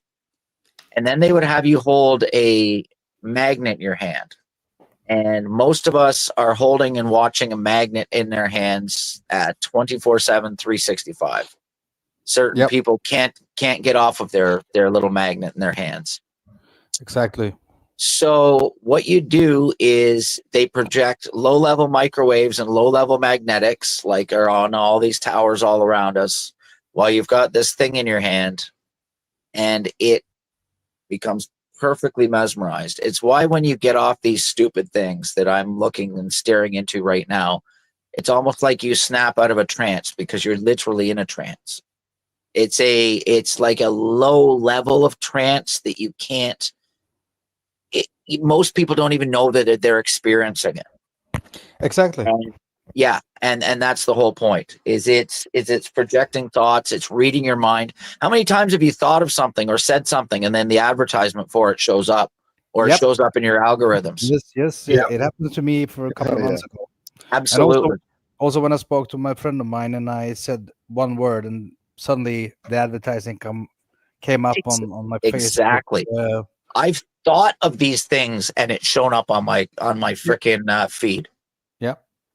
And it happened to me a couple of days ago. I was listening to an audiobook, and in between the chapters, they sometimes run ads.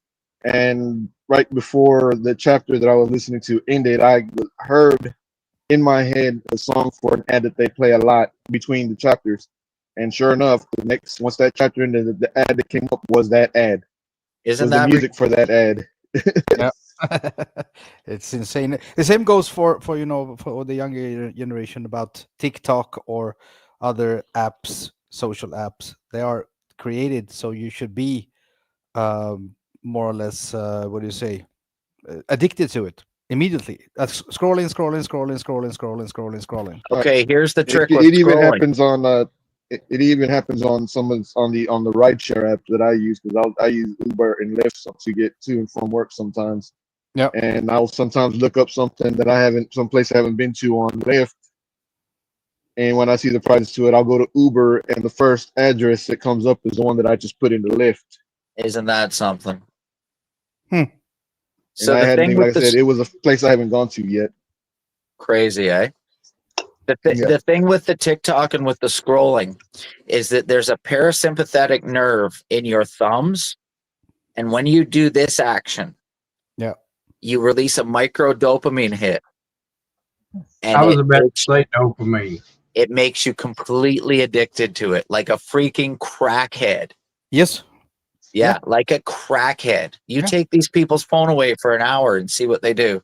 Oh, not They're even fidgeting. an hour. They're fidgeting. They're literally physically withdrawing off it. Yep. Yeah. And Only it's all for this 5 minutes, 10 minutes. parasympathetic nerve. Yep.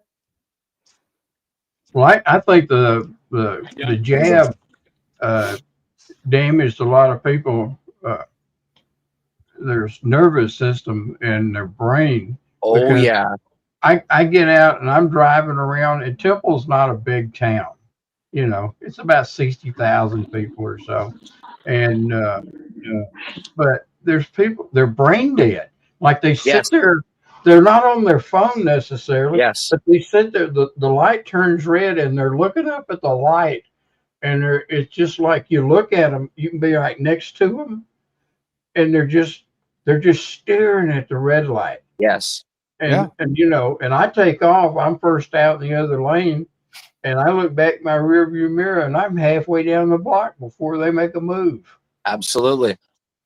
And you know, what's up with that? Internet of bodies, man. It's the computer program that's in them. It's like they're in Nana land. Yes. Yeah. It's amazing. You know, it's just crazy. In fact, Cliff High, I kind of follow some of his stuff. That guy up in Washington State, and he refers to it. He was he lived out in the country, and he would drive to town once a week for groceries and stuff. And he was always talking about, he'd do a audio podcast recorded on his trips to town and back, because it was so far. And he got to notice, and he came up with a name for them, called them Vaxidents. Yeah. Oh yeah. People were doing stupid stuff and just getting run over by dump trucks, all kind of things. Have you noticed how many ambulance calls there have been lately and since 2021? The amount. So I live on a main street in my town, and all of a sudden they call it the national anthem of Wasaga Beach now. And that's the ambulance going, and the fire truck zipping up and down the road. It never was like this. It never was like this for the 2.5 years before this I lived. You might hear it once every 3 or 4 days, and then it was 10 times a day as soon as March 2021 hit. My I'm friend 2 blocks from the ambulance place for this side of town. And they're going all the time. All the time. My friend told me, so I don't know if you guys had the drive-through stations where they were doing that, where they were doing that. Yeah. So we had drive-through stations here where people were literally lining up in their cars for, like, they were blocking the whole road off. They were blocking the whole main road off for months and months and months. And then they would set up, you know how they were setting up the centers where everybody would have to sit in the chairs and all that bullshit? Well, my buddy told me the other day that his sister-in-law was one of the nurses doing that. And she said there was people dropping every single day when they were doing that. Yep. Every single day for like 2 years, man. Every single day without fail, there was somebody dropping, and then they would have to zoom them off, and they still just kept they didn't say, "Oh, what is this? What are we doing?" Huh. We had a Not deal one. here in the States. They were, trying to get people to take it, and they were showing people on TV getting shots. And they gave this nurse, this female nurse, a shot on live TV, and right there on TV, she dropped right there, and 4 days later, she was dead. Yeah. Yep. Yep. That didn't help them too much. Here in Sweden, we have a different take on it because there was a herd vaccination, so we went totally against the rest of the world. So, but Yes. a lot of people took the shots anyway. I did because I have diabetes, so I took first two. I will never ever take it. And if I knew what I know now, if I knew back then I would never taken the first one at all. I've had a lot of friends tell me that as well, brother. I've had Yeah. a lot of people tell me that as well. Eric Clapton took one shot, and he couldn't play the guitar for a couple of months. Exactly. And Justin Deaver, whatever his name, him and his wife took the shot, and both of them had that deal where one side of their face was paralyzed. Yeah. I know. Justin had Bell's palsy, and Haley had an aneurysm. Yeah. I knew it got both of them. I didn't know. I thought she had that palsy too. No, she had an aneurysm and dropped. Yeah. Oh, geez. Did She's she survive? okay, thank goodness. I believe she did. Yes. Yeah. Wow. Yeah.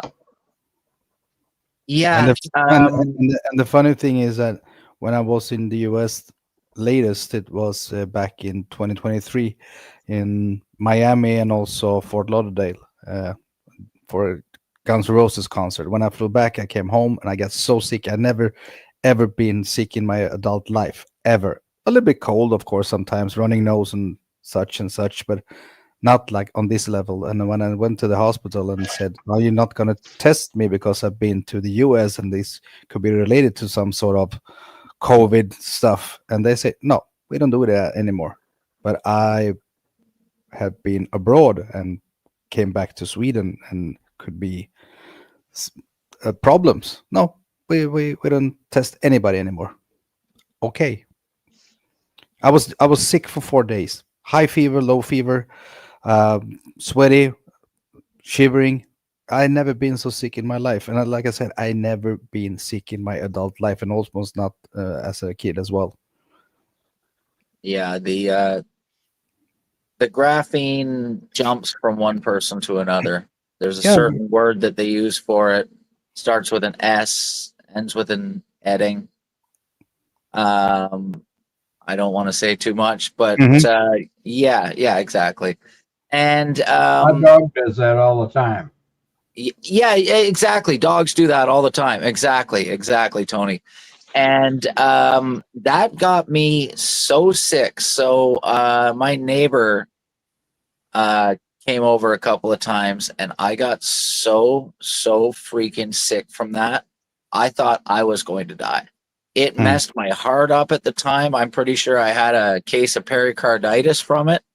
That swelling of the heart sac underneath and to the left. And that messed me up, man, real bad. Real bad for a good 4 or 5 months. I could, anyway, it is what it is. Yeah, it is what it is. Especially when you travel from one continent to another, and the first time you're in an airplane full of them, buddy. Yep, exactly. Yeah, I know. In a pressurized tube. Yeah, in a pressurized tube, nonetheless. Exactly. And exactly. I was in the US when the shit hits the fan with everything, and I was in Memphis, and I had to take another route back to Sweden because the US wanted, of course, all the foreigners flying home, and when we landed in Copenhagen, there were guards, there were everything, but when I came back to Sweden, there was nothing, not a single person, no authorities at all. Nothing. Amazing, eh? Yeah, Sweden was a weird test run for that sort of thing. Yeah. A lot of people died here as well, mostly elder people, but I think Italy was the worst one. So that was the quote unquote care homes, and it happened here too in Canada. Not only was it from loneliness, Loneliness is actually the #1 KIA of old folks. Yeah. If you didn't know that. It's literally worse than any disease you can do. Yeah. And plus, who was the first one that they handed those out to? Exactly. The old people. Yeah, They wanted exactly. to kill us off so they didn't have to pay us Social Security. That's literally what it is. Yeah, that's literally they saved trillions of dollars. Mhm. I know. Never forget what they did to them poor old folks. Yeah, and like you said about, hey, you can take 6, 7, 8, 10, 15 shots, otherwise you will die. No, you die from taking 6, 7, 8, 15 shots. The old folks, they got you have to take 5 shots. Why? If if the vaccine is so good, why take 5? Yeah, you have to take it because you're above 65 years old and you're in the risky group A. Okay. So Well, nurse told me that if a patient came in and they were 65 or older, they double the dose. Yeah. Are you That was the protocol. Oh man. So if you went in, and you got the first shot and the second shot, you actually had 4 doses. Yeah. You got to give these efforts top marks for treachery, bro. Oh yeah. Top marks for treachery. Yeah. That's unbelievable. And I mean, Bill Gates openly said that we need to decrease the population, and what better to do than to do this all over the world? Well, you don't think this is the first time they've done this, do you? No. No. What about the chemtrails? Yeah. They're poisoning us with that crap. All day, every day. But remember, after World War I, there was a certain outbreak from Spain. Yep, Spanish flu. Mm-hmm. And do you know that everybody who has succumbed to that took a certain inoculation as well? No, I haven't read about it. Yeah, they were all quote unquote. Well, the 18 million soldiers that died, 18 million U.S. soldiers or whatever it was, or two, I don't know how many. It was some outrageous number like that. Yeah, and they all took a certain protocol, every last one of them, without fail. Yeah, I mean it was 1/3 of whole Europe got wiped out from the Spanish flu back then. 1/3. Hit the reset button. One of the things that you were saying about loneliness, I can attest that people who get very lonely, they are also very susceptible to a spiritual attachment, which can drain your life force. Absolutely. People don't realize how serious I am about the mind, body, spirit connection, because the draining of the life force leads to physical problems, because what is in the spirit and drains the spirit will manifest in the body, and it will manifest in the mind. The mind will begin to decay, and you'll bleed to death, literally. I mean, it's like, and then it ends up being in your body, and then the body dies. That is something that the people don't realize, is how it shuts down, and they don't understand vibration and how it works. They just don't grasp it. And you listen to this music that is on a certain level, and it is a spiritual cancer. And then what happens is that cancer opens you up to all kinds of crap. And there really is no way to overstate how dangerous it is and how bad it is, and how bad it is for you. We literally are walking on this tightrope, and any little slip can lead you, plunging into the abyss. And it is the times that we live in, folks. I'm telling you, it is the age that we live in. We're living in the age of annihilation, and annihilation is the destruction of people, mind, body, and soul. And it goes back to what Christ says about knowledge and ignorance. I'm going to say this, and this may be a bold statement, but a show like ours is very, very important. It's instrumental in the survival of people, mentally, physically, and spiritually, because you're being given the knowledge and the weapons. You're being shown what the enemy is, who they are, what they are, and how and what they do, and how they do what they do. And you're being armed with the knowledge, because the knowledge is what's going to keep you alive, because you understand it. We're on another level here on PRT, and you can see, look at our chat and look at it and compare it to these other people's chats.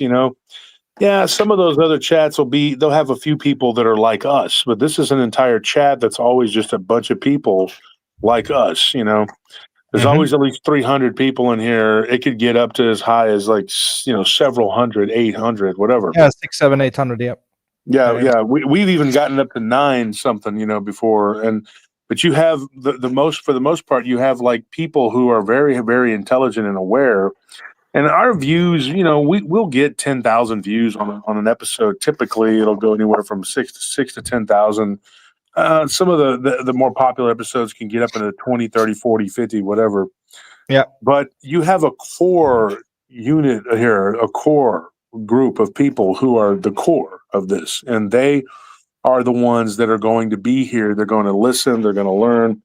It's the same thing with our business, with our company. We have a core unit of veterans. There's like half a dozen, men and women that have been with us for eons, and they comprise like the veteranship. I'd say there's about 8 of them, and even if they leave or work another job, they'll stay with us part-time, and then they'll come back full-time or whatever they need. They don't really totally leave, and they're always going to be there, And my longest tenured person is right there on with us right now, Scorpion. Yeah. He's been with me since 1999. Now, we worked at the club together, and he worked with me at 2 different companies, and now he works for this, for us here at this company. And these people that are sent out to try to destroy us or whatever, they say and do the most silly, most outlandish things.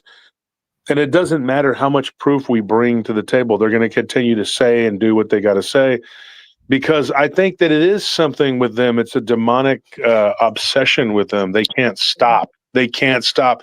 And if you watch people like that, it's like watching a train wreck. They can't let up. They cannot stop. It's like they are destined to just, go flying, through into their destructive destiny. And I think that is a part of the evil that we are subjected to in this world. Is it perfectly possessed people that run the world, and then people who are demonically obsessed? There's some semblance of who they are, but they are born a certain way. So, and listen to what I'm going to tell you. This is most important. They're born a certain way so that they can be inhabited by Satan, by devils, by whatever. Yeah, they're terrors, bro. They're literally the wheat and the tares. Absolutely. Yeah, they're the terrors. Yeah, And 100%. what we're talking about right now leads to that, because their sole function is to create problems and create, choke out the wheat. Yep, create schisms in society and bring us to our knees, and they sow the seeds of discord everywhere they go. Our channel is heavily attacked, heavily attacked. And these people that are doing it, they don't want, not once, I can tell you right now, they don't ever stop and look at themselves and go, man, I am doing something really evil, like really, really beyond evil. It's stopping people from learning. They're trying to stop people from ascending to another level. And they're perfectly okay with that. I mean, when you look at the things that these people have done, and one of these guys in particular knows about all of the things that these other people have done, right? Mm.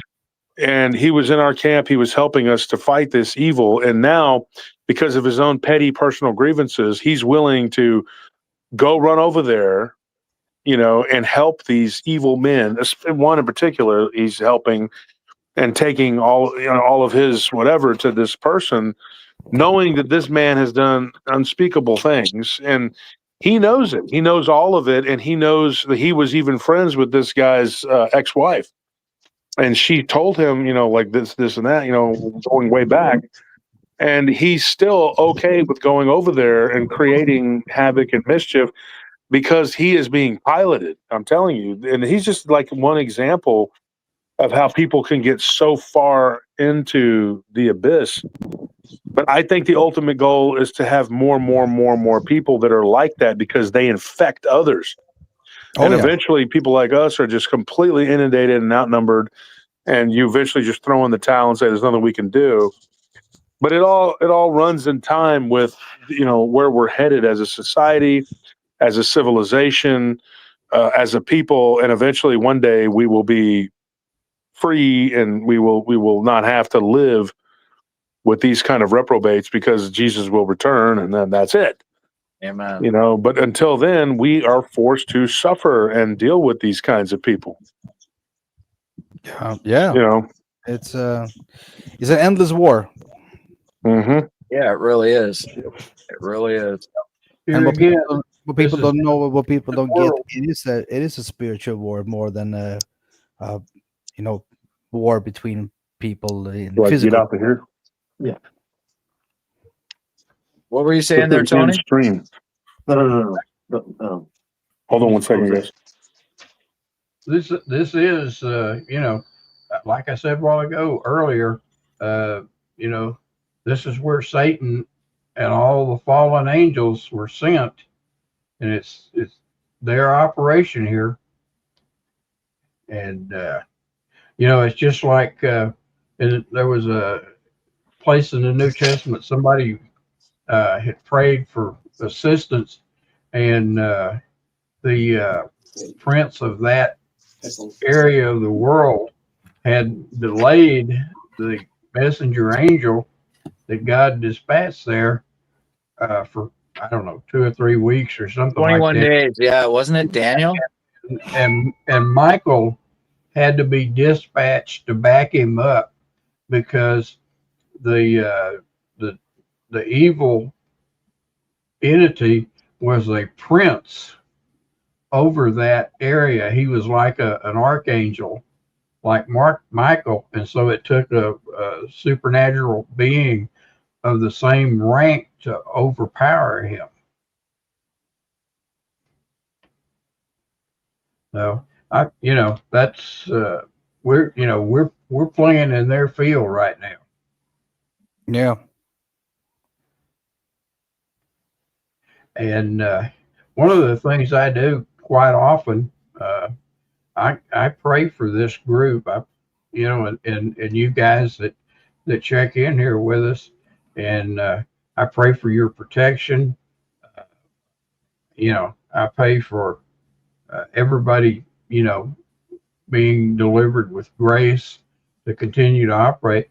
And also, I pray that the people, the evil doers, that that they learn what they're doing is a bad deal.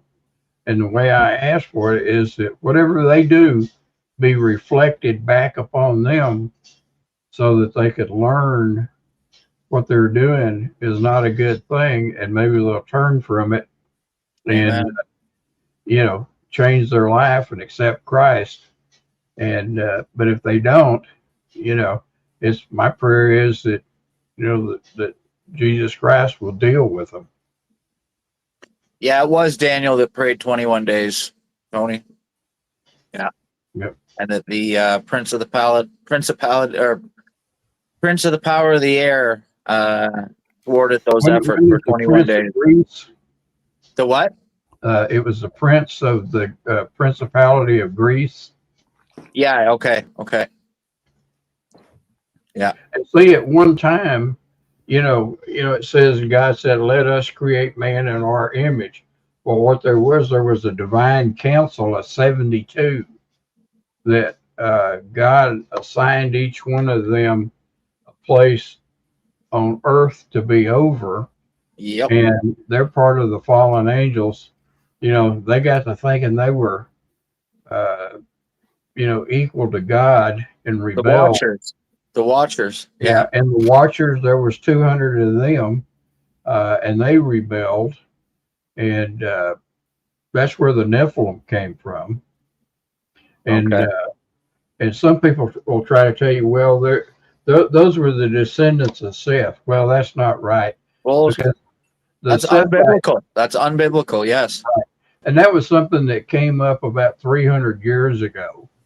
That Sethite theory, and in the original language, it's Beni Elohim, And in other words, the sons of God, and that means a direct creation or descendant.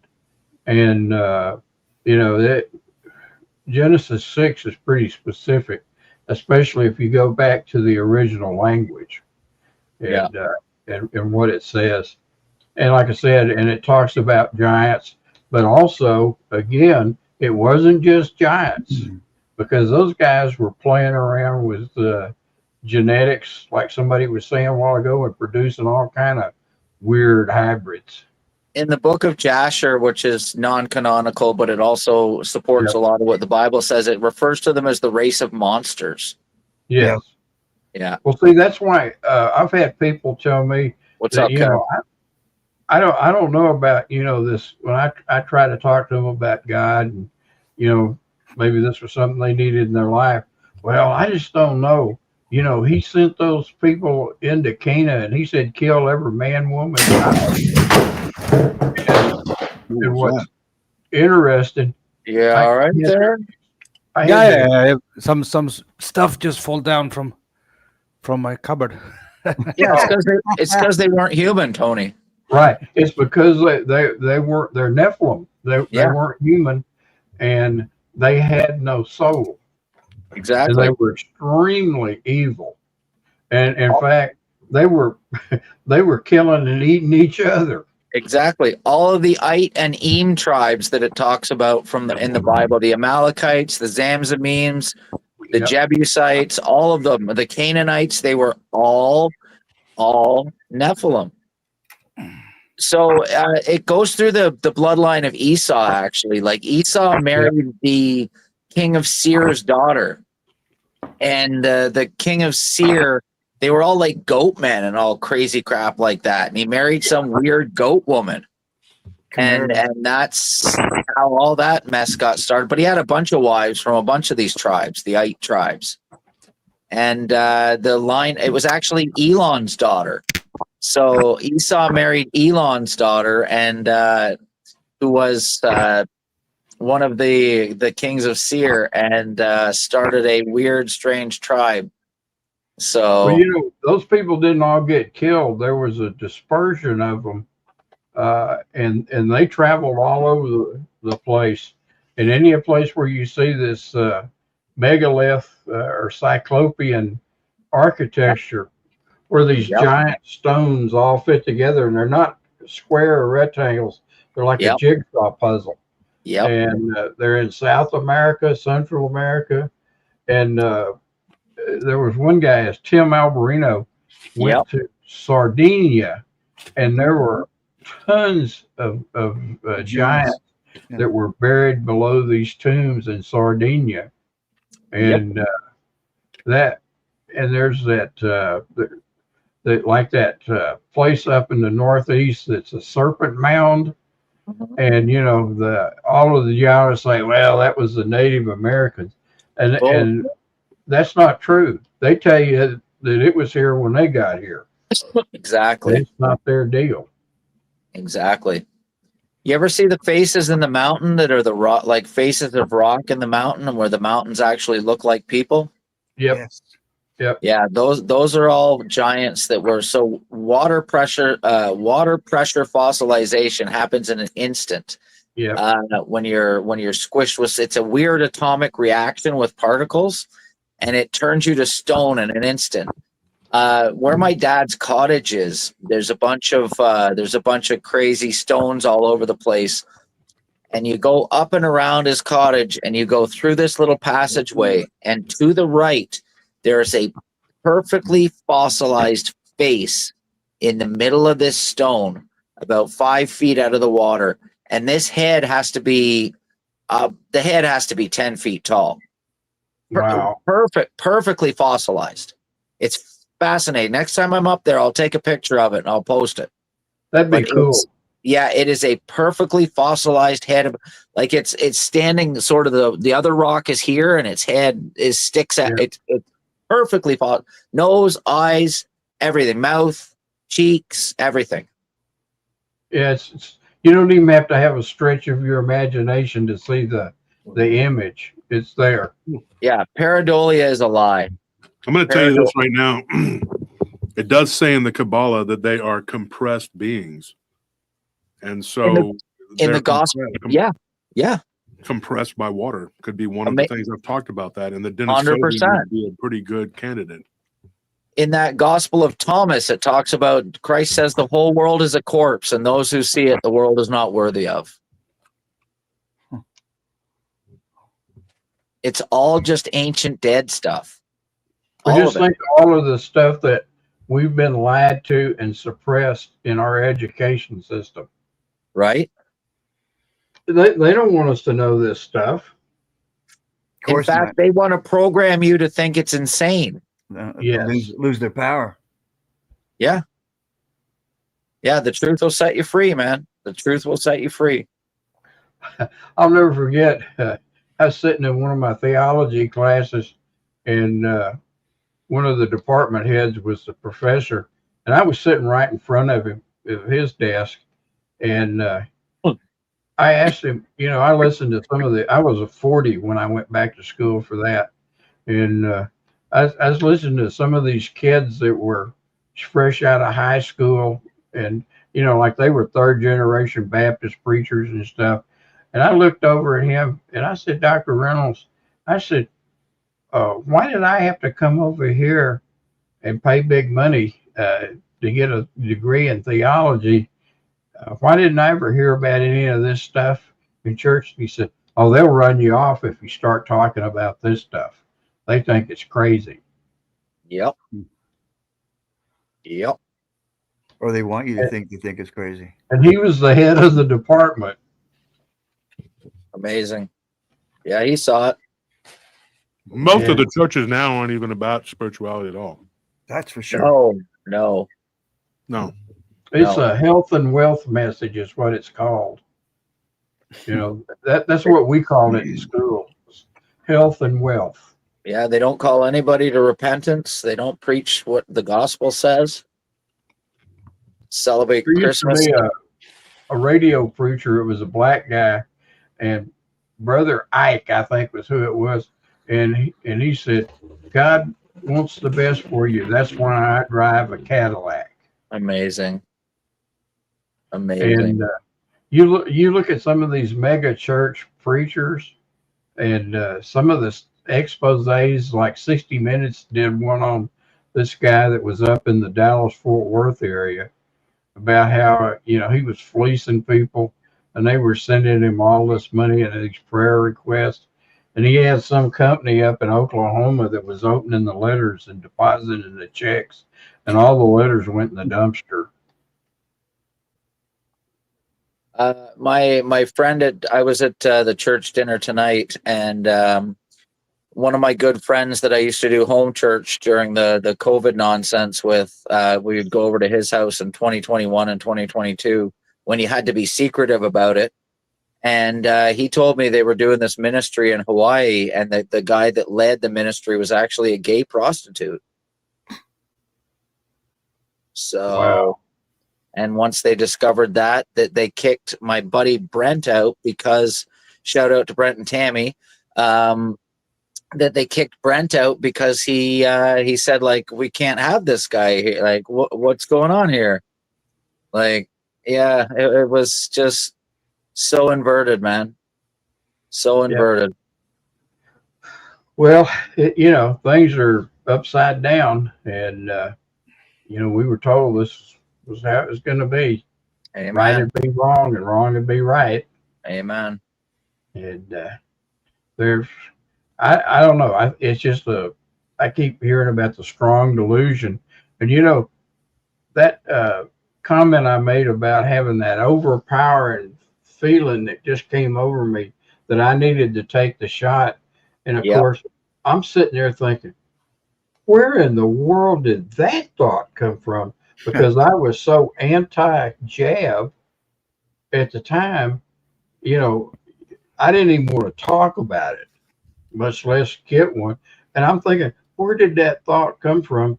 And about a week later, I was watching a Cliff High video, and he talked about a bunch of people in the previous days had sent him, had just flooded his inbox with emails saying that that happened to them too. What month was that, Tony? I don't remember. I want to say it was sometime, you know, in the winter, and it might have been like you said, like November. When you said November, I had the funny feeling that that was about the same time that happened to me. November 2021. I know. And Isn't that something, eh? And Cliff High said that him and some of his technical buddies, you know, Cliff is a computer genius and worked for Microsoft at one time, ran a division, but mainly was a freelancer and worked all over the world with computing deals and programming. And he said he talked to some of his buddies in different places in the world, and they were convinced that that was some kind of satellite technology, that they beamed that into us. Yes. And just, it might have just depended when the satellite went over where you were at, just what day or what time of the day it happened. I don't doubt that for a second. I was thinking it was coming off the towers, because I know that they were pumping out a lot of frequency that was like fear and anger frequencies. Yeah. That they can dial it into like a 16-digit frequency code. Yeah. And that's what was making people run, just going mental. Just absolutely, the fear was seething off these people, where they had lost their mind in that mass formation psychosis. Yeah. But I believe it was a technological one. But like you said, they could have been beaming it right down on our heads and into our heads. Well, it's like I said, you know, what amazed me was like, as soon as the thought hit me, I'm sitting there thinking, where is this coming from? Dude, what made me even think of that? Right? When I woke up and for about 10 seconds, I was like, wait a second. What? Yeah, I know. And I was disgusted with myself after that. The power they have at their disposal is almost unimaginable and terrifying in its implications. Yeah. And just think of all the people that didn't have a negative opinion about the shot, but just hadn't gotten excited about it or something. I bet you after they did that, there were people lining up. That's was my next comment, Tony. I was going to say I would love to see the uptick for the next couple of days on how many were there getting it. Yeah. Well, you know, you talked about they had lines like even in Austin. They would be like out in the parking lot, a Home Depot or Lowe's. And they have like these little canopy things there, and you could drive by and they'd give you a shot. And they showed them on the news, because I watch Austin, Waco, Temple TV, and they had long lines, people snaking around in parking lots to get those shots. It was unbelievable. And I'm sitting there thinking, what are these people thinking? I know. I lost a good friend that month to the booster shot. The problem, guys, is I'm sorry, guys, I had to eat dinner, but they're not thinking. They're letting the psychosis machine think for them. Absolutely. Problem. When you stop and you look at all of this, that's why I said what I said earlier. You have to have a strong leader. You have to have strong will. You have to have people who are willing to stand up and actually tell you, at the risk of their own safety, at the risk of their own defunding or whatever it takes, to say, look, this is wrong. This is not correct. I can't tell you how many people a day were messaging me, asking me my opinion on this. And I kept telling them about the JAB, and I said, don't get it. Don't do it. I'm not doing it. I never will. And I had some friend of mine who got it, and he was hypothetically with me and hypothetically this. And I said, look, they're not going to get me to do it at gunpoint. How about that? Yeah, I know. Well, they make you. I think they're not going to make me. Nobody's going to make me do anything, because if they do, then I'll be one dead dude. I mean, and that's it. Was my stance as well. Mm-hmm. Yeah, I'm not going to do it. And now they're finding out what people are falling over in their 20s and 30s. Come on, are you not seeing what's happening? I mean, it's damn obvious what's happening, and you cannot tell me. And there's a spike protein that keeps producing, doesn't stop.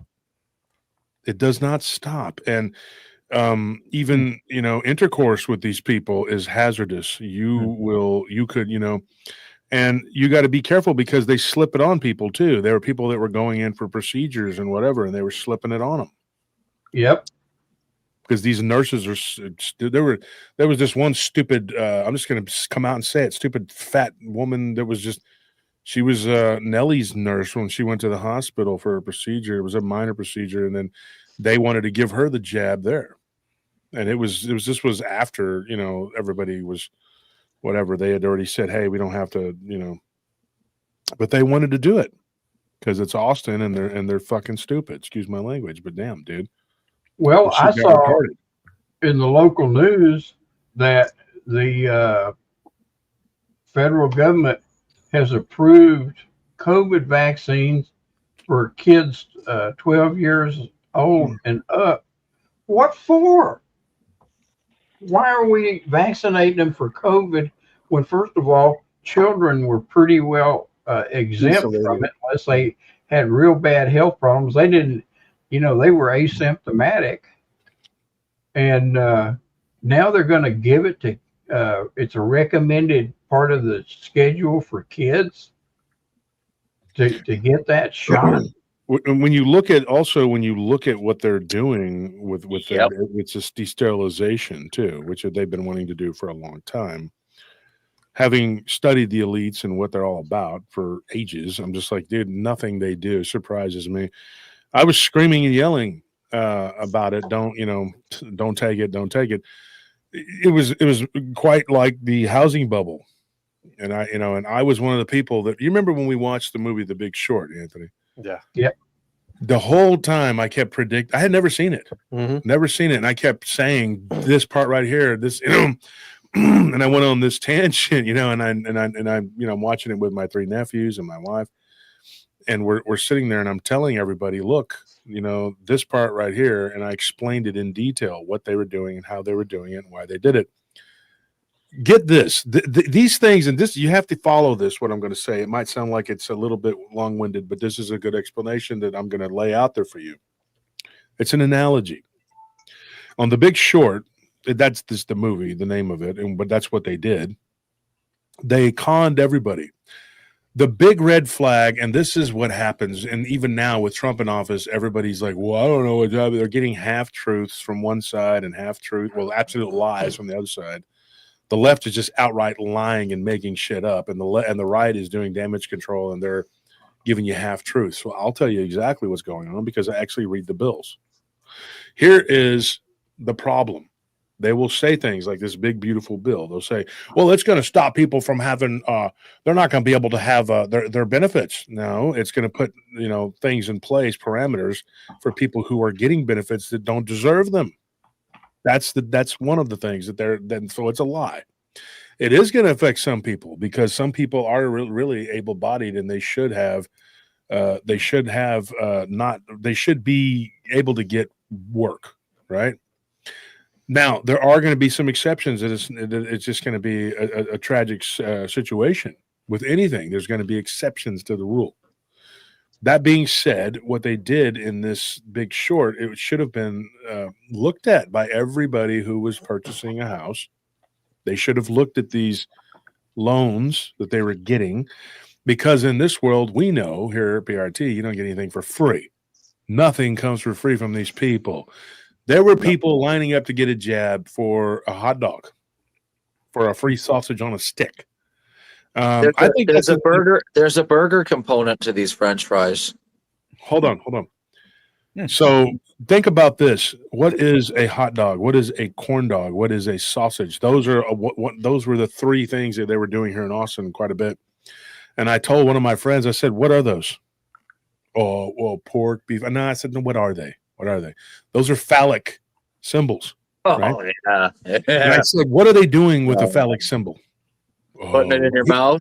I said, "Dude, they're screwing you with it. It's a humiliation ritual. It's a humiliation ritual." And we know that the people that run this country, they are a tribe from the Caucasus area. Let's just say that they had a king named Bulan, and a lot of their stuff was based around homosexuality and phallic worshiping. What do you think the symbol is on the? I'm going to say, not going to say the whole name of it, but the giant company that everybody orders stuff from. That big smiley face. Yeah, that's a dick. Yes, it sure is. You think I'm joking? I'm not even joking. The arrow on like one side. So I had an ex-girlfriend. He was like, "How do you know all this stuff?" I was like, "Because I freaking read." The big like blue Levin said, "Read a book." You know, like read Wind of the Khazars, read the 13th Tribe, read the. I'm not going to read the other one because it'll give it away and everybody will go freak out. Big blue phallus. Go, exactly. Go look it up. Go read, and you know where this information comes from. Why I know these things. Do It's you all know Osiris's wiener, yeah. Hold on, listen to what I'm going to say. History.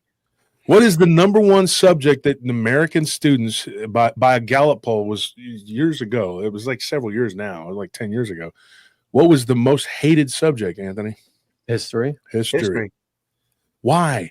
Because Lincoln freed the slaves, the Holocaust at this time, memorization of numbers, the end. That was it. That's all you learned was about slavery, Holocaust, and then some numbers and old dudes. That's it. Nobody liked it. Nobody liked it at all. I saw the history they were teaching his nephews. It was getting worse from my nephews, from him to the youngest. He's the oldest, and the rest were down the line. And my nieces and nephews were like, "This sucks." And I'm looking at it, and I'm like, "This is history." I'm like flipping through their book going, "This is crap. This is shit. This isn't history." You can't teach history correctly. It's much like the Christian church. You can't teach a 501c. I'm telling you, it's all by design. So there is a group of people who has tried to termite and eat out the foundations of our society, and they've done it with Christianity, and they have tried to break it down. What they don't realize is that they aren't going to be okay when Islam takes hold. They'll be a target, but they don't care. You know why? Because they are overrun and overtaken by a parasite of demonic possession. And that demon is driving this group of people to annihilate everything that is good, and especially the followers of Christ. They don't care about the fake ones. They're useful idiots. They want to get rid of us, the ones that actually know what the hell is going on.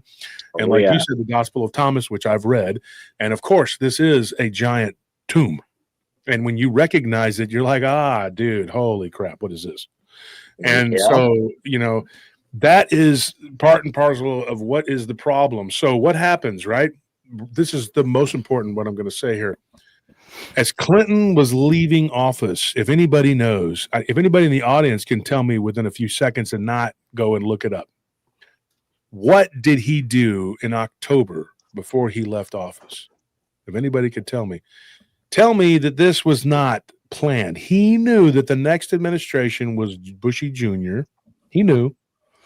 And he was opening the door to him or Gore, whoever was going to be there. He was giving them a free pass, free hand to rob the House, put their hand in the cookie jar, which the Republicans did back then all the time.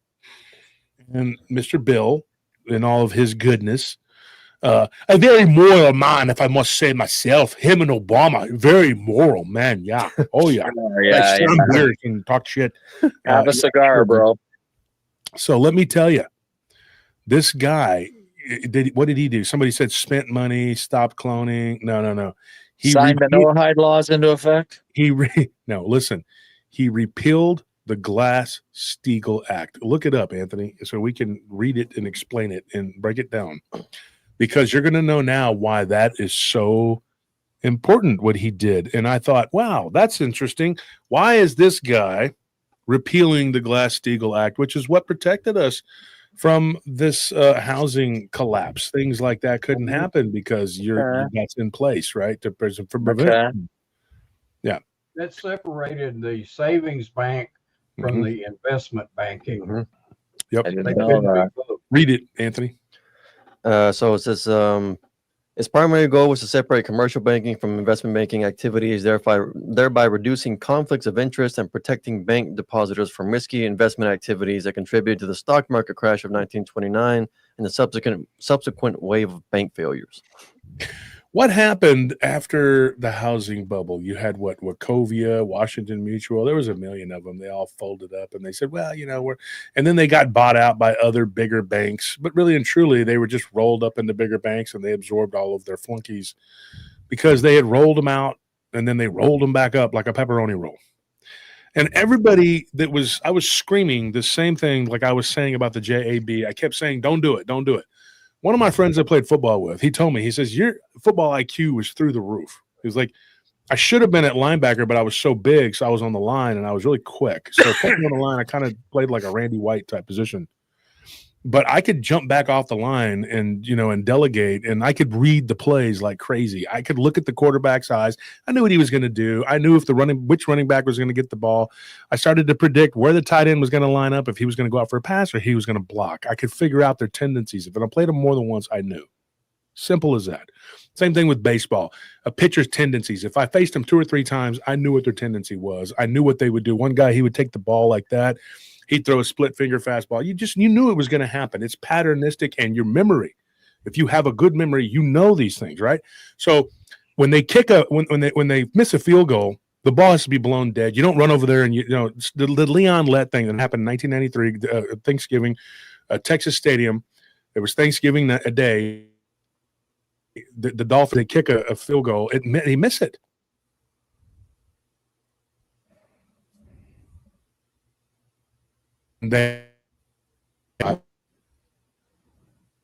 Come on. Something's cutting out on my end here. Yeah, no, it's not your end. They're having trouble with the internet in Texas right now. Oh, really? Josh, Yeah. you're frozen up. Because my feed's been going in and out most of the time here.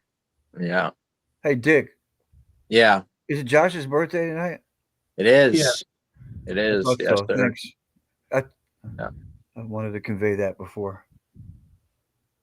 Where the roof falls in. Yeah. Yeah, both times it's happened now. He was saying something relevant, and no surprise there. No surprise. Exactly. No surprise there at all. That happens. The crash that you guys heard was one out of all 6 wine bottles just flew off my shelf. You got to slow down, son. I was gonna say, you drank 6 bottles of wine tonight? No. It's only for the collector. No. I don't even drink wine. I can't stand it. You're not going to sell that bill of goods at this point. But the crash that you hear like 15 minutes ago, it was they just flew off my shelf. They just flew off of your shelf. Yes. A reimagining of the Fall Tower of Babel. Yeah, poltergeist activity is a hell of a thing, eh? Yeah. Yeah, no, I've experienced that a few times. Books flying off the shelf and such, and just as we talked about the evil and the demonical stuff, it was. So only one bottle crashed. Luckily. You guys remember that scene in the American Werewolves where the guys talking to animal the guys in charge of the critters down in that town is being interviewed by Linda Godfrey, and the minute he mentions a cult or is asked about it, books start flying off the shelf. No, I haven't seen that one. No, I haven't seen that either. Well, if you would that's the one that has the first time I was exposed to, gosh, what's the gentleman's name with the long beard, older guy that had that LBL experience? Tex? Not Tex. No. Martin Groves. Yeah. He's interviewed in that. And there he is. And they go to inspect. They're asking them, and they mentioned occult activity. And the minute that's happened, Josh remembers the books start flying off the shelf. No. Yeah, that's crazy. Yeah. Well, we know what that is. So to finish what I was saying, let me take these out. I was the guy that would be what Darren Woodson was doing in that play. He was screaming and yelling, going like this, "Don't do it, don't touch it," waving everybody off. But Leon Lett runs over there and does what he does, and then they lose the game. Right? I remember that game. I mean, I remember like every game. I have like that. But the thing is that people don't understand, and what they will never understand. Did you pull that back up just so I could see it? The thing is that people don't understand, and they'll never understand, is that there's always going to be someone that knows what is going on and is trying to tell you, hey, don't do this. Don't run into the ball. You're going to have that player that's always going to be there. And I believe it's divine, not football, but like in your day-to-day life, you're sent teachers, you're sent people that tell you, that teach you and say, hey, this is going on. Don't do this. Don't do that. And there is something very strong that I believe it could be as insidious as chemical reactions in the brain that block you like a parasite, be from the food that we eat, the water we drink, and the air that we breathe, that stops you from learning from people and listening to people. And your wants and whatever they are, what you think is your need overrides your logic. And the person that's telling you, hey, don't do this, you're programmed to ignore that person.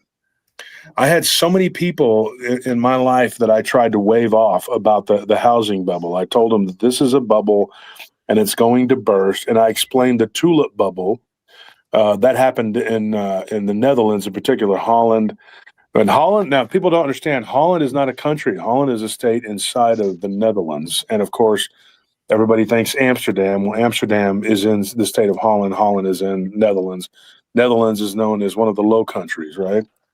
But that is in Europe. And so people, and it was a long time ago, people were like, well, I don't think that's what's happening. I don't think that's going to happen. And I told them there was a beanie bubble burst too. People don't understand what that is.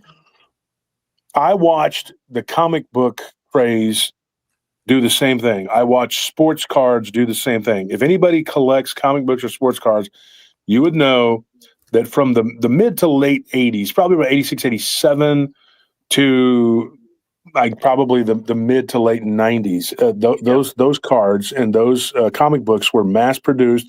They were overproduced to fit the appetites of Americans and their children. They just wanted this stuff so bad, and they were playing on the nostalgia of the parents that said, hey, we had these things as kids. We didn't hang on to them. The few people that did, now they're worth a bunch of money. So we're all going to get rich because we're buying up these comic books and cards, and my kids are going to hang on to them.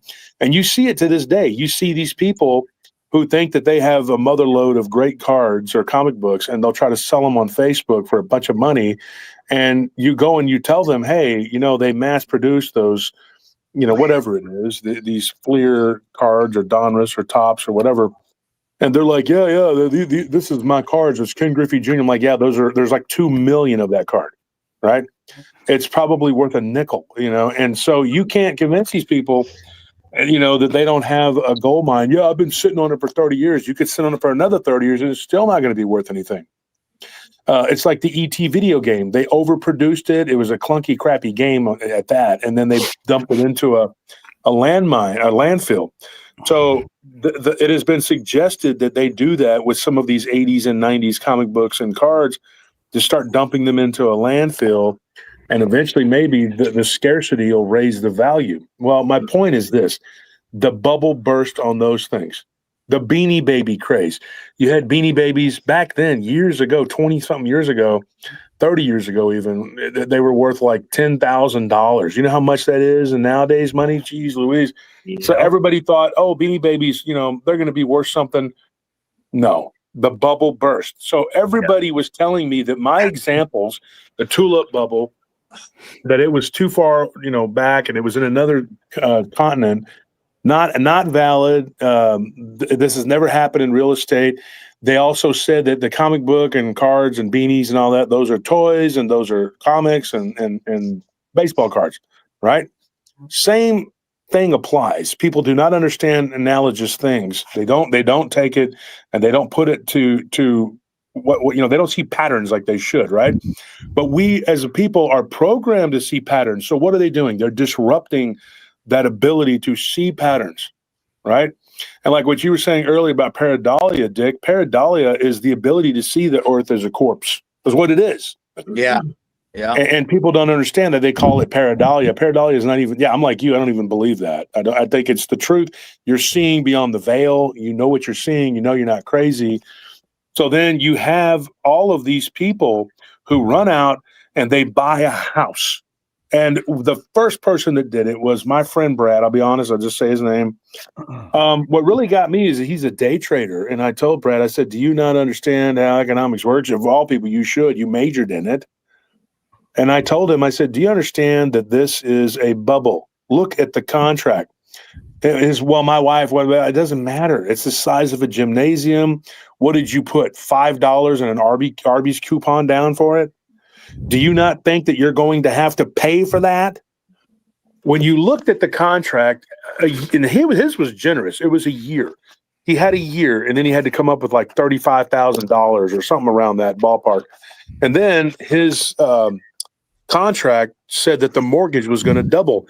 He was already going to be paying like I think it was $1,200 a month, so it was going to go up to $2,400. Of course, this is 2007. That's a lot of money.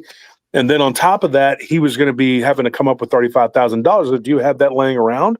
He says, well, I have a year. And I'm like, everything I said was just falling on deaf ears.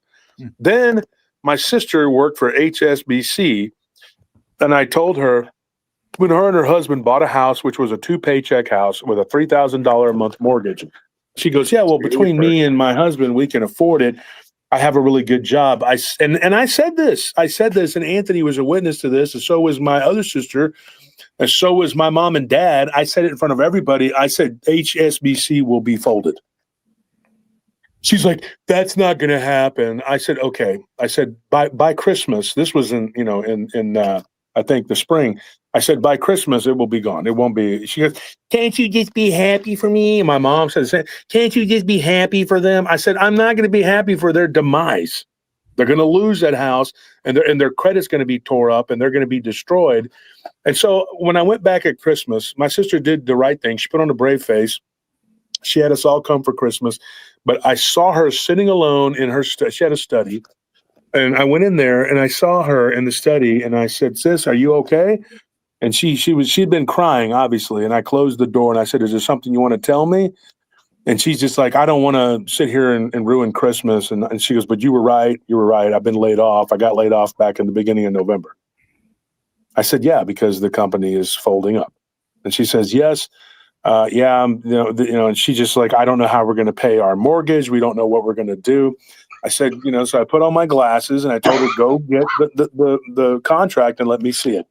Sure enough, I found right there in the middle where I had already gone over 15, 16 contracts of friends, family, whatever. And I said, there it is right there. You have a huge balloon payment coming up, and it's going to, in January. And then her mortgage was going to triple. Well, it was almost quadruple. It was and it was really bad. It was a horrible contract. And I told her, I said, see, this is why I said what I said at Easter. And everybody told me to shut up and stop being negative. Well, that's what happened. And then she's like, yeah, but the church said this and that, and the church didn't do anything to help them or mitigate it. They had too many people with their hand out. And I told her, I said, let me tell you something. When you're in this world, this matrix, you're playing on the crap table, you're throwing that dice, you're alone. You have people around you at the crap table, but at the end of the day, you're the one throwing the dice. Everybody around you is probably going to be betting against you because there's going to be more money to do that if you know how to play craps, right? And the world is a crapshoot. And let me tell you something. You never want to be there just throwing the dice. You're all alone, and no one else is going to be losing that money but you. And no one else is going to win that money but you. It's your particular whatever. They have their own side bets going and whatever. It doesn't have anything to do with you. So everybody has to stand alone and make their own decisions. So you have time. Time is currency. You want to put your time and effort and energy into paying attention to people who can teach you something, who can bring you to something. Not only that, but that maybe they can entertain you or whatever it is that you need. But you've got to get the knowledge. That's the most important thing. If people were forearmed, they would not, and they would have listened. They would not have gone broke and lost their ass in this big giant fantasy of owning a gigantic house for nothing. So I paid attention. I knew that Clinton and them were going to rob the house. He was involved in it. He repealed the Glass-Steagall Act. What business would he, a Democrat, have in propping up a Republican opponent unless they were all in it together? See, that is the key right there. There is no Republican, Democrat. There is no right, left. There just is. And there's Two just wings of people the that same shipbird. exactly, and there just are people that do. They don't care. You're not it. Like you're not in the club. You're not it. You're not part of it, and you never will be. Stop kidding yourself. And most people will live and die and barely be remembered or be known while they're alive. But what you can do with this life is make it count. Because if one of us is saying something, well, that's just one lunatic, right? A few of you are saying something, well, he convinced a few other lunatics. But what if everybody is starting to come out and say it and starting to do it? Then it's real. You're like, hey, this is actually real. This is happening. Everybody's talking about it. Everybody's talking about the same culprit, right? Then eventually you figure out who is in charge, and they're the people that need to be held accountable, and they're the ones to blame.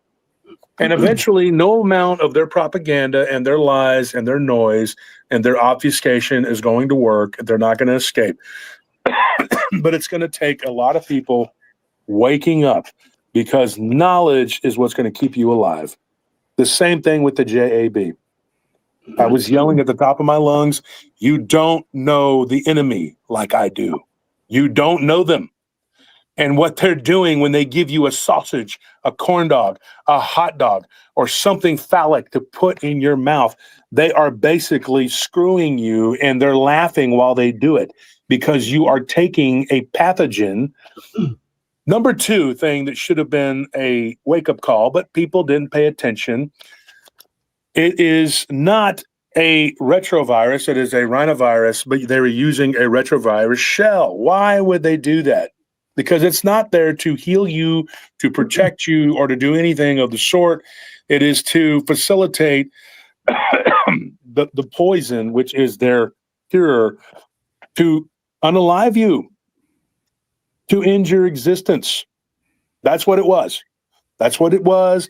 That's what it is. That's what it does, because they took the HIV shell. These people who took that, they're always They took sick. 8 different strains. 8 different strains of Yep. HIV is what I heard. Wow. Yeah, that's what the clamp is for the 8 spike. different strains of genetically engineered HIV strains. You're always sick. These people are always sick. They went out and they got injected with HIV. Yeah. You know why I know this? Because Fauci was the one responsible for creating it. The guy who bioengineered it, he did it right here in Austin, Texas, and he came forward and said he did it for Fauci. And these people don't get punished for anything because Biden pardoned the son of a bitch. And they never get punished. I saw an article today, Josh, that those pardons may be set aside, that Biden actually didn't approve them. No, because it was an auto pen. Yeah. Well, no, it was more than that. There was an article in one of the big Democrat newspapers that was basically uncovering it, which is kind of weird. Well, I mean, there needs to be some accountability, and people on both sides need to wake the hell up and realize you've been played. And these people need to understand that there is a bigger picture here. Everybody has their own little, crybaby wants and needs and whatever they feel like is most important. We got to put all those differences aside and work together and see the enemy for what they are and who they are and what they've done. And they have literally perpetrated the worst crime on humanity. They are always going to have something that they're going to fall back on to cry and obfuscate and use as a big, No, this was a terrible, terrible crime against humanity, what they did. And I'm telling you, as I'm sitting here, I never took it. And I told everybody I knew not to take it, not to give in, not to allow these people to do to them what they were doing all around the world. I told everybody, don't do it. Do not. Friends, family, people listening to the show, and they still went out and did it.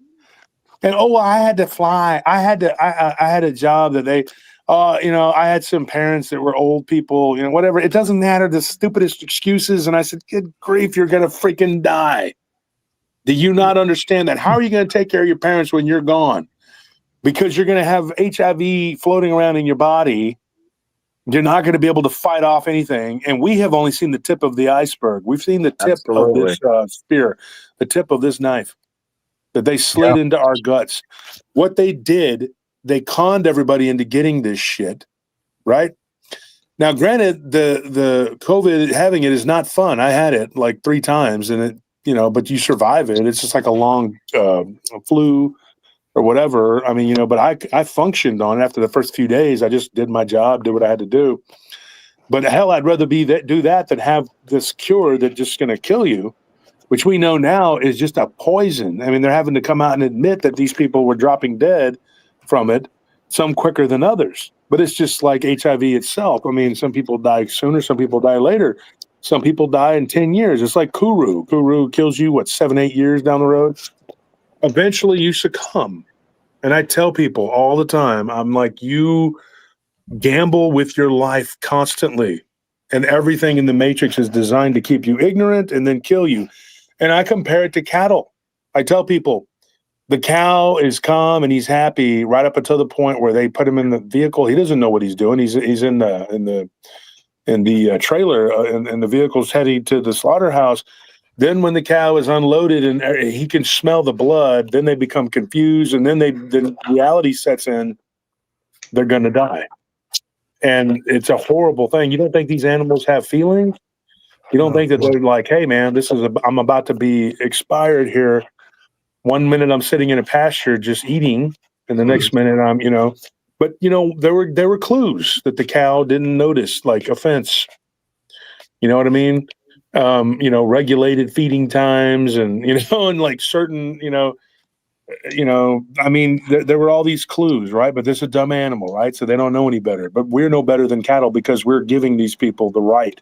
We're signing away our lives to these people to literally destroy us, to play games with not only with our shelter. The most important thing you'll ever buy is a house. They're playing games with our food, bro. They're even vaccinating the animals and stuff, and they're like genetically engineering food to have a vaccine in it, and that's pretty scary. Yeah, we sold our birthright, man. Absolutely. I can't see the names here. I'm just so small. Who all's in the chat right now? Chato just showed up. Chato, what's up, Chato? Hey, what's up, Wolf? I was trying to get a hold of you, man, because I wanted to see if you wanted to be on that television show about, because you had that encounter that took place when you were in the military. I work too much. Now I figured you probably, because I couldn't pin you down or whatever. But we need to record, though, for sure. I'd like to get you on and record with you for the podcast. We need to get your stories out there. These stories are not just stories. Everybody has a story, and everybody has something to say. And bringing it to life and bringing it to the forefront is important, and to me, because it shows that we are all dealing with some of the same shit. We're all connected. We're all having these weird accounts, Yeah, before I started listening to your show and before my awakening, I thought it was just like, because like I said, I had some absinthe. I thought it was just me like tripping out. I really wasn't aware that these things were real. And then when I listened to your show, it just hit me like a train. I was like, wow. And that's pretty weird. But what isn't like nowadays? Yeah, and if things like aren't weird, then they're not real. It's almost like what's weird is normal, and when you try to be normal, they tell you that you're crazy. Yep. And the worst thing you can do is fall into. It's just a huge embers. The worst thing you can do is fall into this fad mentality. The fad mentality of like, well, this is what's hip and this is what's cool, so I'm going to walk around with a trash bag on my head or whatever the hell it is that they're doing. And you have to have the courage to back away and say, this is stupid. This is insane. This is lunacy.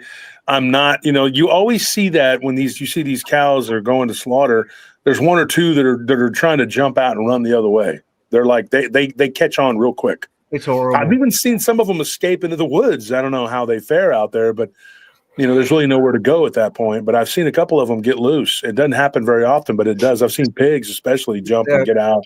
I saw a clip of pigs in a conveyor belt line, and one of them jumped out in front of the butcher and like try and save his friend. I know how corny that sounds, but I saw it. It was absolutely heartbreaking. It was smart and courageous. And the butcher stepped back from just the vehemence, in the creature's, demeanor. it gives you pause to think. We're all connected. Yeah, Every it's life sad. is sacred, and everything is connected in these universe. Yeah. And we're here, we're living our lives on a day-to-day basis. We're faced with choices, and every day, a choice that you make right now, today, in the next hour, 2 hours, whatever, could have profound and lasting effects on you for a decade or even longer. And you don't realize like how innocuous some of this stuff is. You think it is, and it's important to listen to people's encounters and hear what these people go through, because they think of something that is just a mild, little whatever, and it turns into something really bad, and they don't realize like, oh shoot, I didn't know it was like that. People live in a haunted house. There's a lady in San Antonio, and she's, I was watching her the other day. I met her when I was at the conference there, and she was like, I live in a haunted house. It's pretty cool, and I'm like, yeah, no, it's not cool, because that shit will give you cancer. It will give you diseases. It will cause parasites. It will kill you.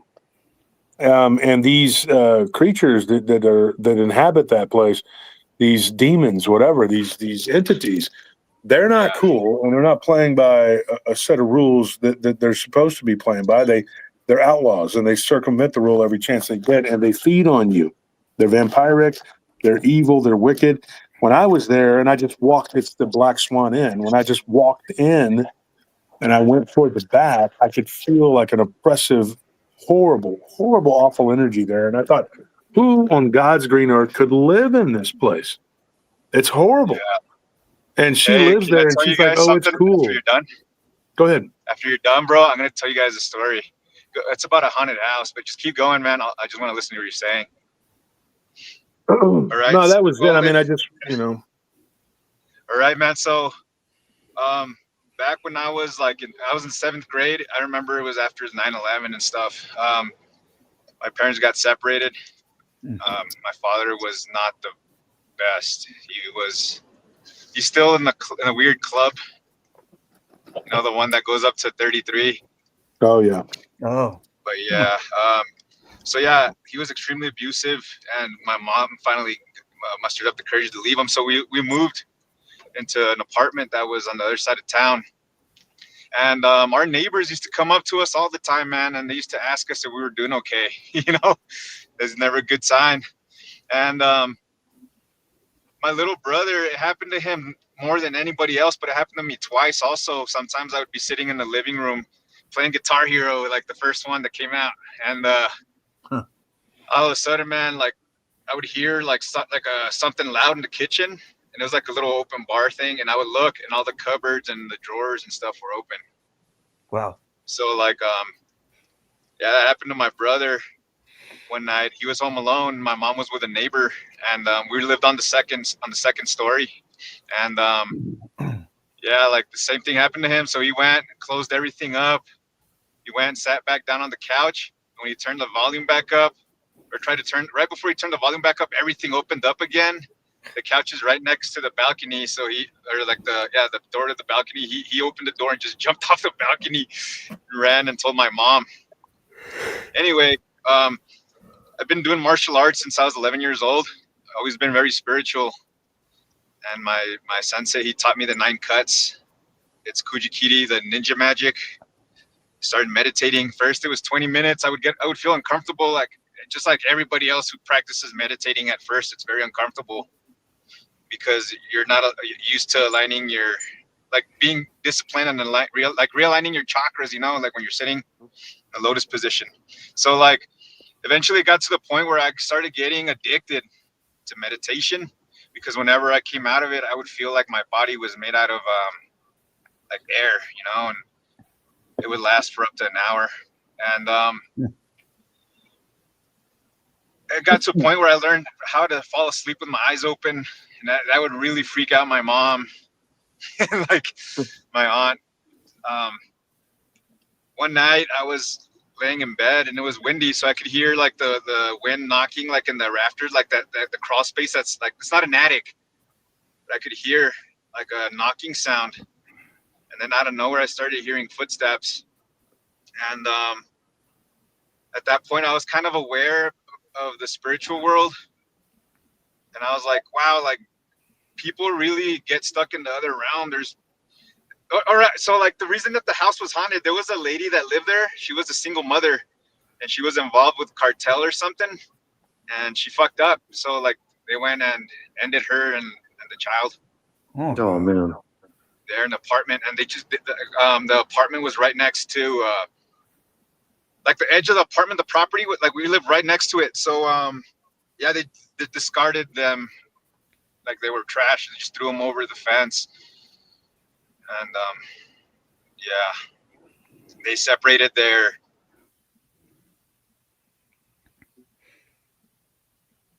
Hello? You still there, Chado? Did we lose you? Sounds like it. It would appear so.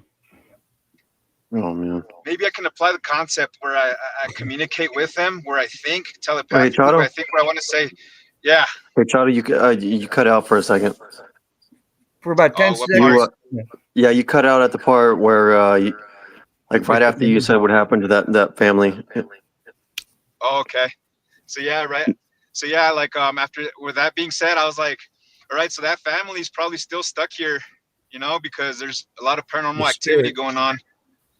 The spirits, and so I was like, what if I try to communicate with them? What if I think what I want to say and feel what I want to say, but I don't say it with my mouth? I just move my lips, and they work, man. I was like, if there's somebody here, give me a sign, and then like nothing. I was like, if there's somebody here and you're not evil and you need help, I was like, knock 3 times like on my ceiling, and I heard some footsteps like above me, walk towards the center of my room, like on top, and they knocked 3 times and they walked away, and that kind of made my blood run a little cold. But I was like, don't break concentration, stay in an alpha state. And I was like, all right, if you really aren't like an evil spirit and you really need help, I was like, I'm here to help you. I want to help you find the light. But if you're an evil spirit, just cease communication with me. But if you need help, knock 3 times at my door. And then this time the footsteps were different. It was like a little kid, like these little footsteps. And then it wasn't like 3 solid knocks. It wasn't like, it was like, and then they took off running like little footsteps. Ta, ta, ta, ta, ta. And then that scared me so much, man, that I almost pissed my pants. I'm sorry, excuse the French. But I was laying in bed and I was like, oh man, I got to use the restroom. And I was like, what if I open the door? I was like, what if I don't know? I was like, what if, I was like doubting myself, you know, because it worked. And I was like, all right. So I was like, it's either lay in bed and do the deed there, or like just be a man and go run to the bathroom. So I was like, all right, I'm going to do this. So I got up, I opened the door, and I ran down the hallway, and I turned the light on to the restroom. And as soon as I did that, I looked towards, like something was telling me to look towards the living room. But when I did, it was like the light from the restroom wasn't reaching that far. It was just complete total darkness, like the living room, like it was like the darkness was swallowing the light. And then something told me, Like blacker than like, black. yeah, the abyss, bro. It was like, Yeah. hey, it was like, hey, come sit with me. There's something I need to tell you. And I was like, nope. I went in the bathroom, and yeah, I did the deed. And then I was like, I know, like if I open the door, the moment I open the door, what if there's something waiting for me? So I just stayed in there for like 20 minutes, and I was like, all right, whatever. I opened the door, and like the light from the restroom was hitting the back wall in the living room. So I was like, wow, that's cool, I guess. And I turned the light off and ran in my room as fast as possible. But after that, like the paranormal activity in the house ramped up even more. And like I wouldn't stop meditating, bro. I couldn't. I was obsessed. And the technique that I used was it was a custom technique. I used to call it dancing with a flame. Mm-hmm. I would set a tea candle out like a arm's length away, little tiny ones that's like a 20, you can buy at Walmart for a 20 pack. And I would concentrate to the point where I would turn my CD player, I would turn the volume all the way off, and then just one little tick, and it's like 3 ticks per volume, and it has 9 levels, one of the Walkmans. But I would concentrate to the point where I could hear it very, very loud, like if I was like blasting music in my room, and I could feel the heat from the candle like hitting my body, and I would shift my organs to the same rhythm of the flame, and like it accelerated my reflexes to like a point where like whenever I would spar, sometimes I would spar with 2 to 3 people against me, and I would counter them before their hand even touched me. And this is them coming up from behind me, trying to grab me or something. I would just throw them on the ground before they without even looking. It was to the point where I could block, counter, and strike with my legs without even using my hands. But it's a seductive. It's seducing, man. It'll seduce you. But yeah. Do you still meditate I to haven't that degree? meditated. No, I haven't done that in a while. I know how to do it properly. But I've been exposed to a lot of things, and whenever I do certain things, it attracts negativity. No, Chotto, do you know who always knocks 3 times? Yeah, I know, but I asked it to. You know? This is the thing, though, my friend. I've experienced that. I've had that happen twice at my house, where something came to the door and knocked 3 times, and my neighbor saw 2 black-haired women walking away the one night, and then it happened again about 2 or 3 months ago, where something knocked on the window 3 times. Yeah. So, oh, dude, you know what's freaky? It doesn't matter what time of the day it is either. So the other day I was listening to a paranormal podcast. It's one of our, somebody from Mexico. I'm not going to say their channel. They're very popular though. I was listening to them, and it was they were talking about black magic and stuff, and it's all out in the open, man. The Mexicans are hardcore, bro.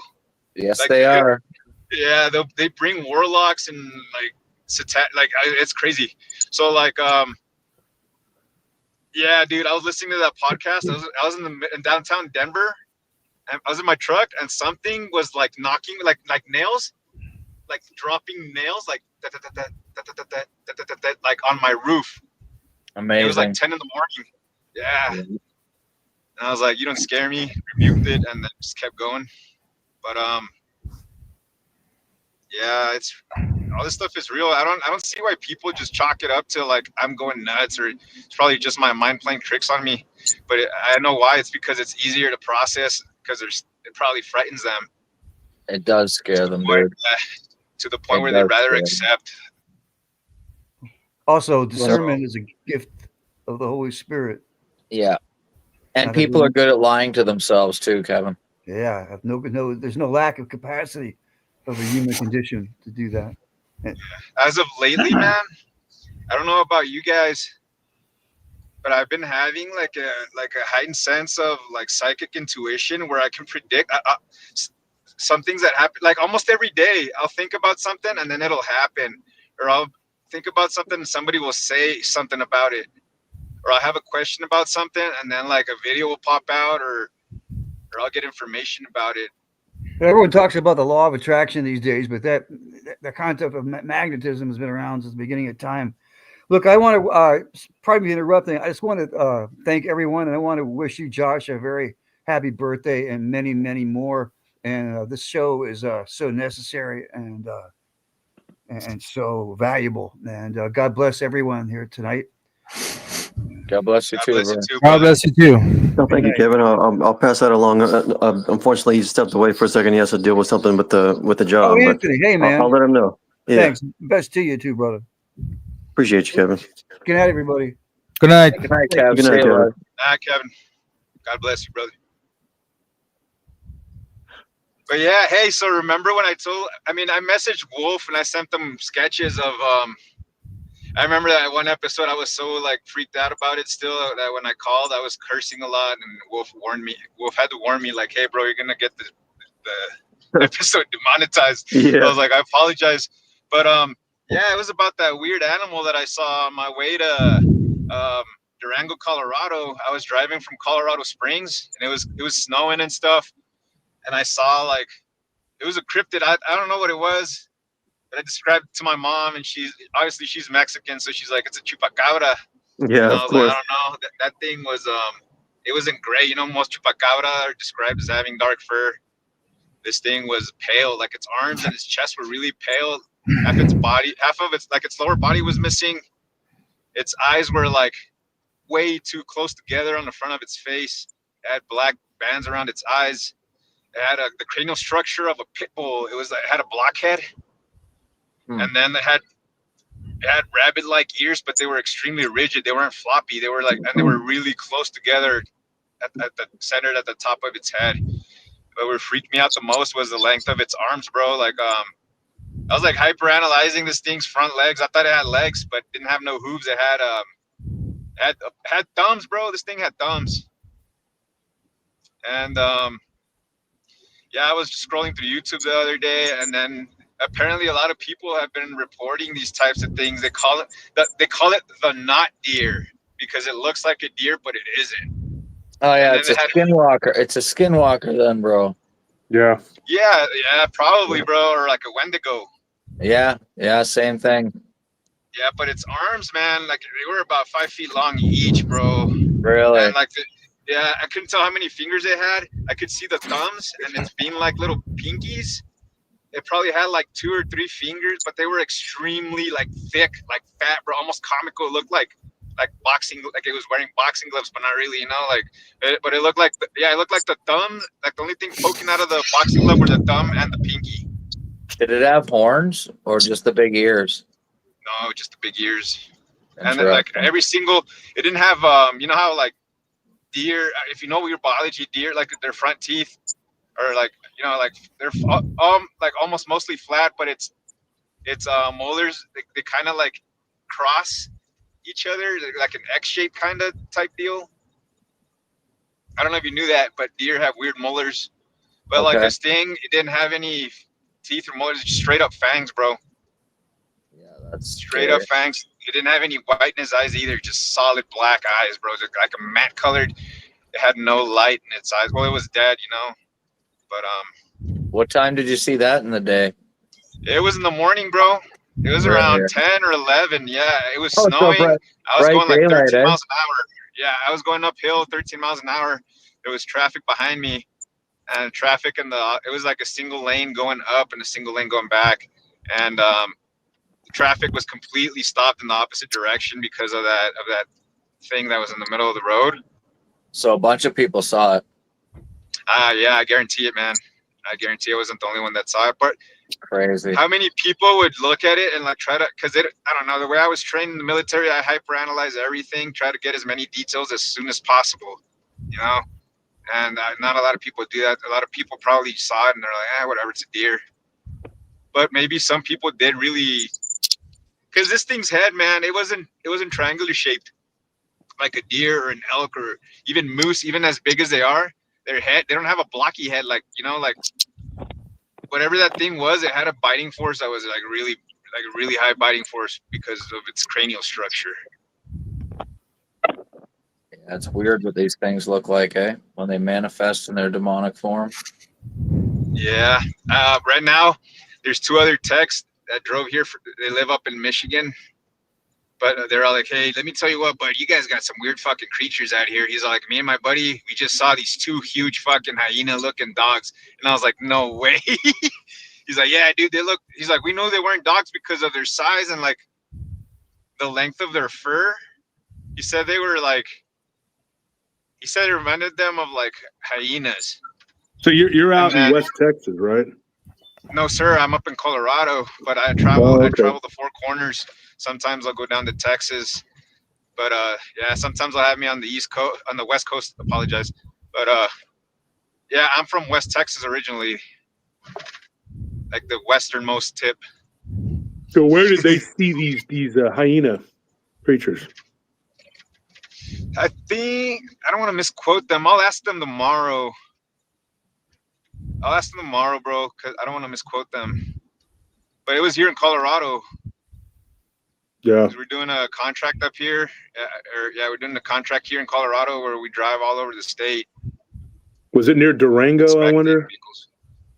Probably, I don't know, man. I gotta be sure. I don't know, but there's a lot of weird stuff down in southern Colorado, man. But that Four Corners area is very weird. Yeah, no You get a lot kidding. of stuff out of that area. Just the sheer amount of like military activity, man, tells you everything. Oh, Sometimes well, guys, when I you're hate to driving do through this, Colorado, man. yeah, I got to vents and run, shit. but All right, buddy. yeah, I got to jump off here. It's not that late here, but it's already been 5.5 hours, man. And the internet went out, and then it came back on, and it went back out, and been doing it on my phone here. Here in Sweden is 8:22 at the moment in the morning. I'm a warrior. No. It's been a hell of a fun to jump in for the first time on this live show. Hudermar. Good morgon. Good morning. All right, guys. Well, I'm going to run, guys. I'm going to jump off, man. Thank you for tuning in, guys. Thank you to everybody who donated to help the show and keep it going. And thank you for everybody who listened and for everybody who jumped on in the chat that came on and talked and told stories. And to all of our guests, thank you, everybody. We really care about you guys. We love you guys. We are a family. You know, we're a very weird family that we have a lot of knowledge. And when we come together on Mondays, we really bring a lot of knowledge, man. I wish more people would tune in on the Monday show and watch it, you know. But it is what it is. I think this will increase, and also, mind you, everybody, that people are listening afterwards. Yeah, like I do, because I work usually every other Monday, so I listen when I can. Yeah, and Sunday, I mean, it's a very good day, but we didn't get a huge crowd in yesterday because it was about tigers. They thought, oh, it's just about tigers, but that's not what it was about. It was about these shapeshifters. You know, Yeah, that was a crazy story, man. Yeah, that was pretty cool. I listened to it. Yeah, and you know, I like to get stories from other people from around the world. Anytime I get a chance to meet anybody that's, you know, from another place, I always ask them if they know about the legends and stories. And sometimes they don't even know, you know, like I'll educate them about their stuff that and they're, oh, really? I didn't even know that. And then they'll go look it up or whatever, you know. But I've had people come back to me, like this one guy at the gym, you know, he was from not Guyana. Oh God, I can't remember the name of the place. It's in Kenya. He's in Kenya. So he went back, he's East Africa, and he talked to his grandmother, you know, and she gave him a bunch of stuff. And when I saw him a couple months later, he started giving me all kinds of stories. And, you know, so yeah, there's stuff. They have a thing that's kind of similar to what Chato was talking about, like these antelope people, which are just shapeshifters too. They just blend in, you know, but they do what the skinwalker does. They just blend in. And they choose shapes that they can move really fast, you know. And yeah, it's very interesting stuff. So, anyways, folks, thank you for tuning in. We'll see you tomorrow night. We'll have the podcast episode, which will also be on YouTube, of course. And then Wednesday we'll be back with another edition. And then Thursday I'm off from this, and I don't know. I don't think I'm going to have a guest on Friday. I'm not sure yet. And then I'm off on Saturday, and then we'll be back on Sunday. All right, guys. Thank you very much. Thank you. Later, Wolf. Right. Hey, happy Good night, birthday, guys. brother. Thank you. Appreciate it, guys. See you guys. Happy birthday. Yeah, happy birthday, buddy. Tell the Shiva story next. You need to be careful, Richard. They're gonna start targeting you more now that you're becoming one of us. You know, and like Good. Good. You're becoming part of the crew here. That's probably what that dream was about. You know, the one guy from their camp, he was trying to get in to talk in the queue. I don't know if you saw him. I did. But yeah, he is into black magic and sorcery. Openly admits it. He's the only one that'll openly admit it. The rest of them do it, but they're not coming out and saying it. But he comes out and he's. But yeah, I've had lots of bad dreams as I've been fighting with these people. Be careful with that, bro. Be careful with that, because when you have somebody saying I'm this, it turns out most cases that they're not. Because a real practitioner will not tell you, dude. Like it's forbidden. Like their familiars, quote unquote, will not allow it. Yeah. Well, he's been saying it, but then he goes back and says he's not throwing spells on us, though. He says, I am, but I do practice, but I'm not throwing spells. I'm not doing anything. But I know he is. You know. That's just like Ice Cube, bro. When like this whole shit dropped down, he's like, I'm not one of them. I was like, yeah, right, buddy. Yeah. I don't believe it for a second. May I quote Abe CS and say, in the name of Jesus Christ, may any of their evil spells go back on them sevenfold. We do not accept. Absolutely. We do not accept any of their evil or their negativity in the name of Jesus Christ. None of it. Don't accept any of it. We are children of God. May the Lord God rebuke them. Holy Spirit be praised. Christ be praised. The Lord God Father be praised. And may the evil go back to them. They can drink their own poison. Amen. Amen. Amen. May they toss the chalice, the poison-filled chalice, on the ground when they realize that mistakes. Ask these things in King Yeshua's name. Thank you, Father, Lord. Amen. God bless them. All right, guys. I'll see you. See you guys. Later, God Wolf. bless. Later. God bless. Later.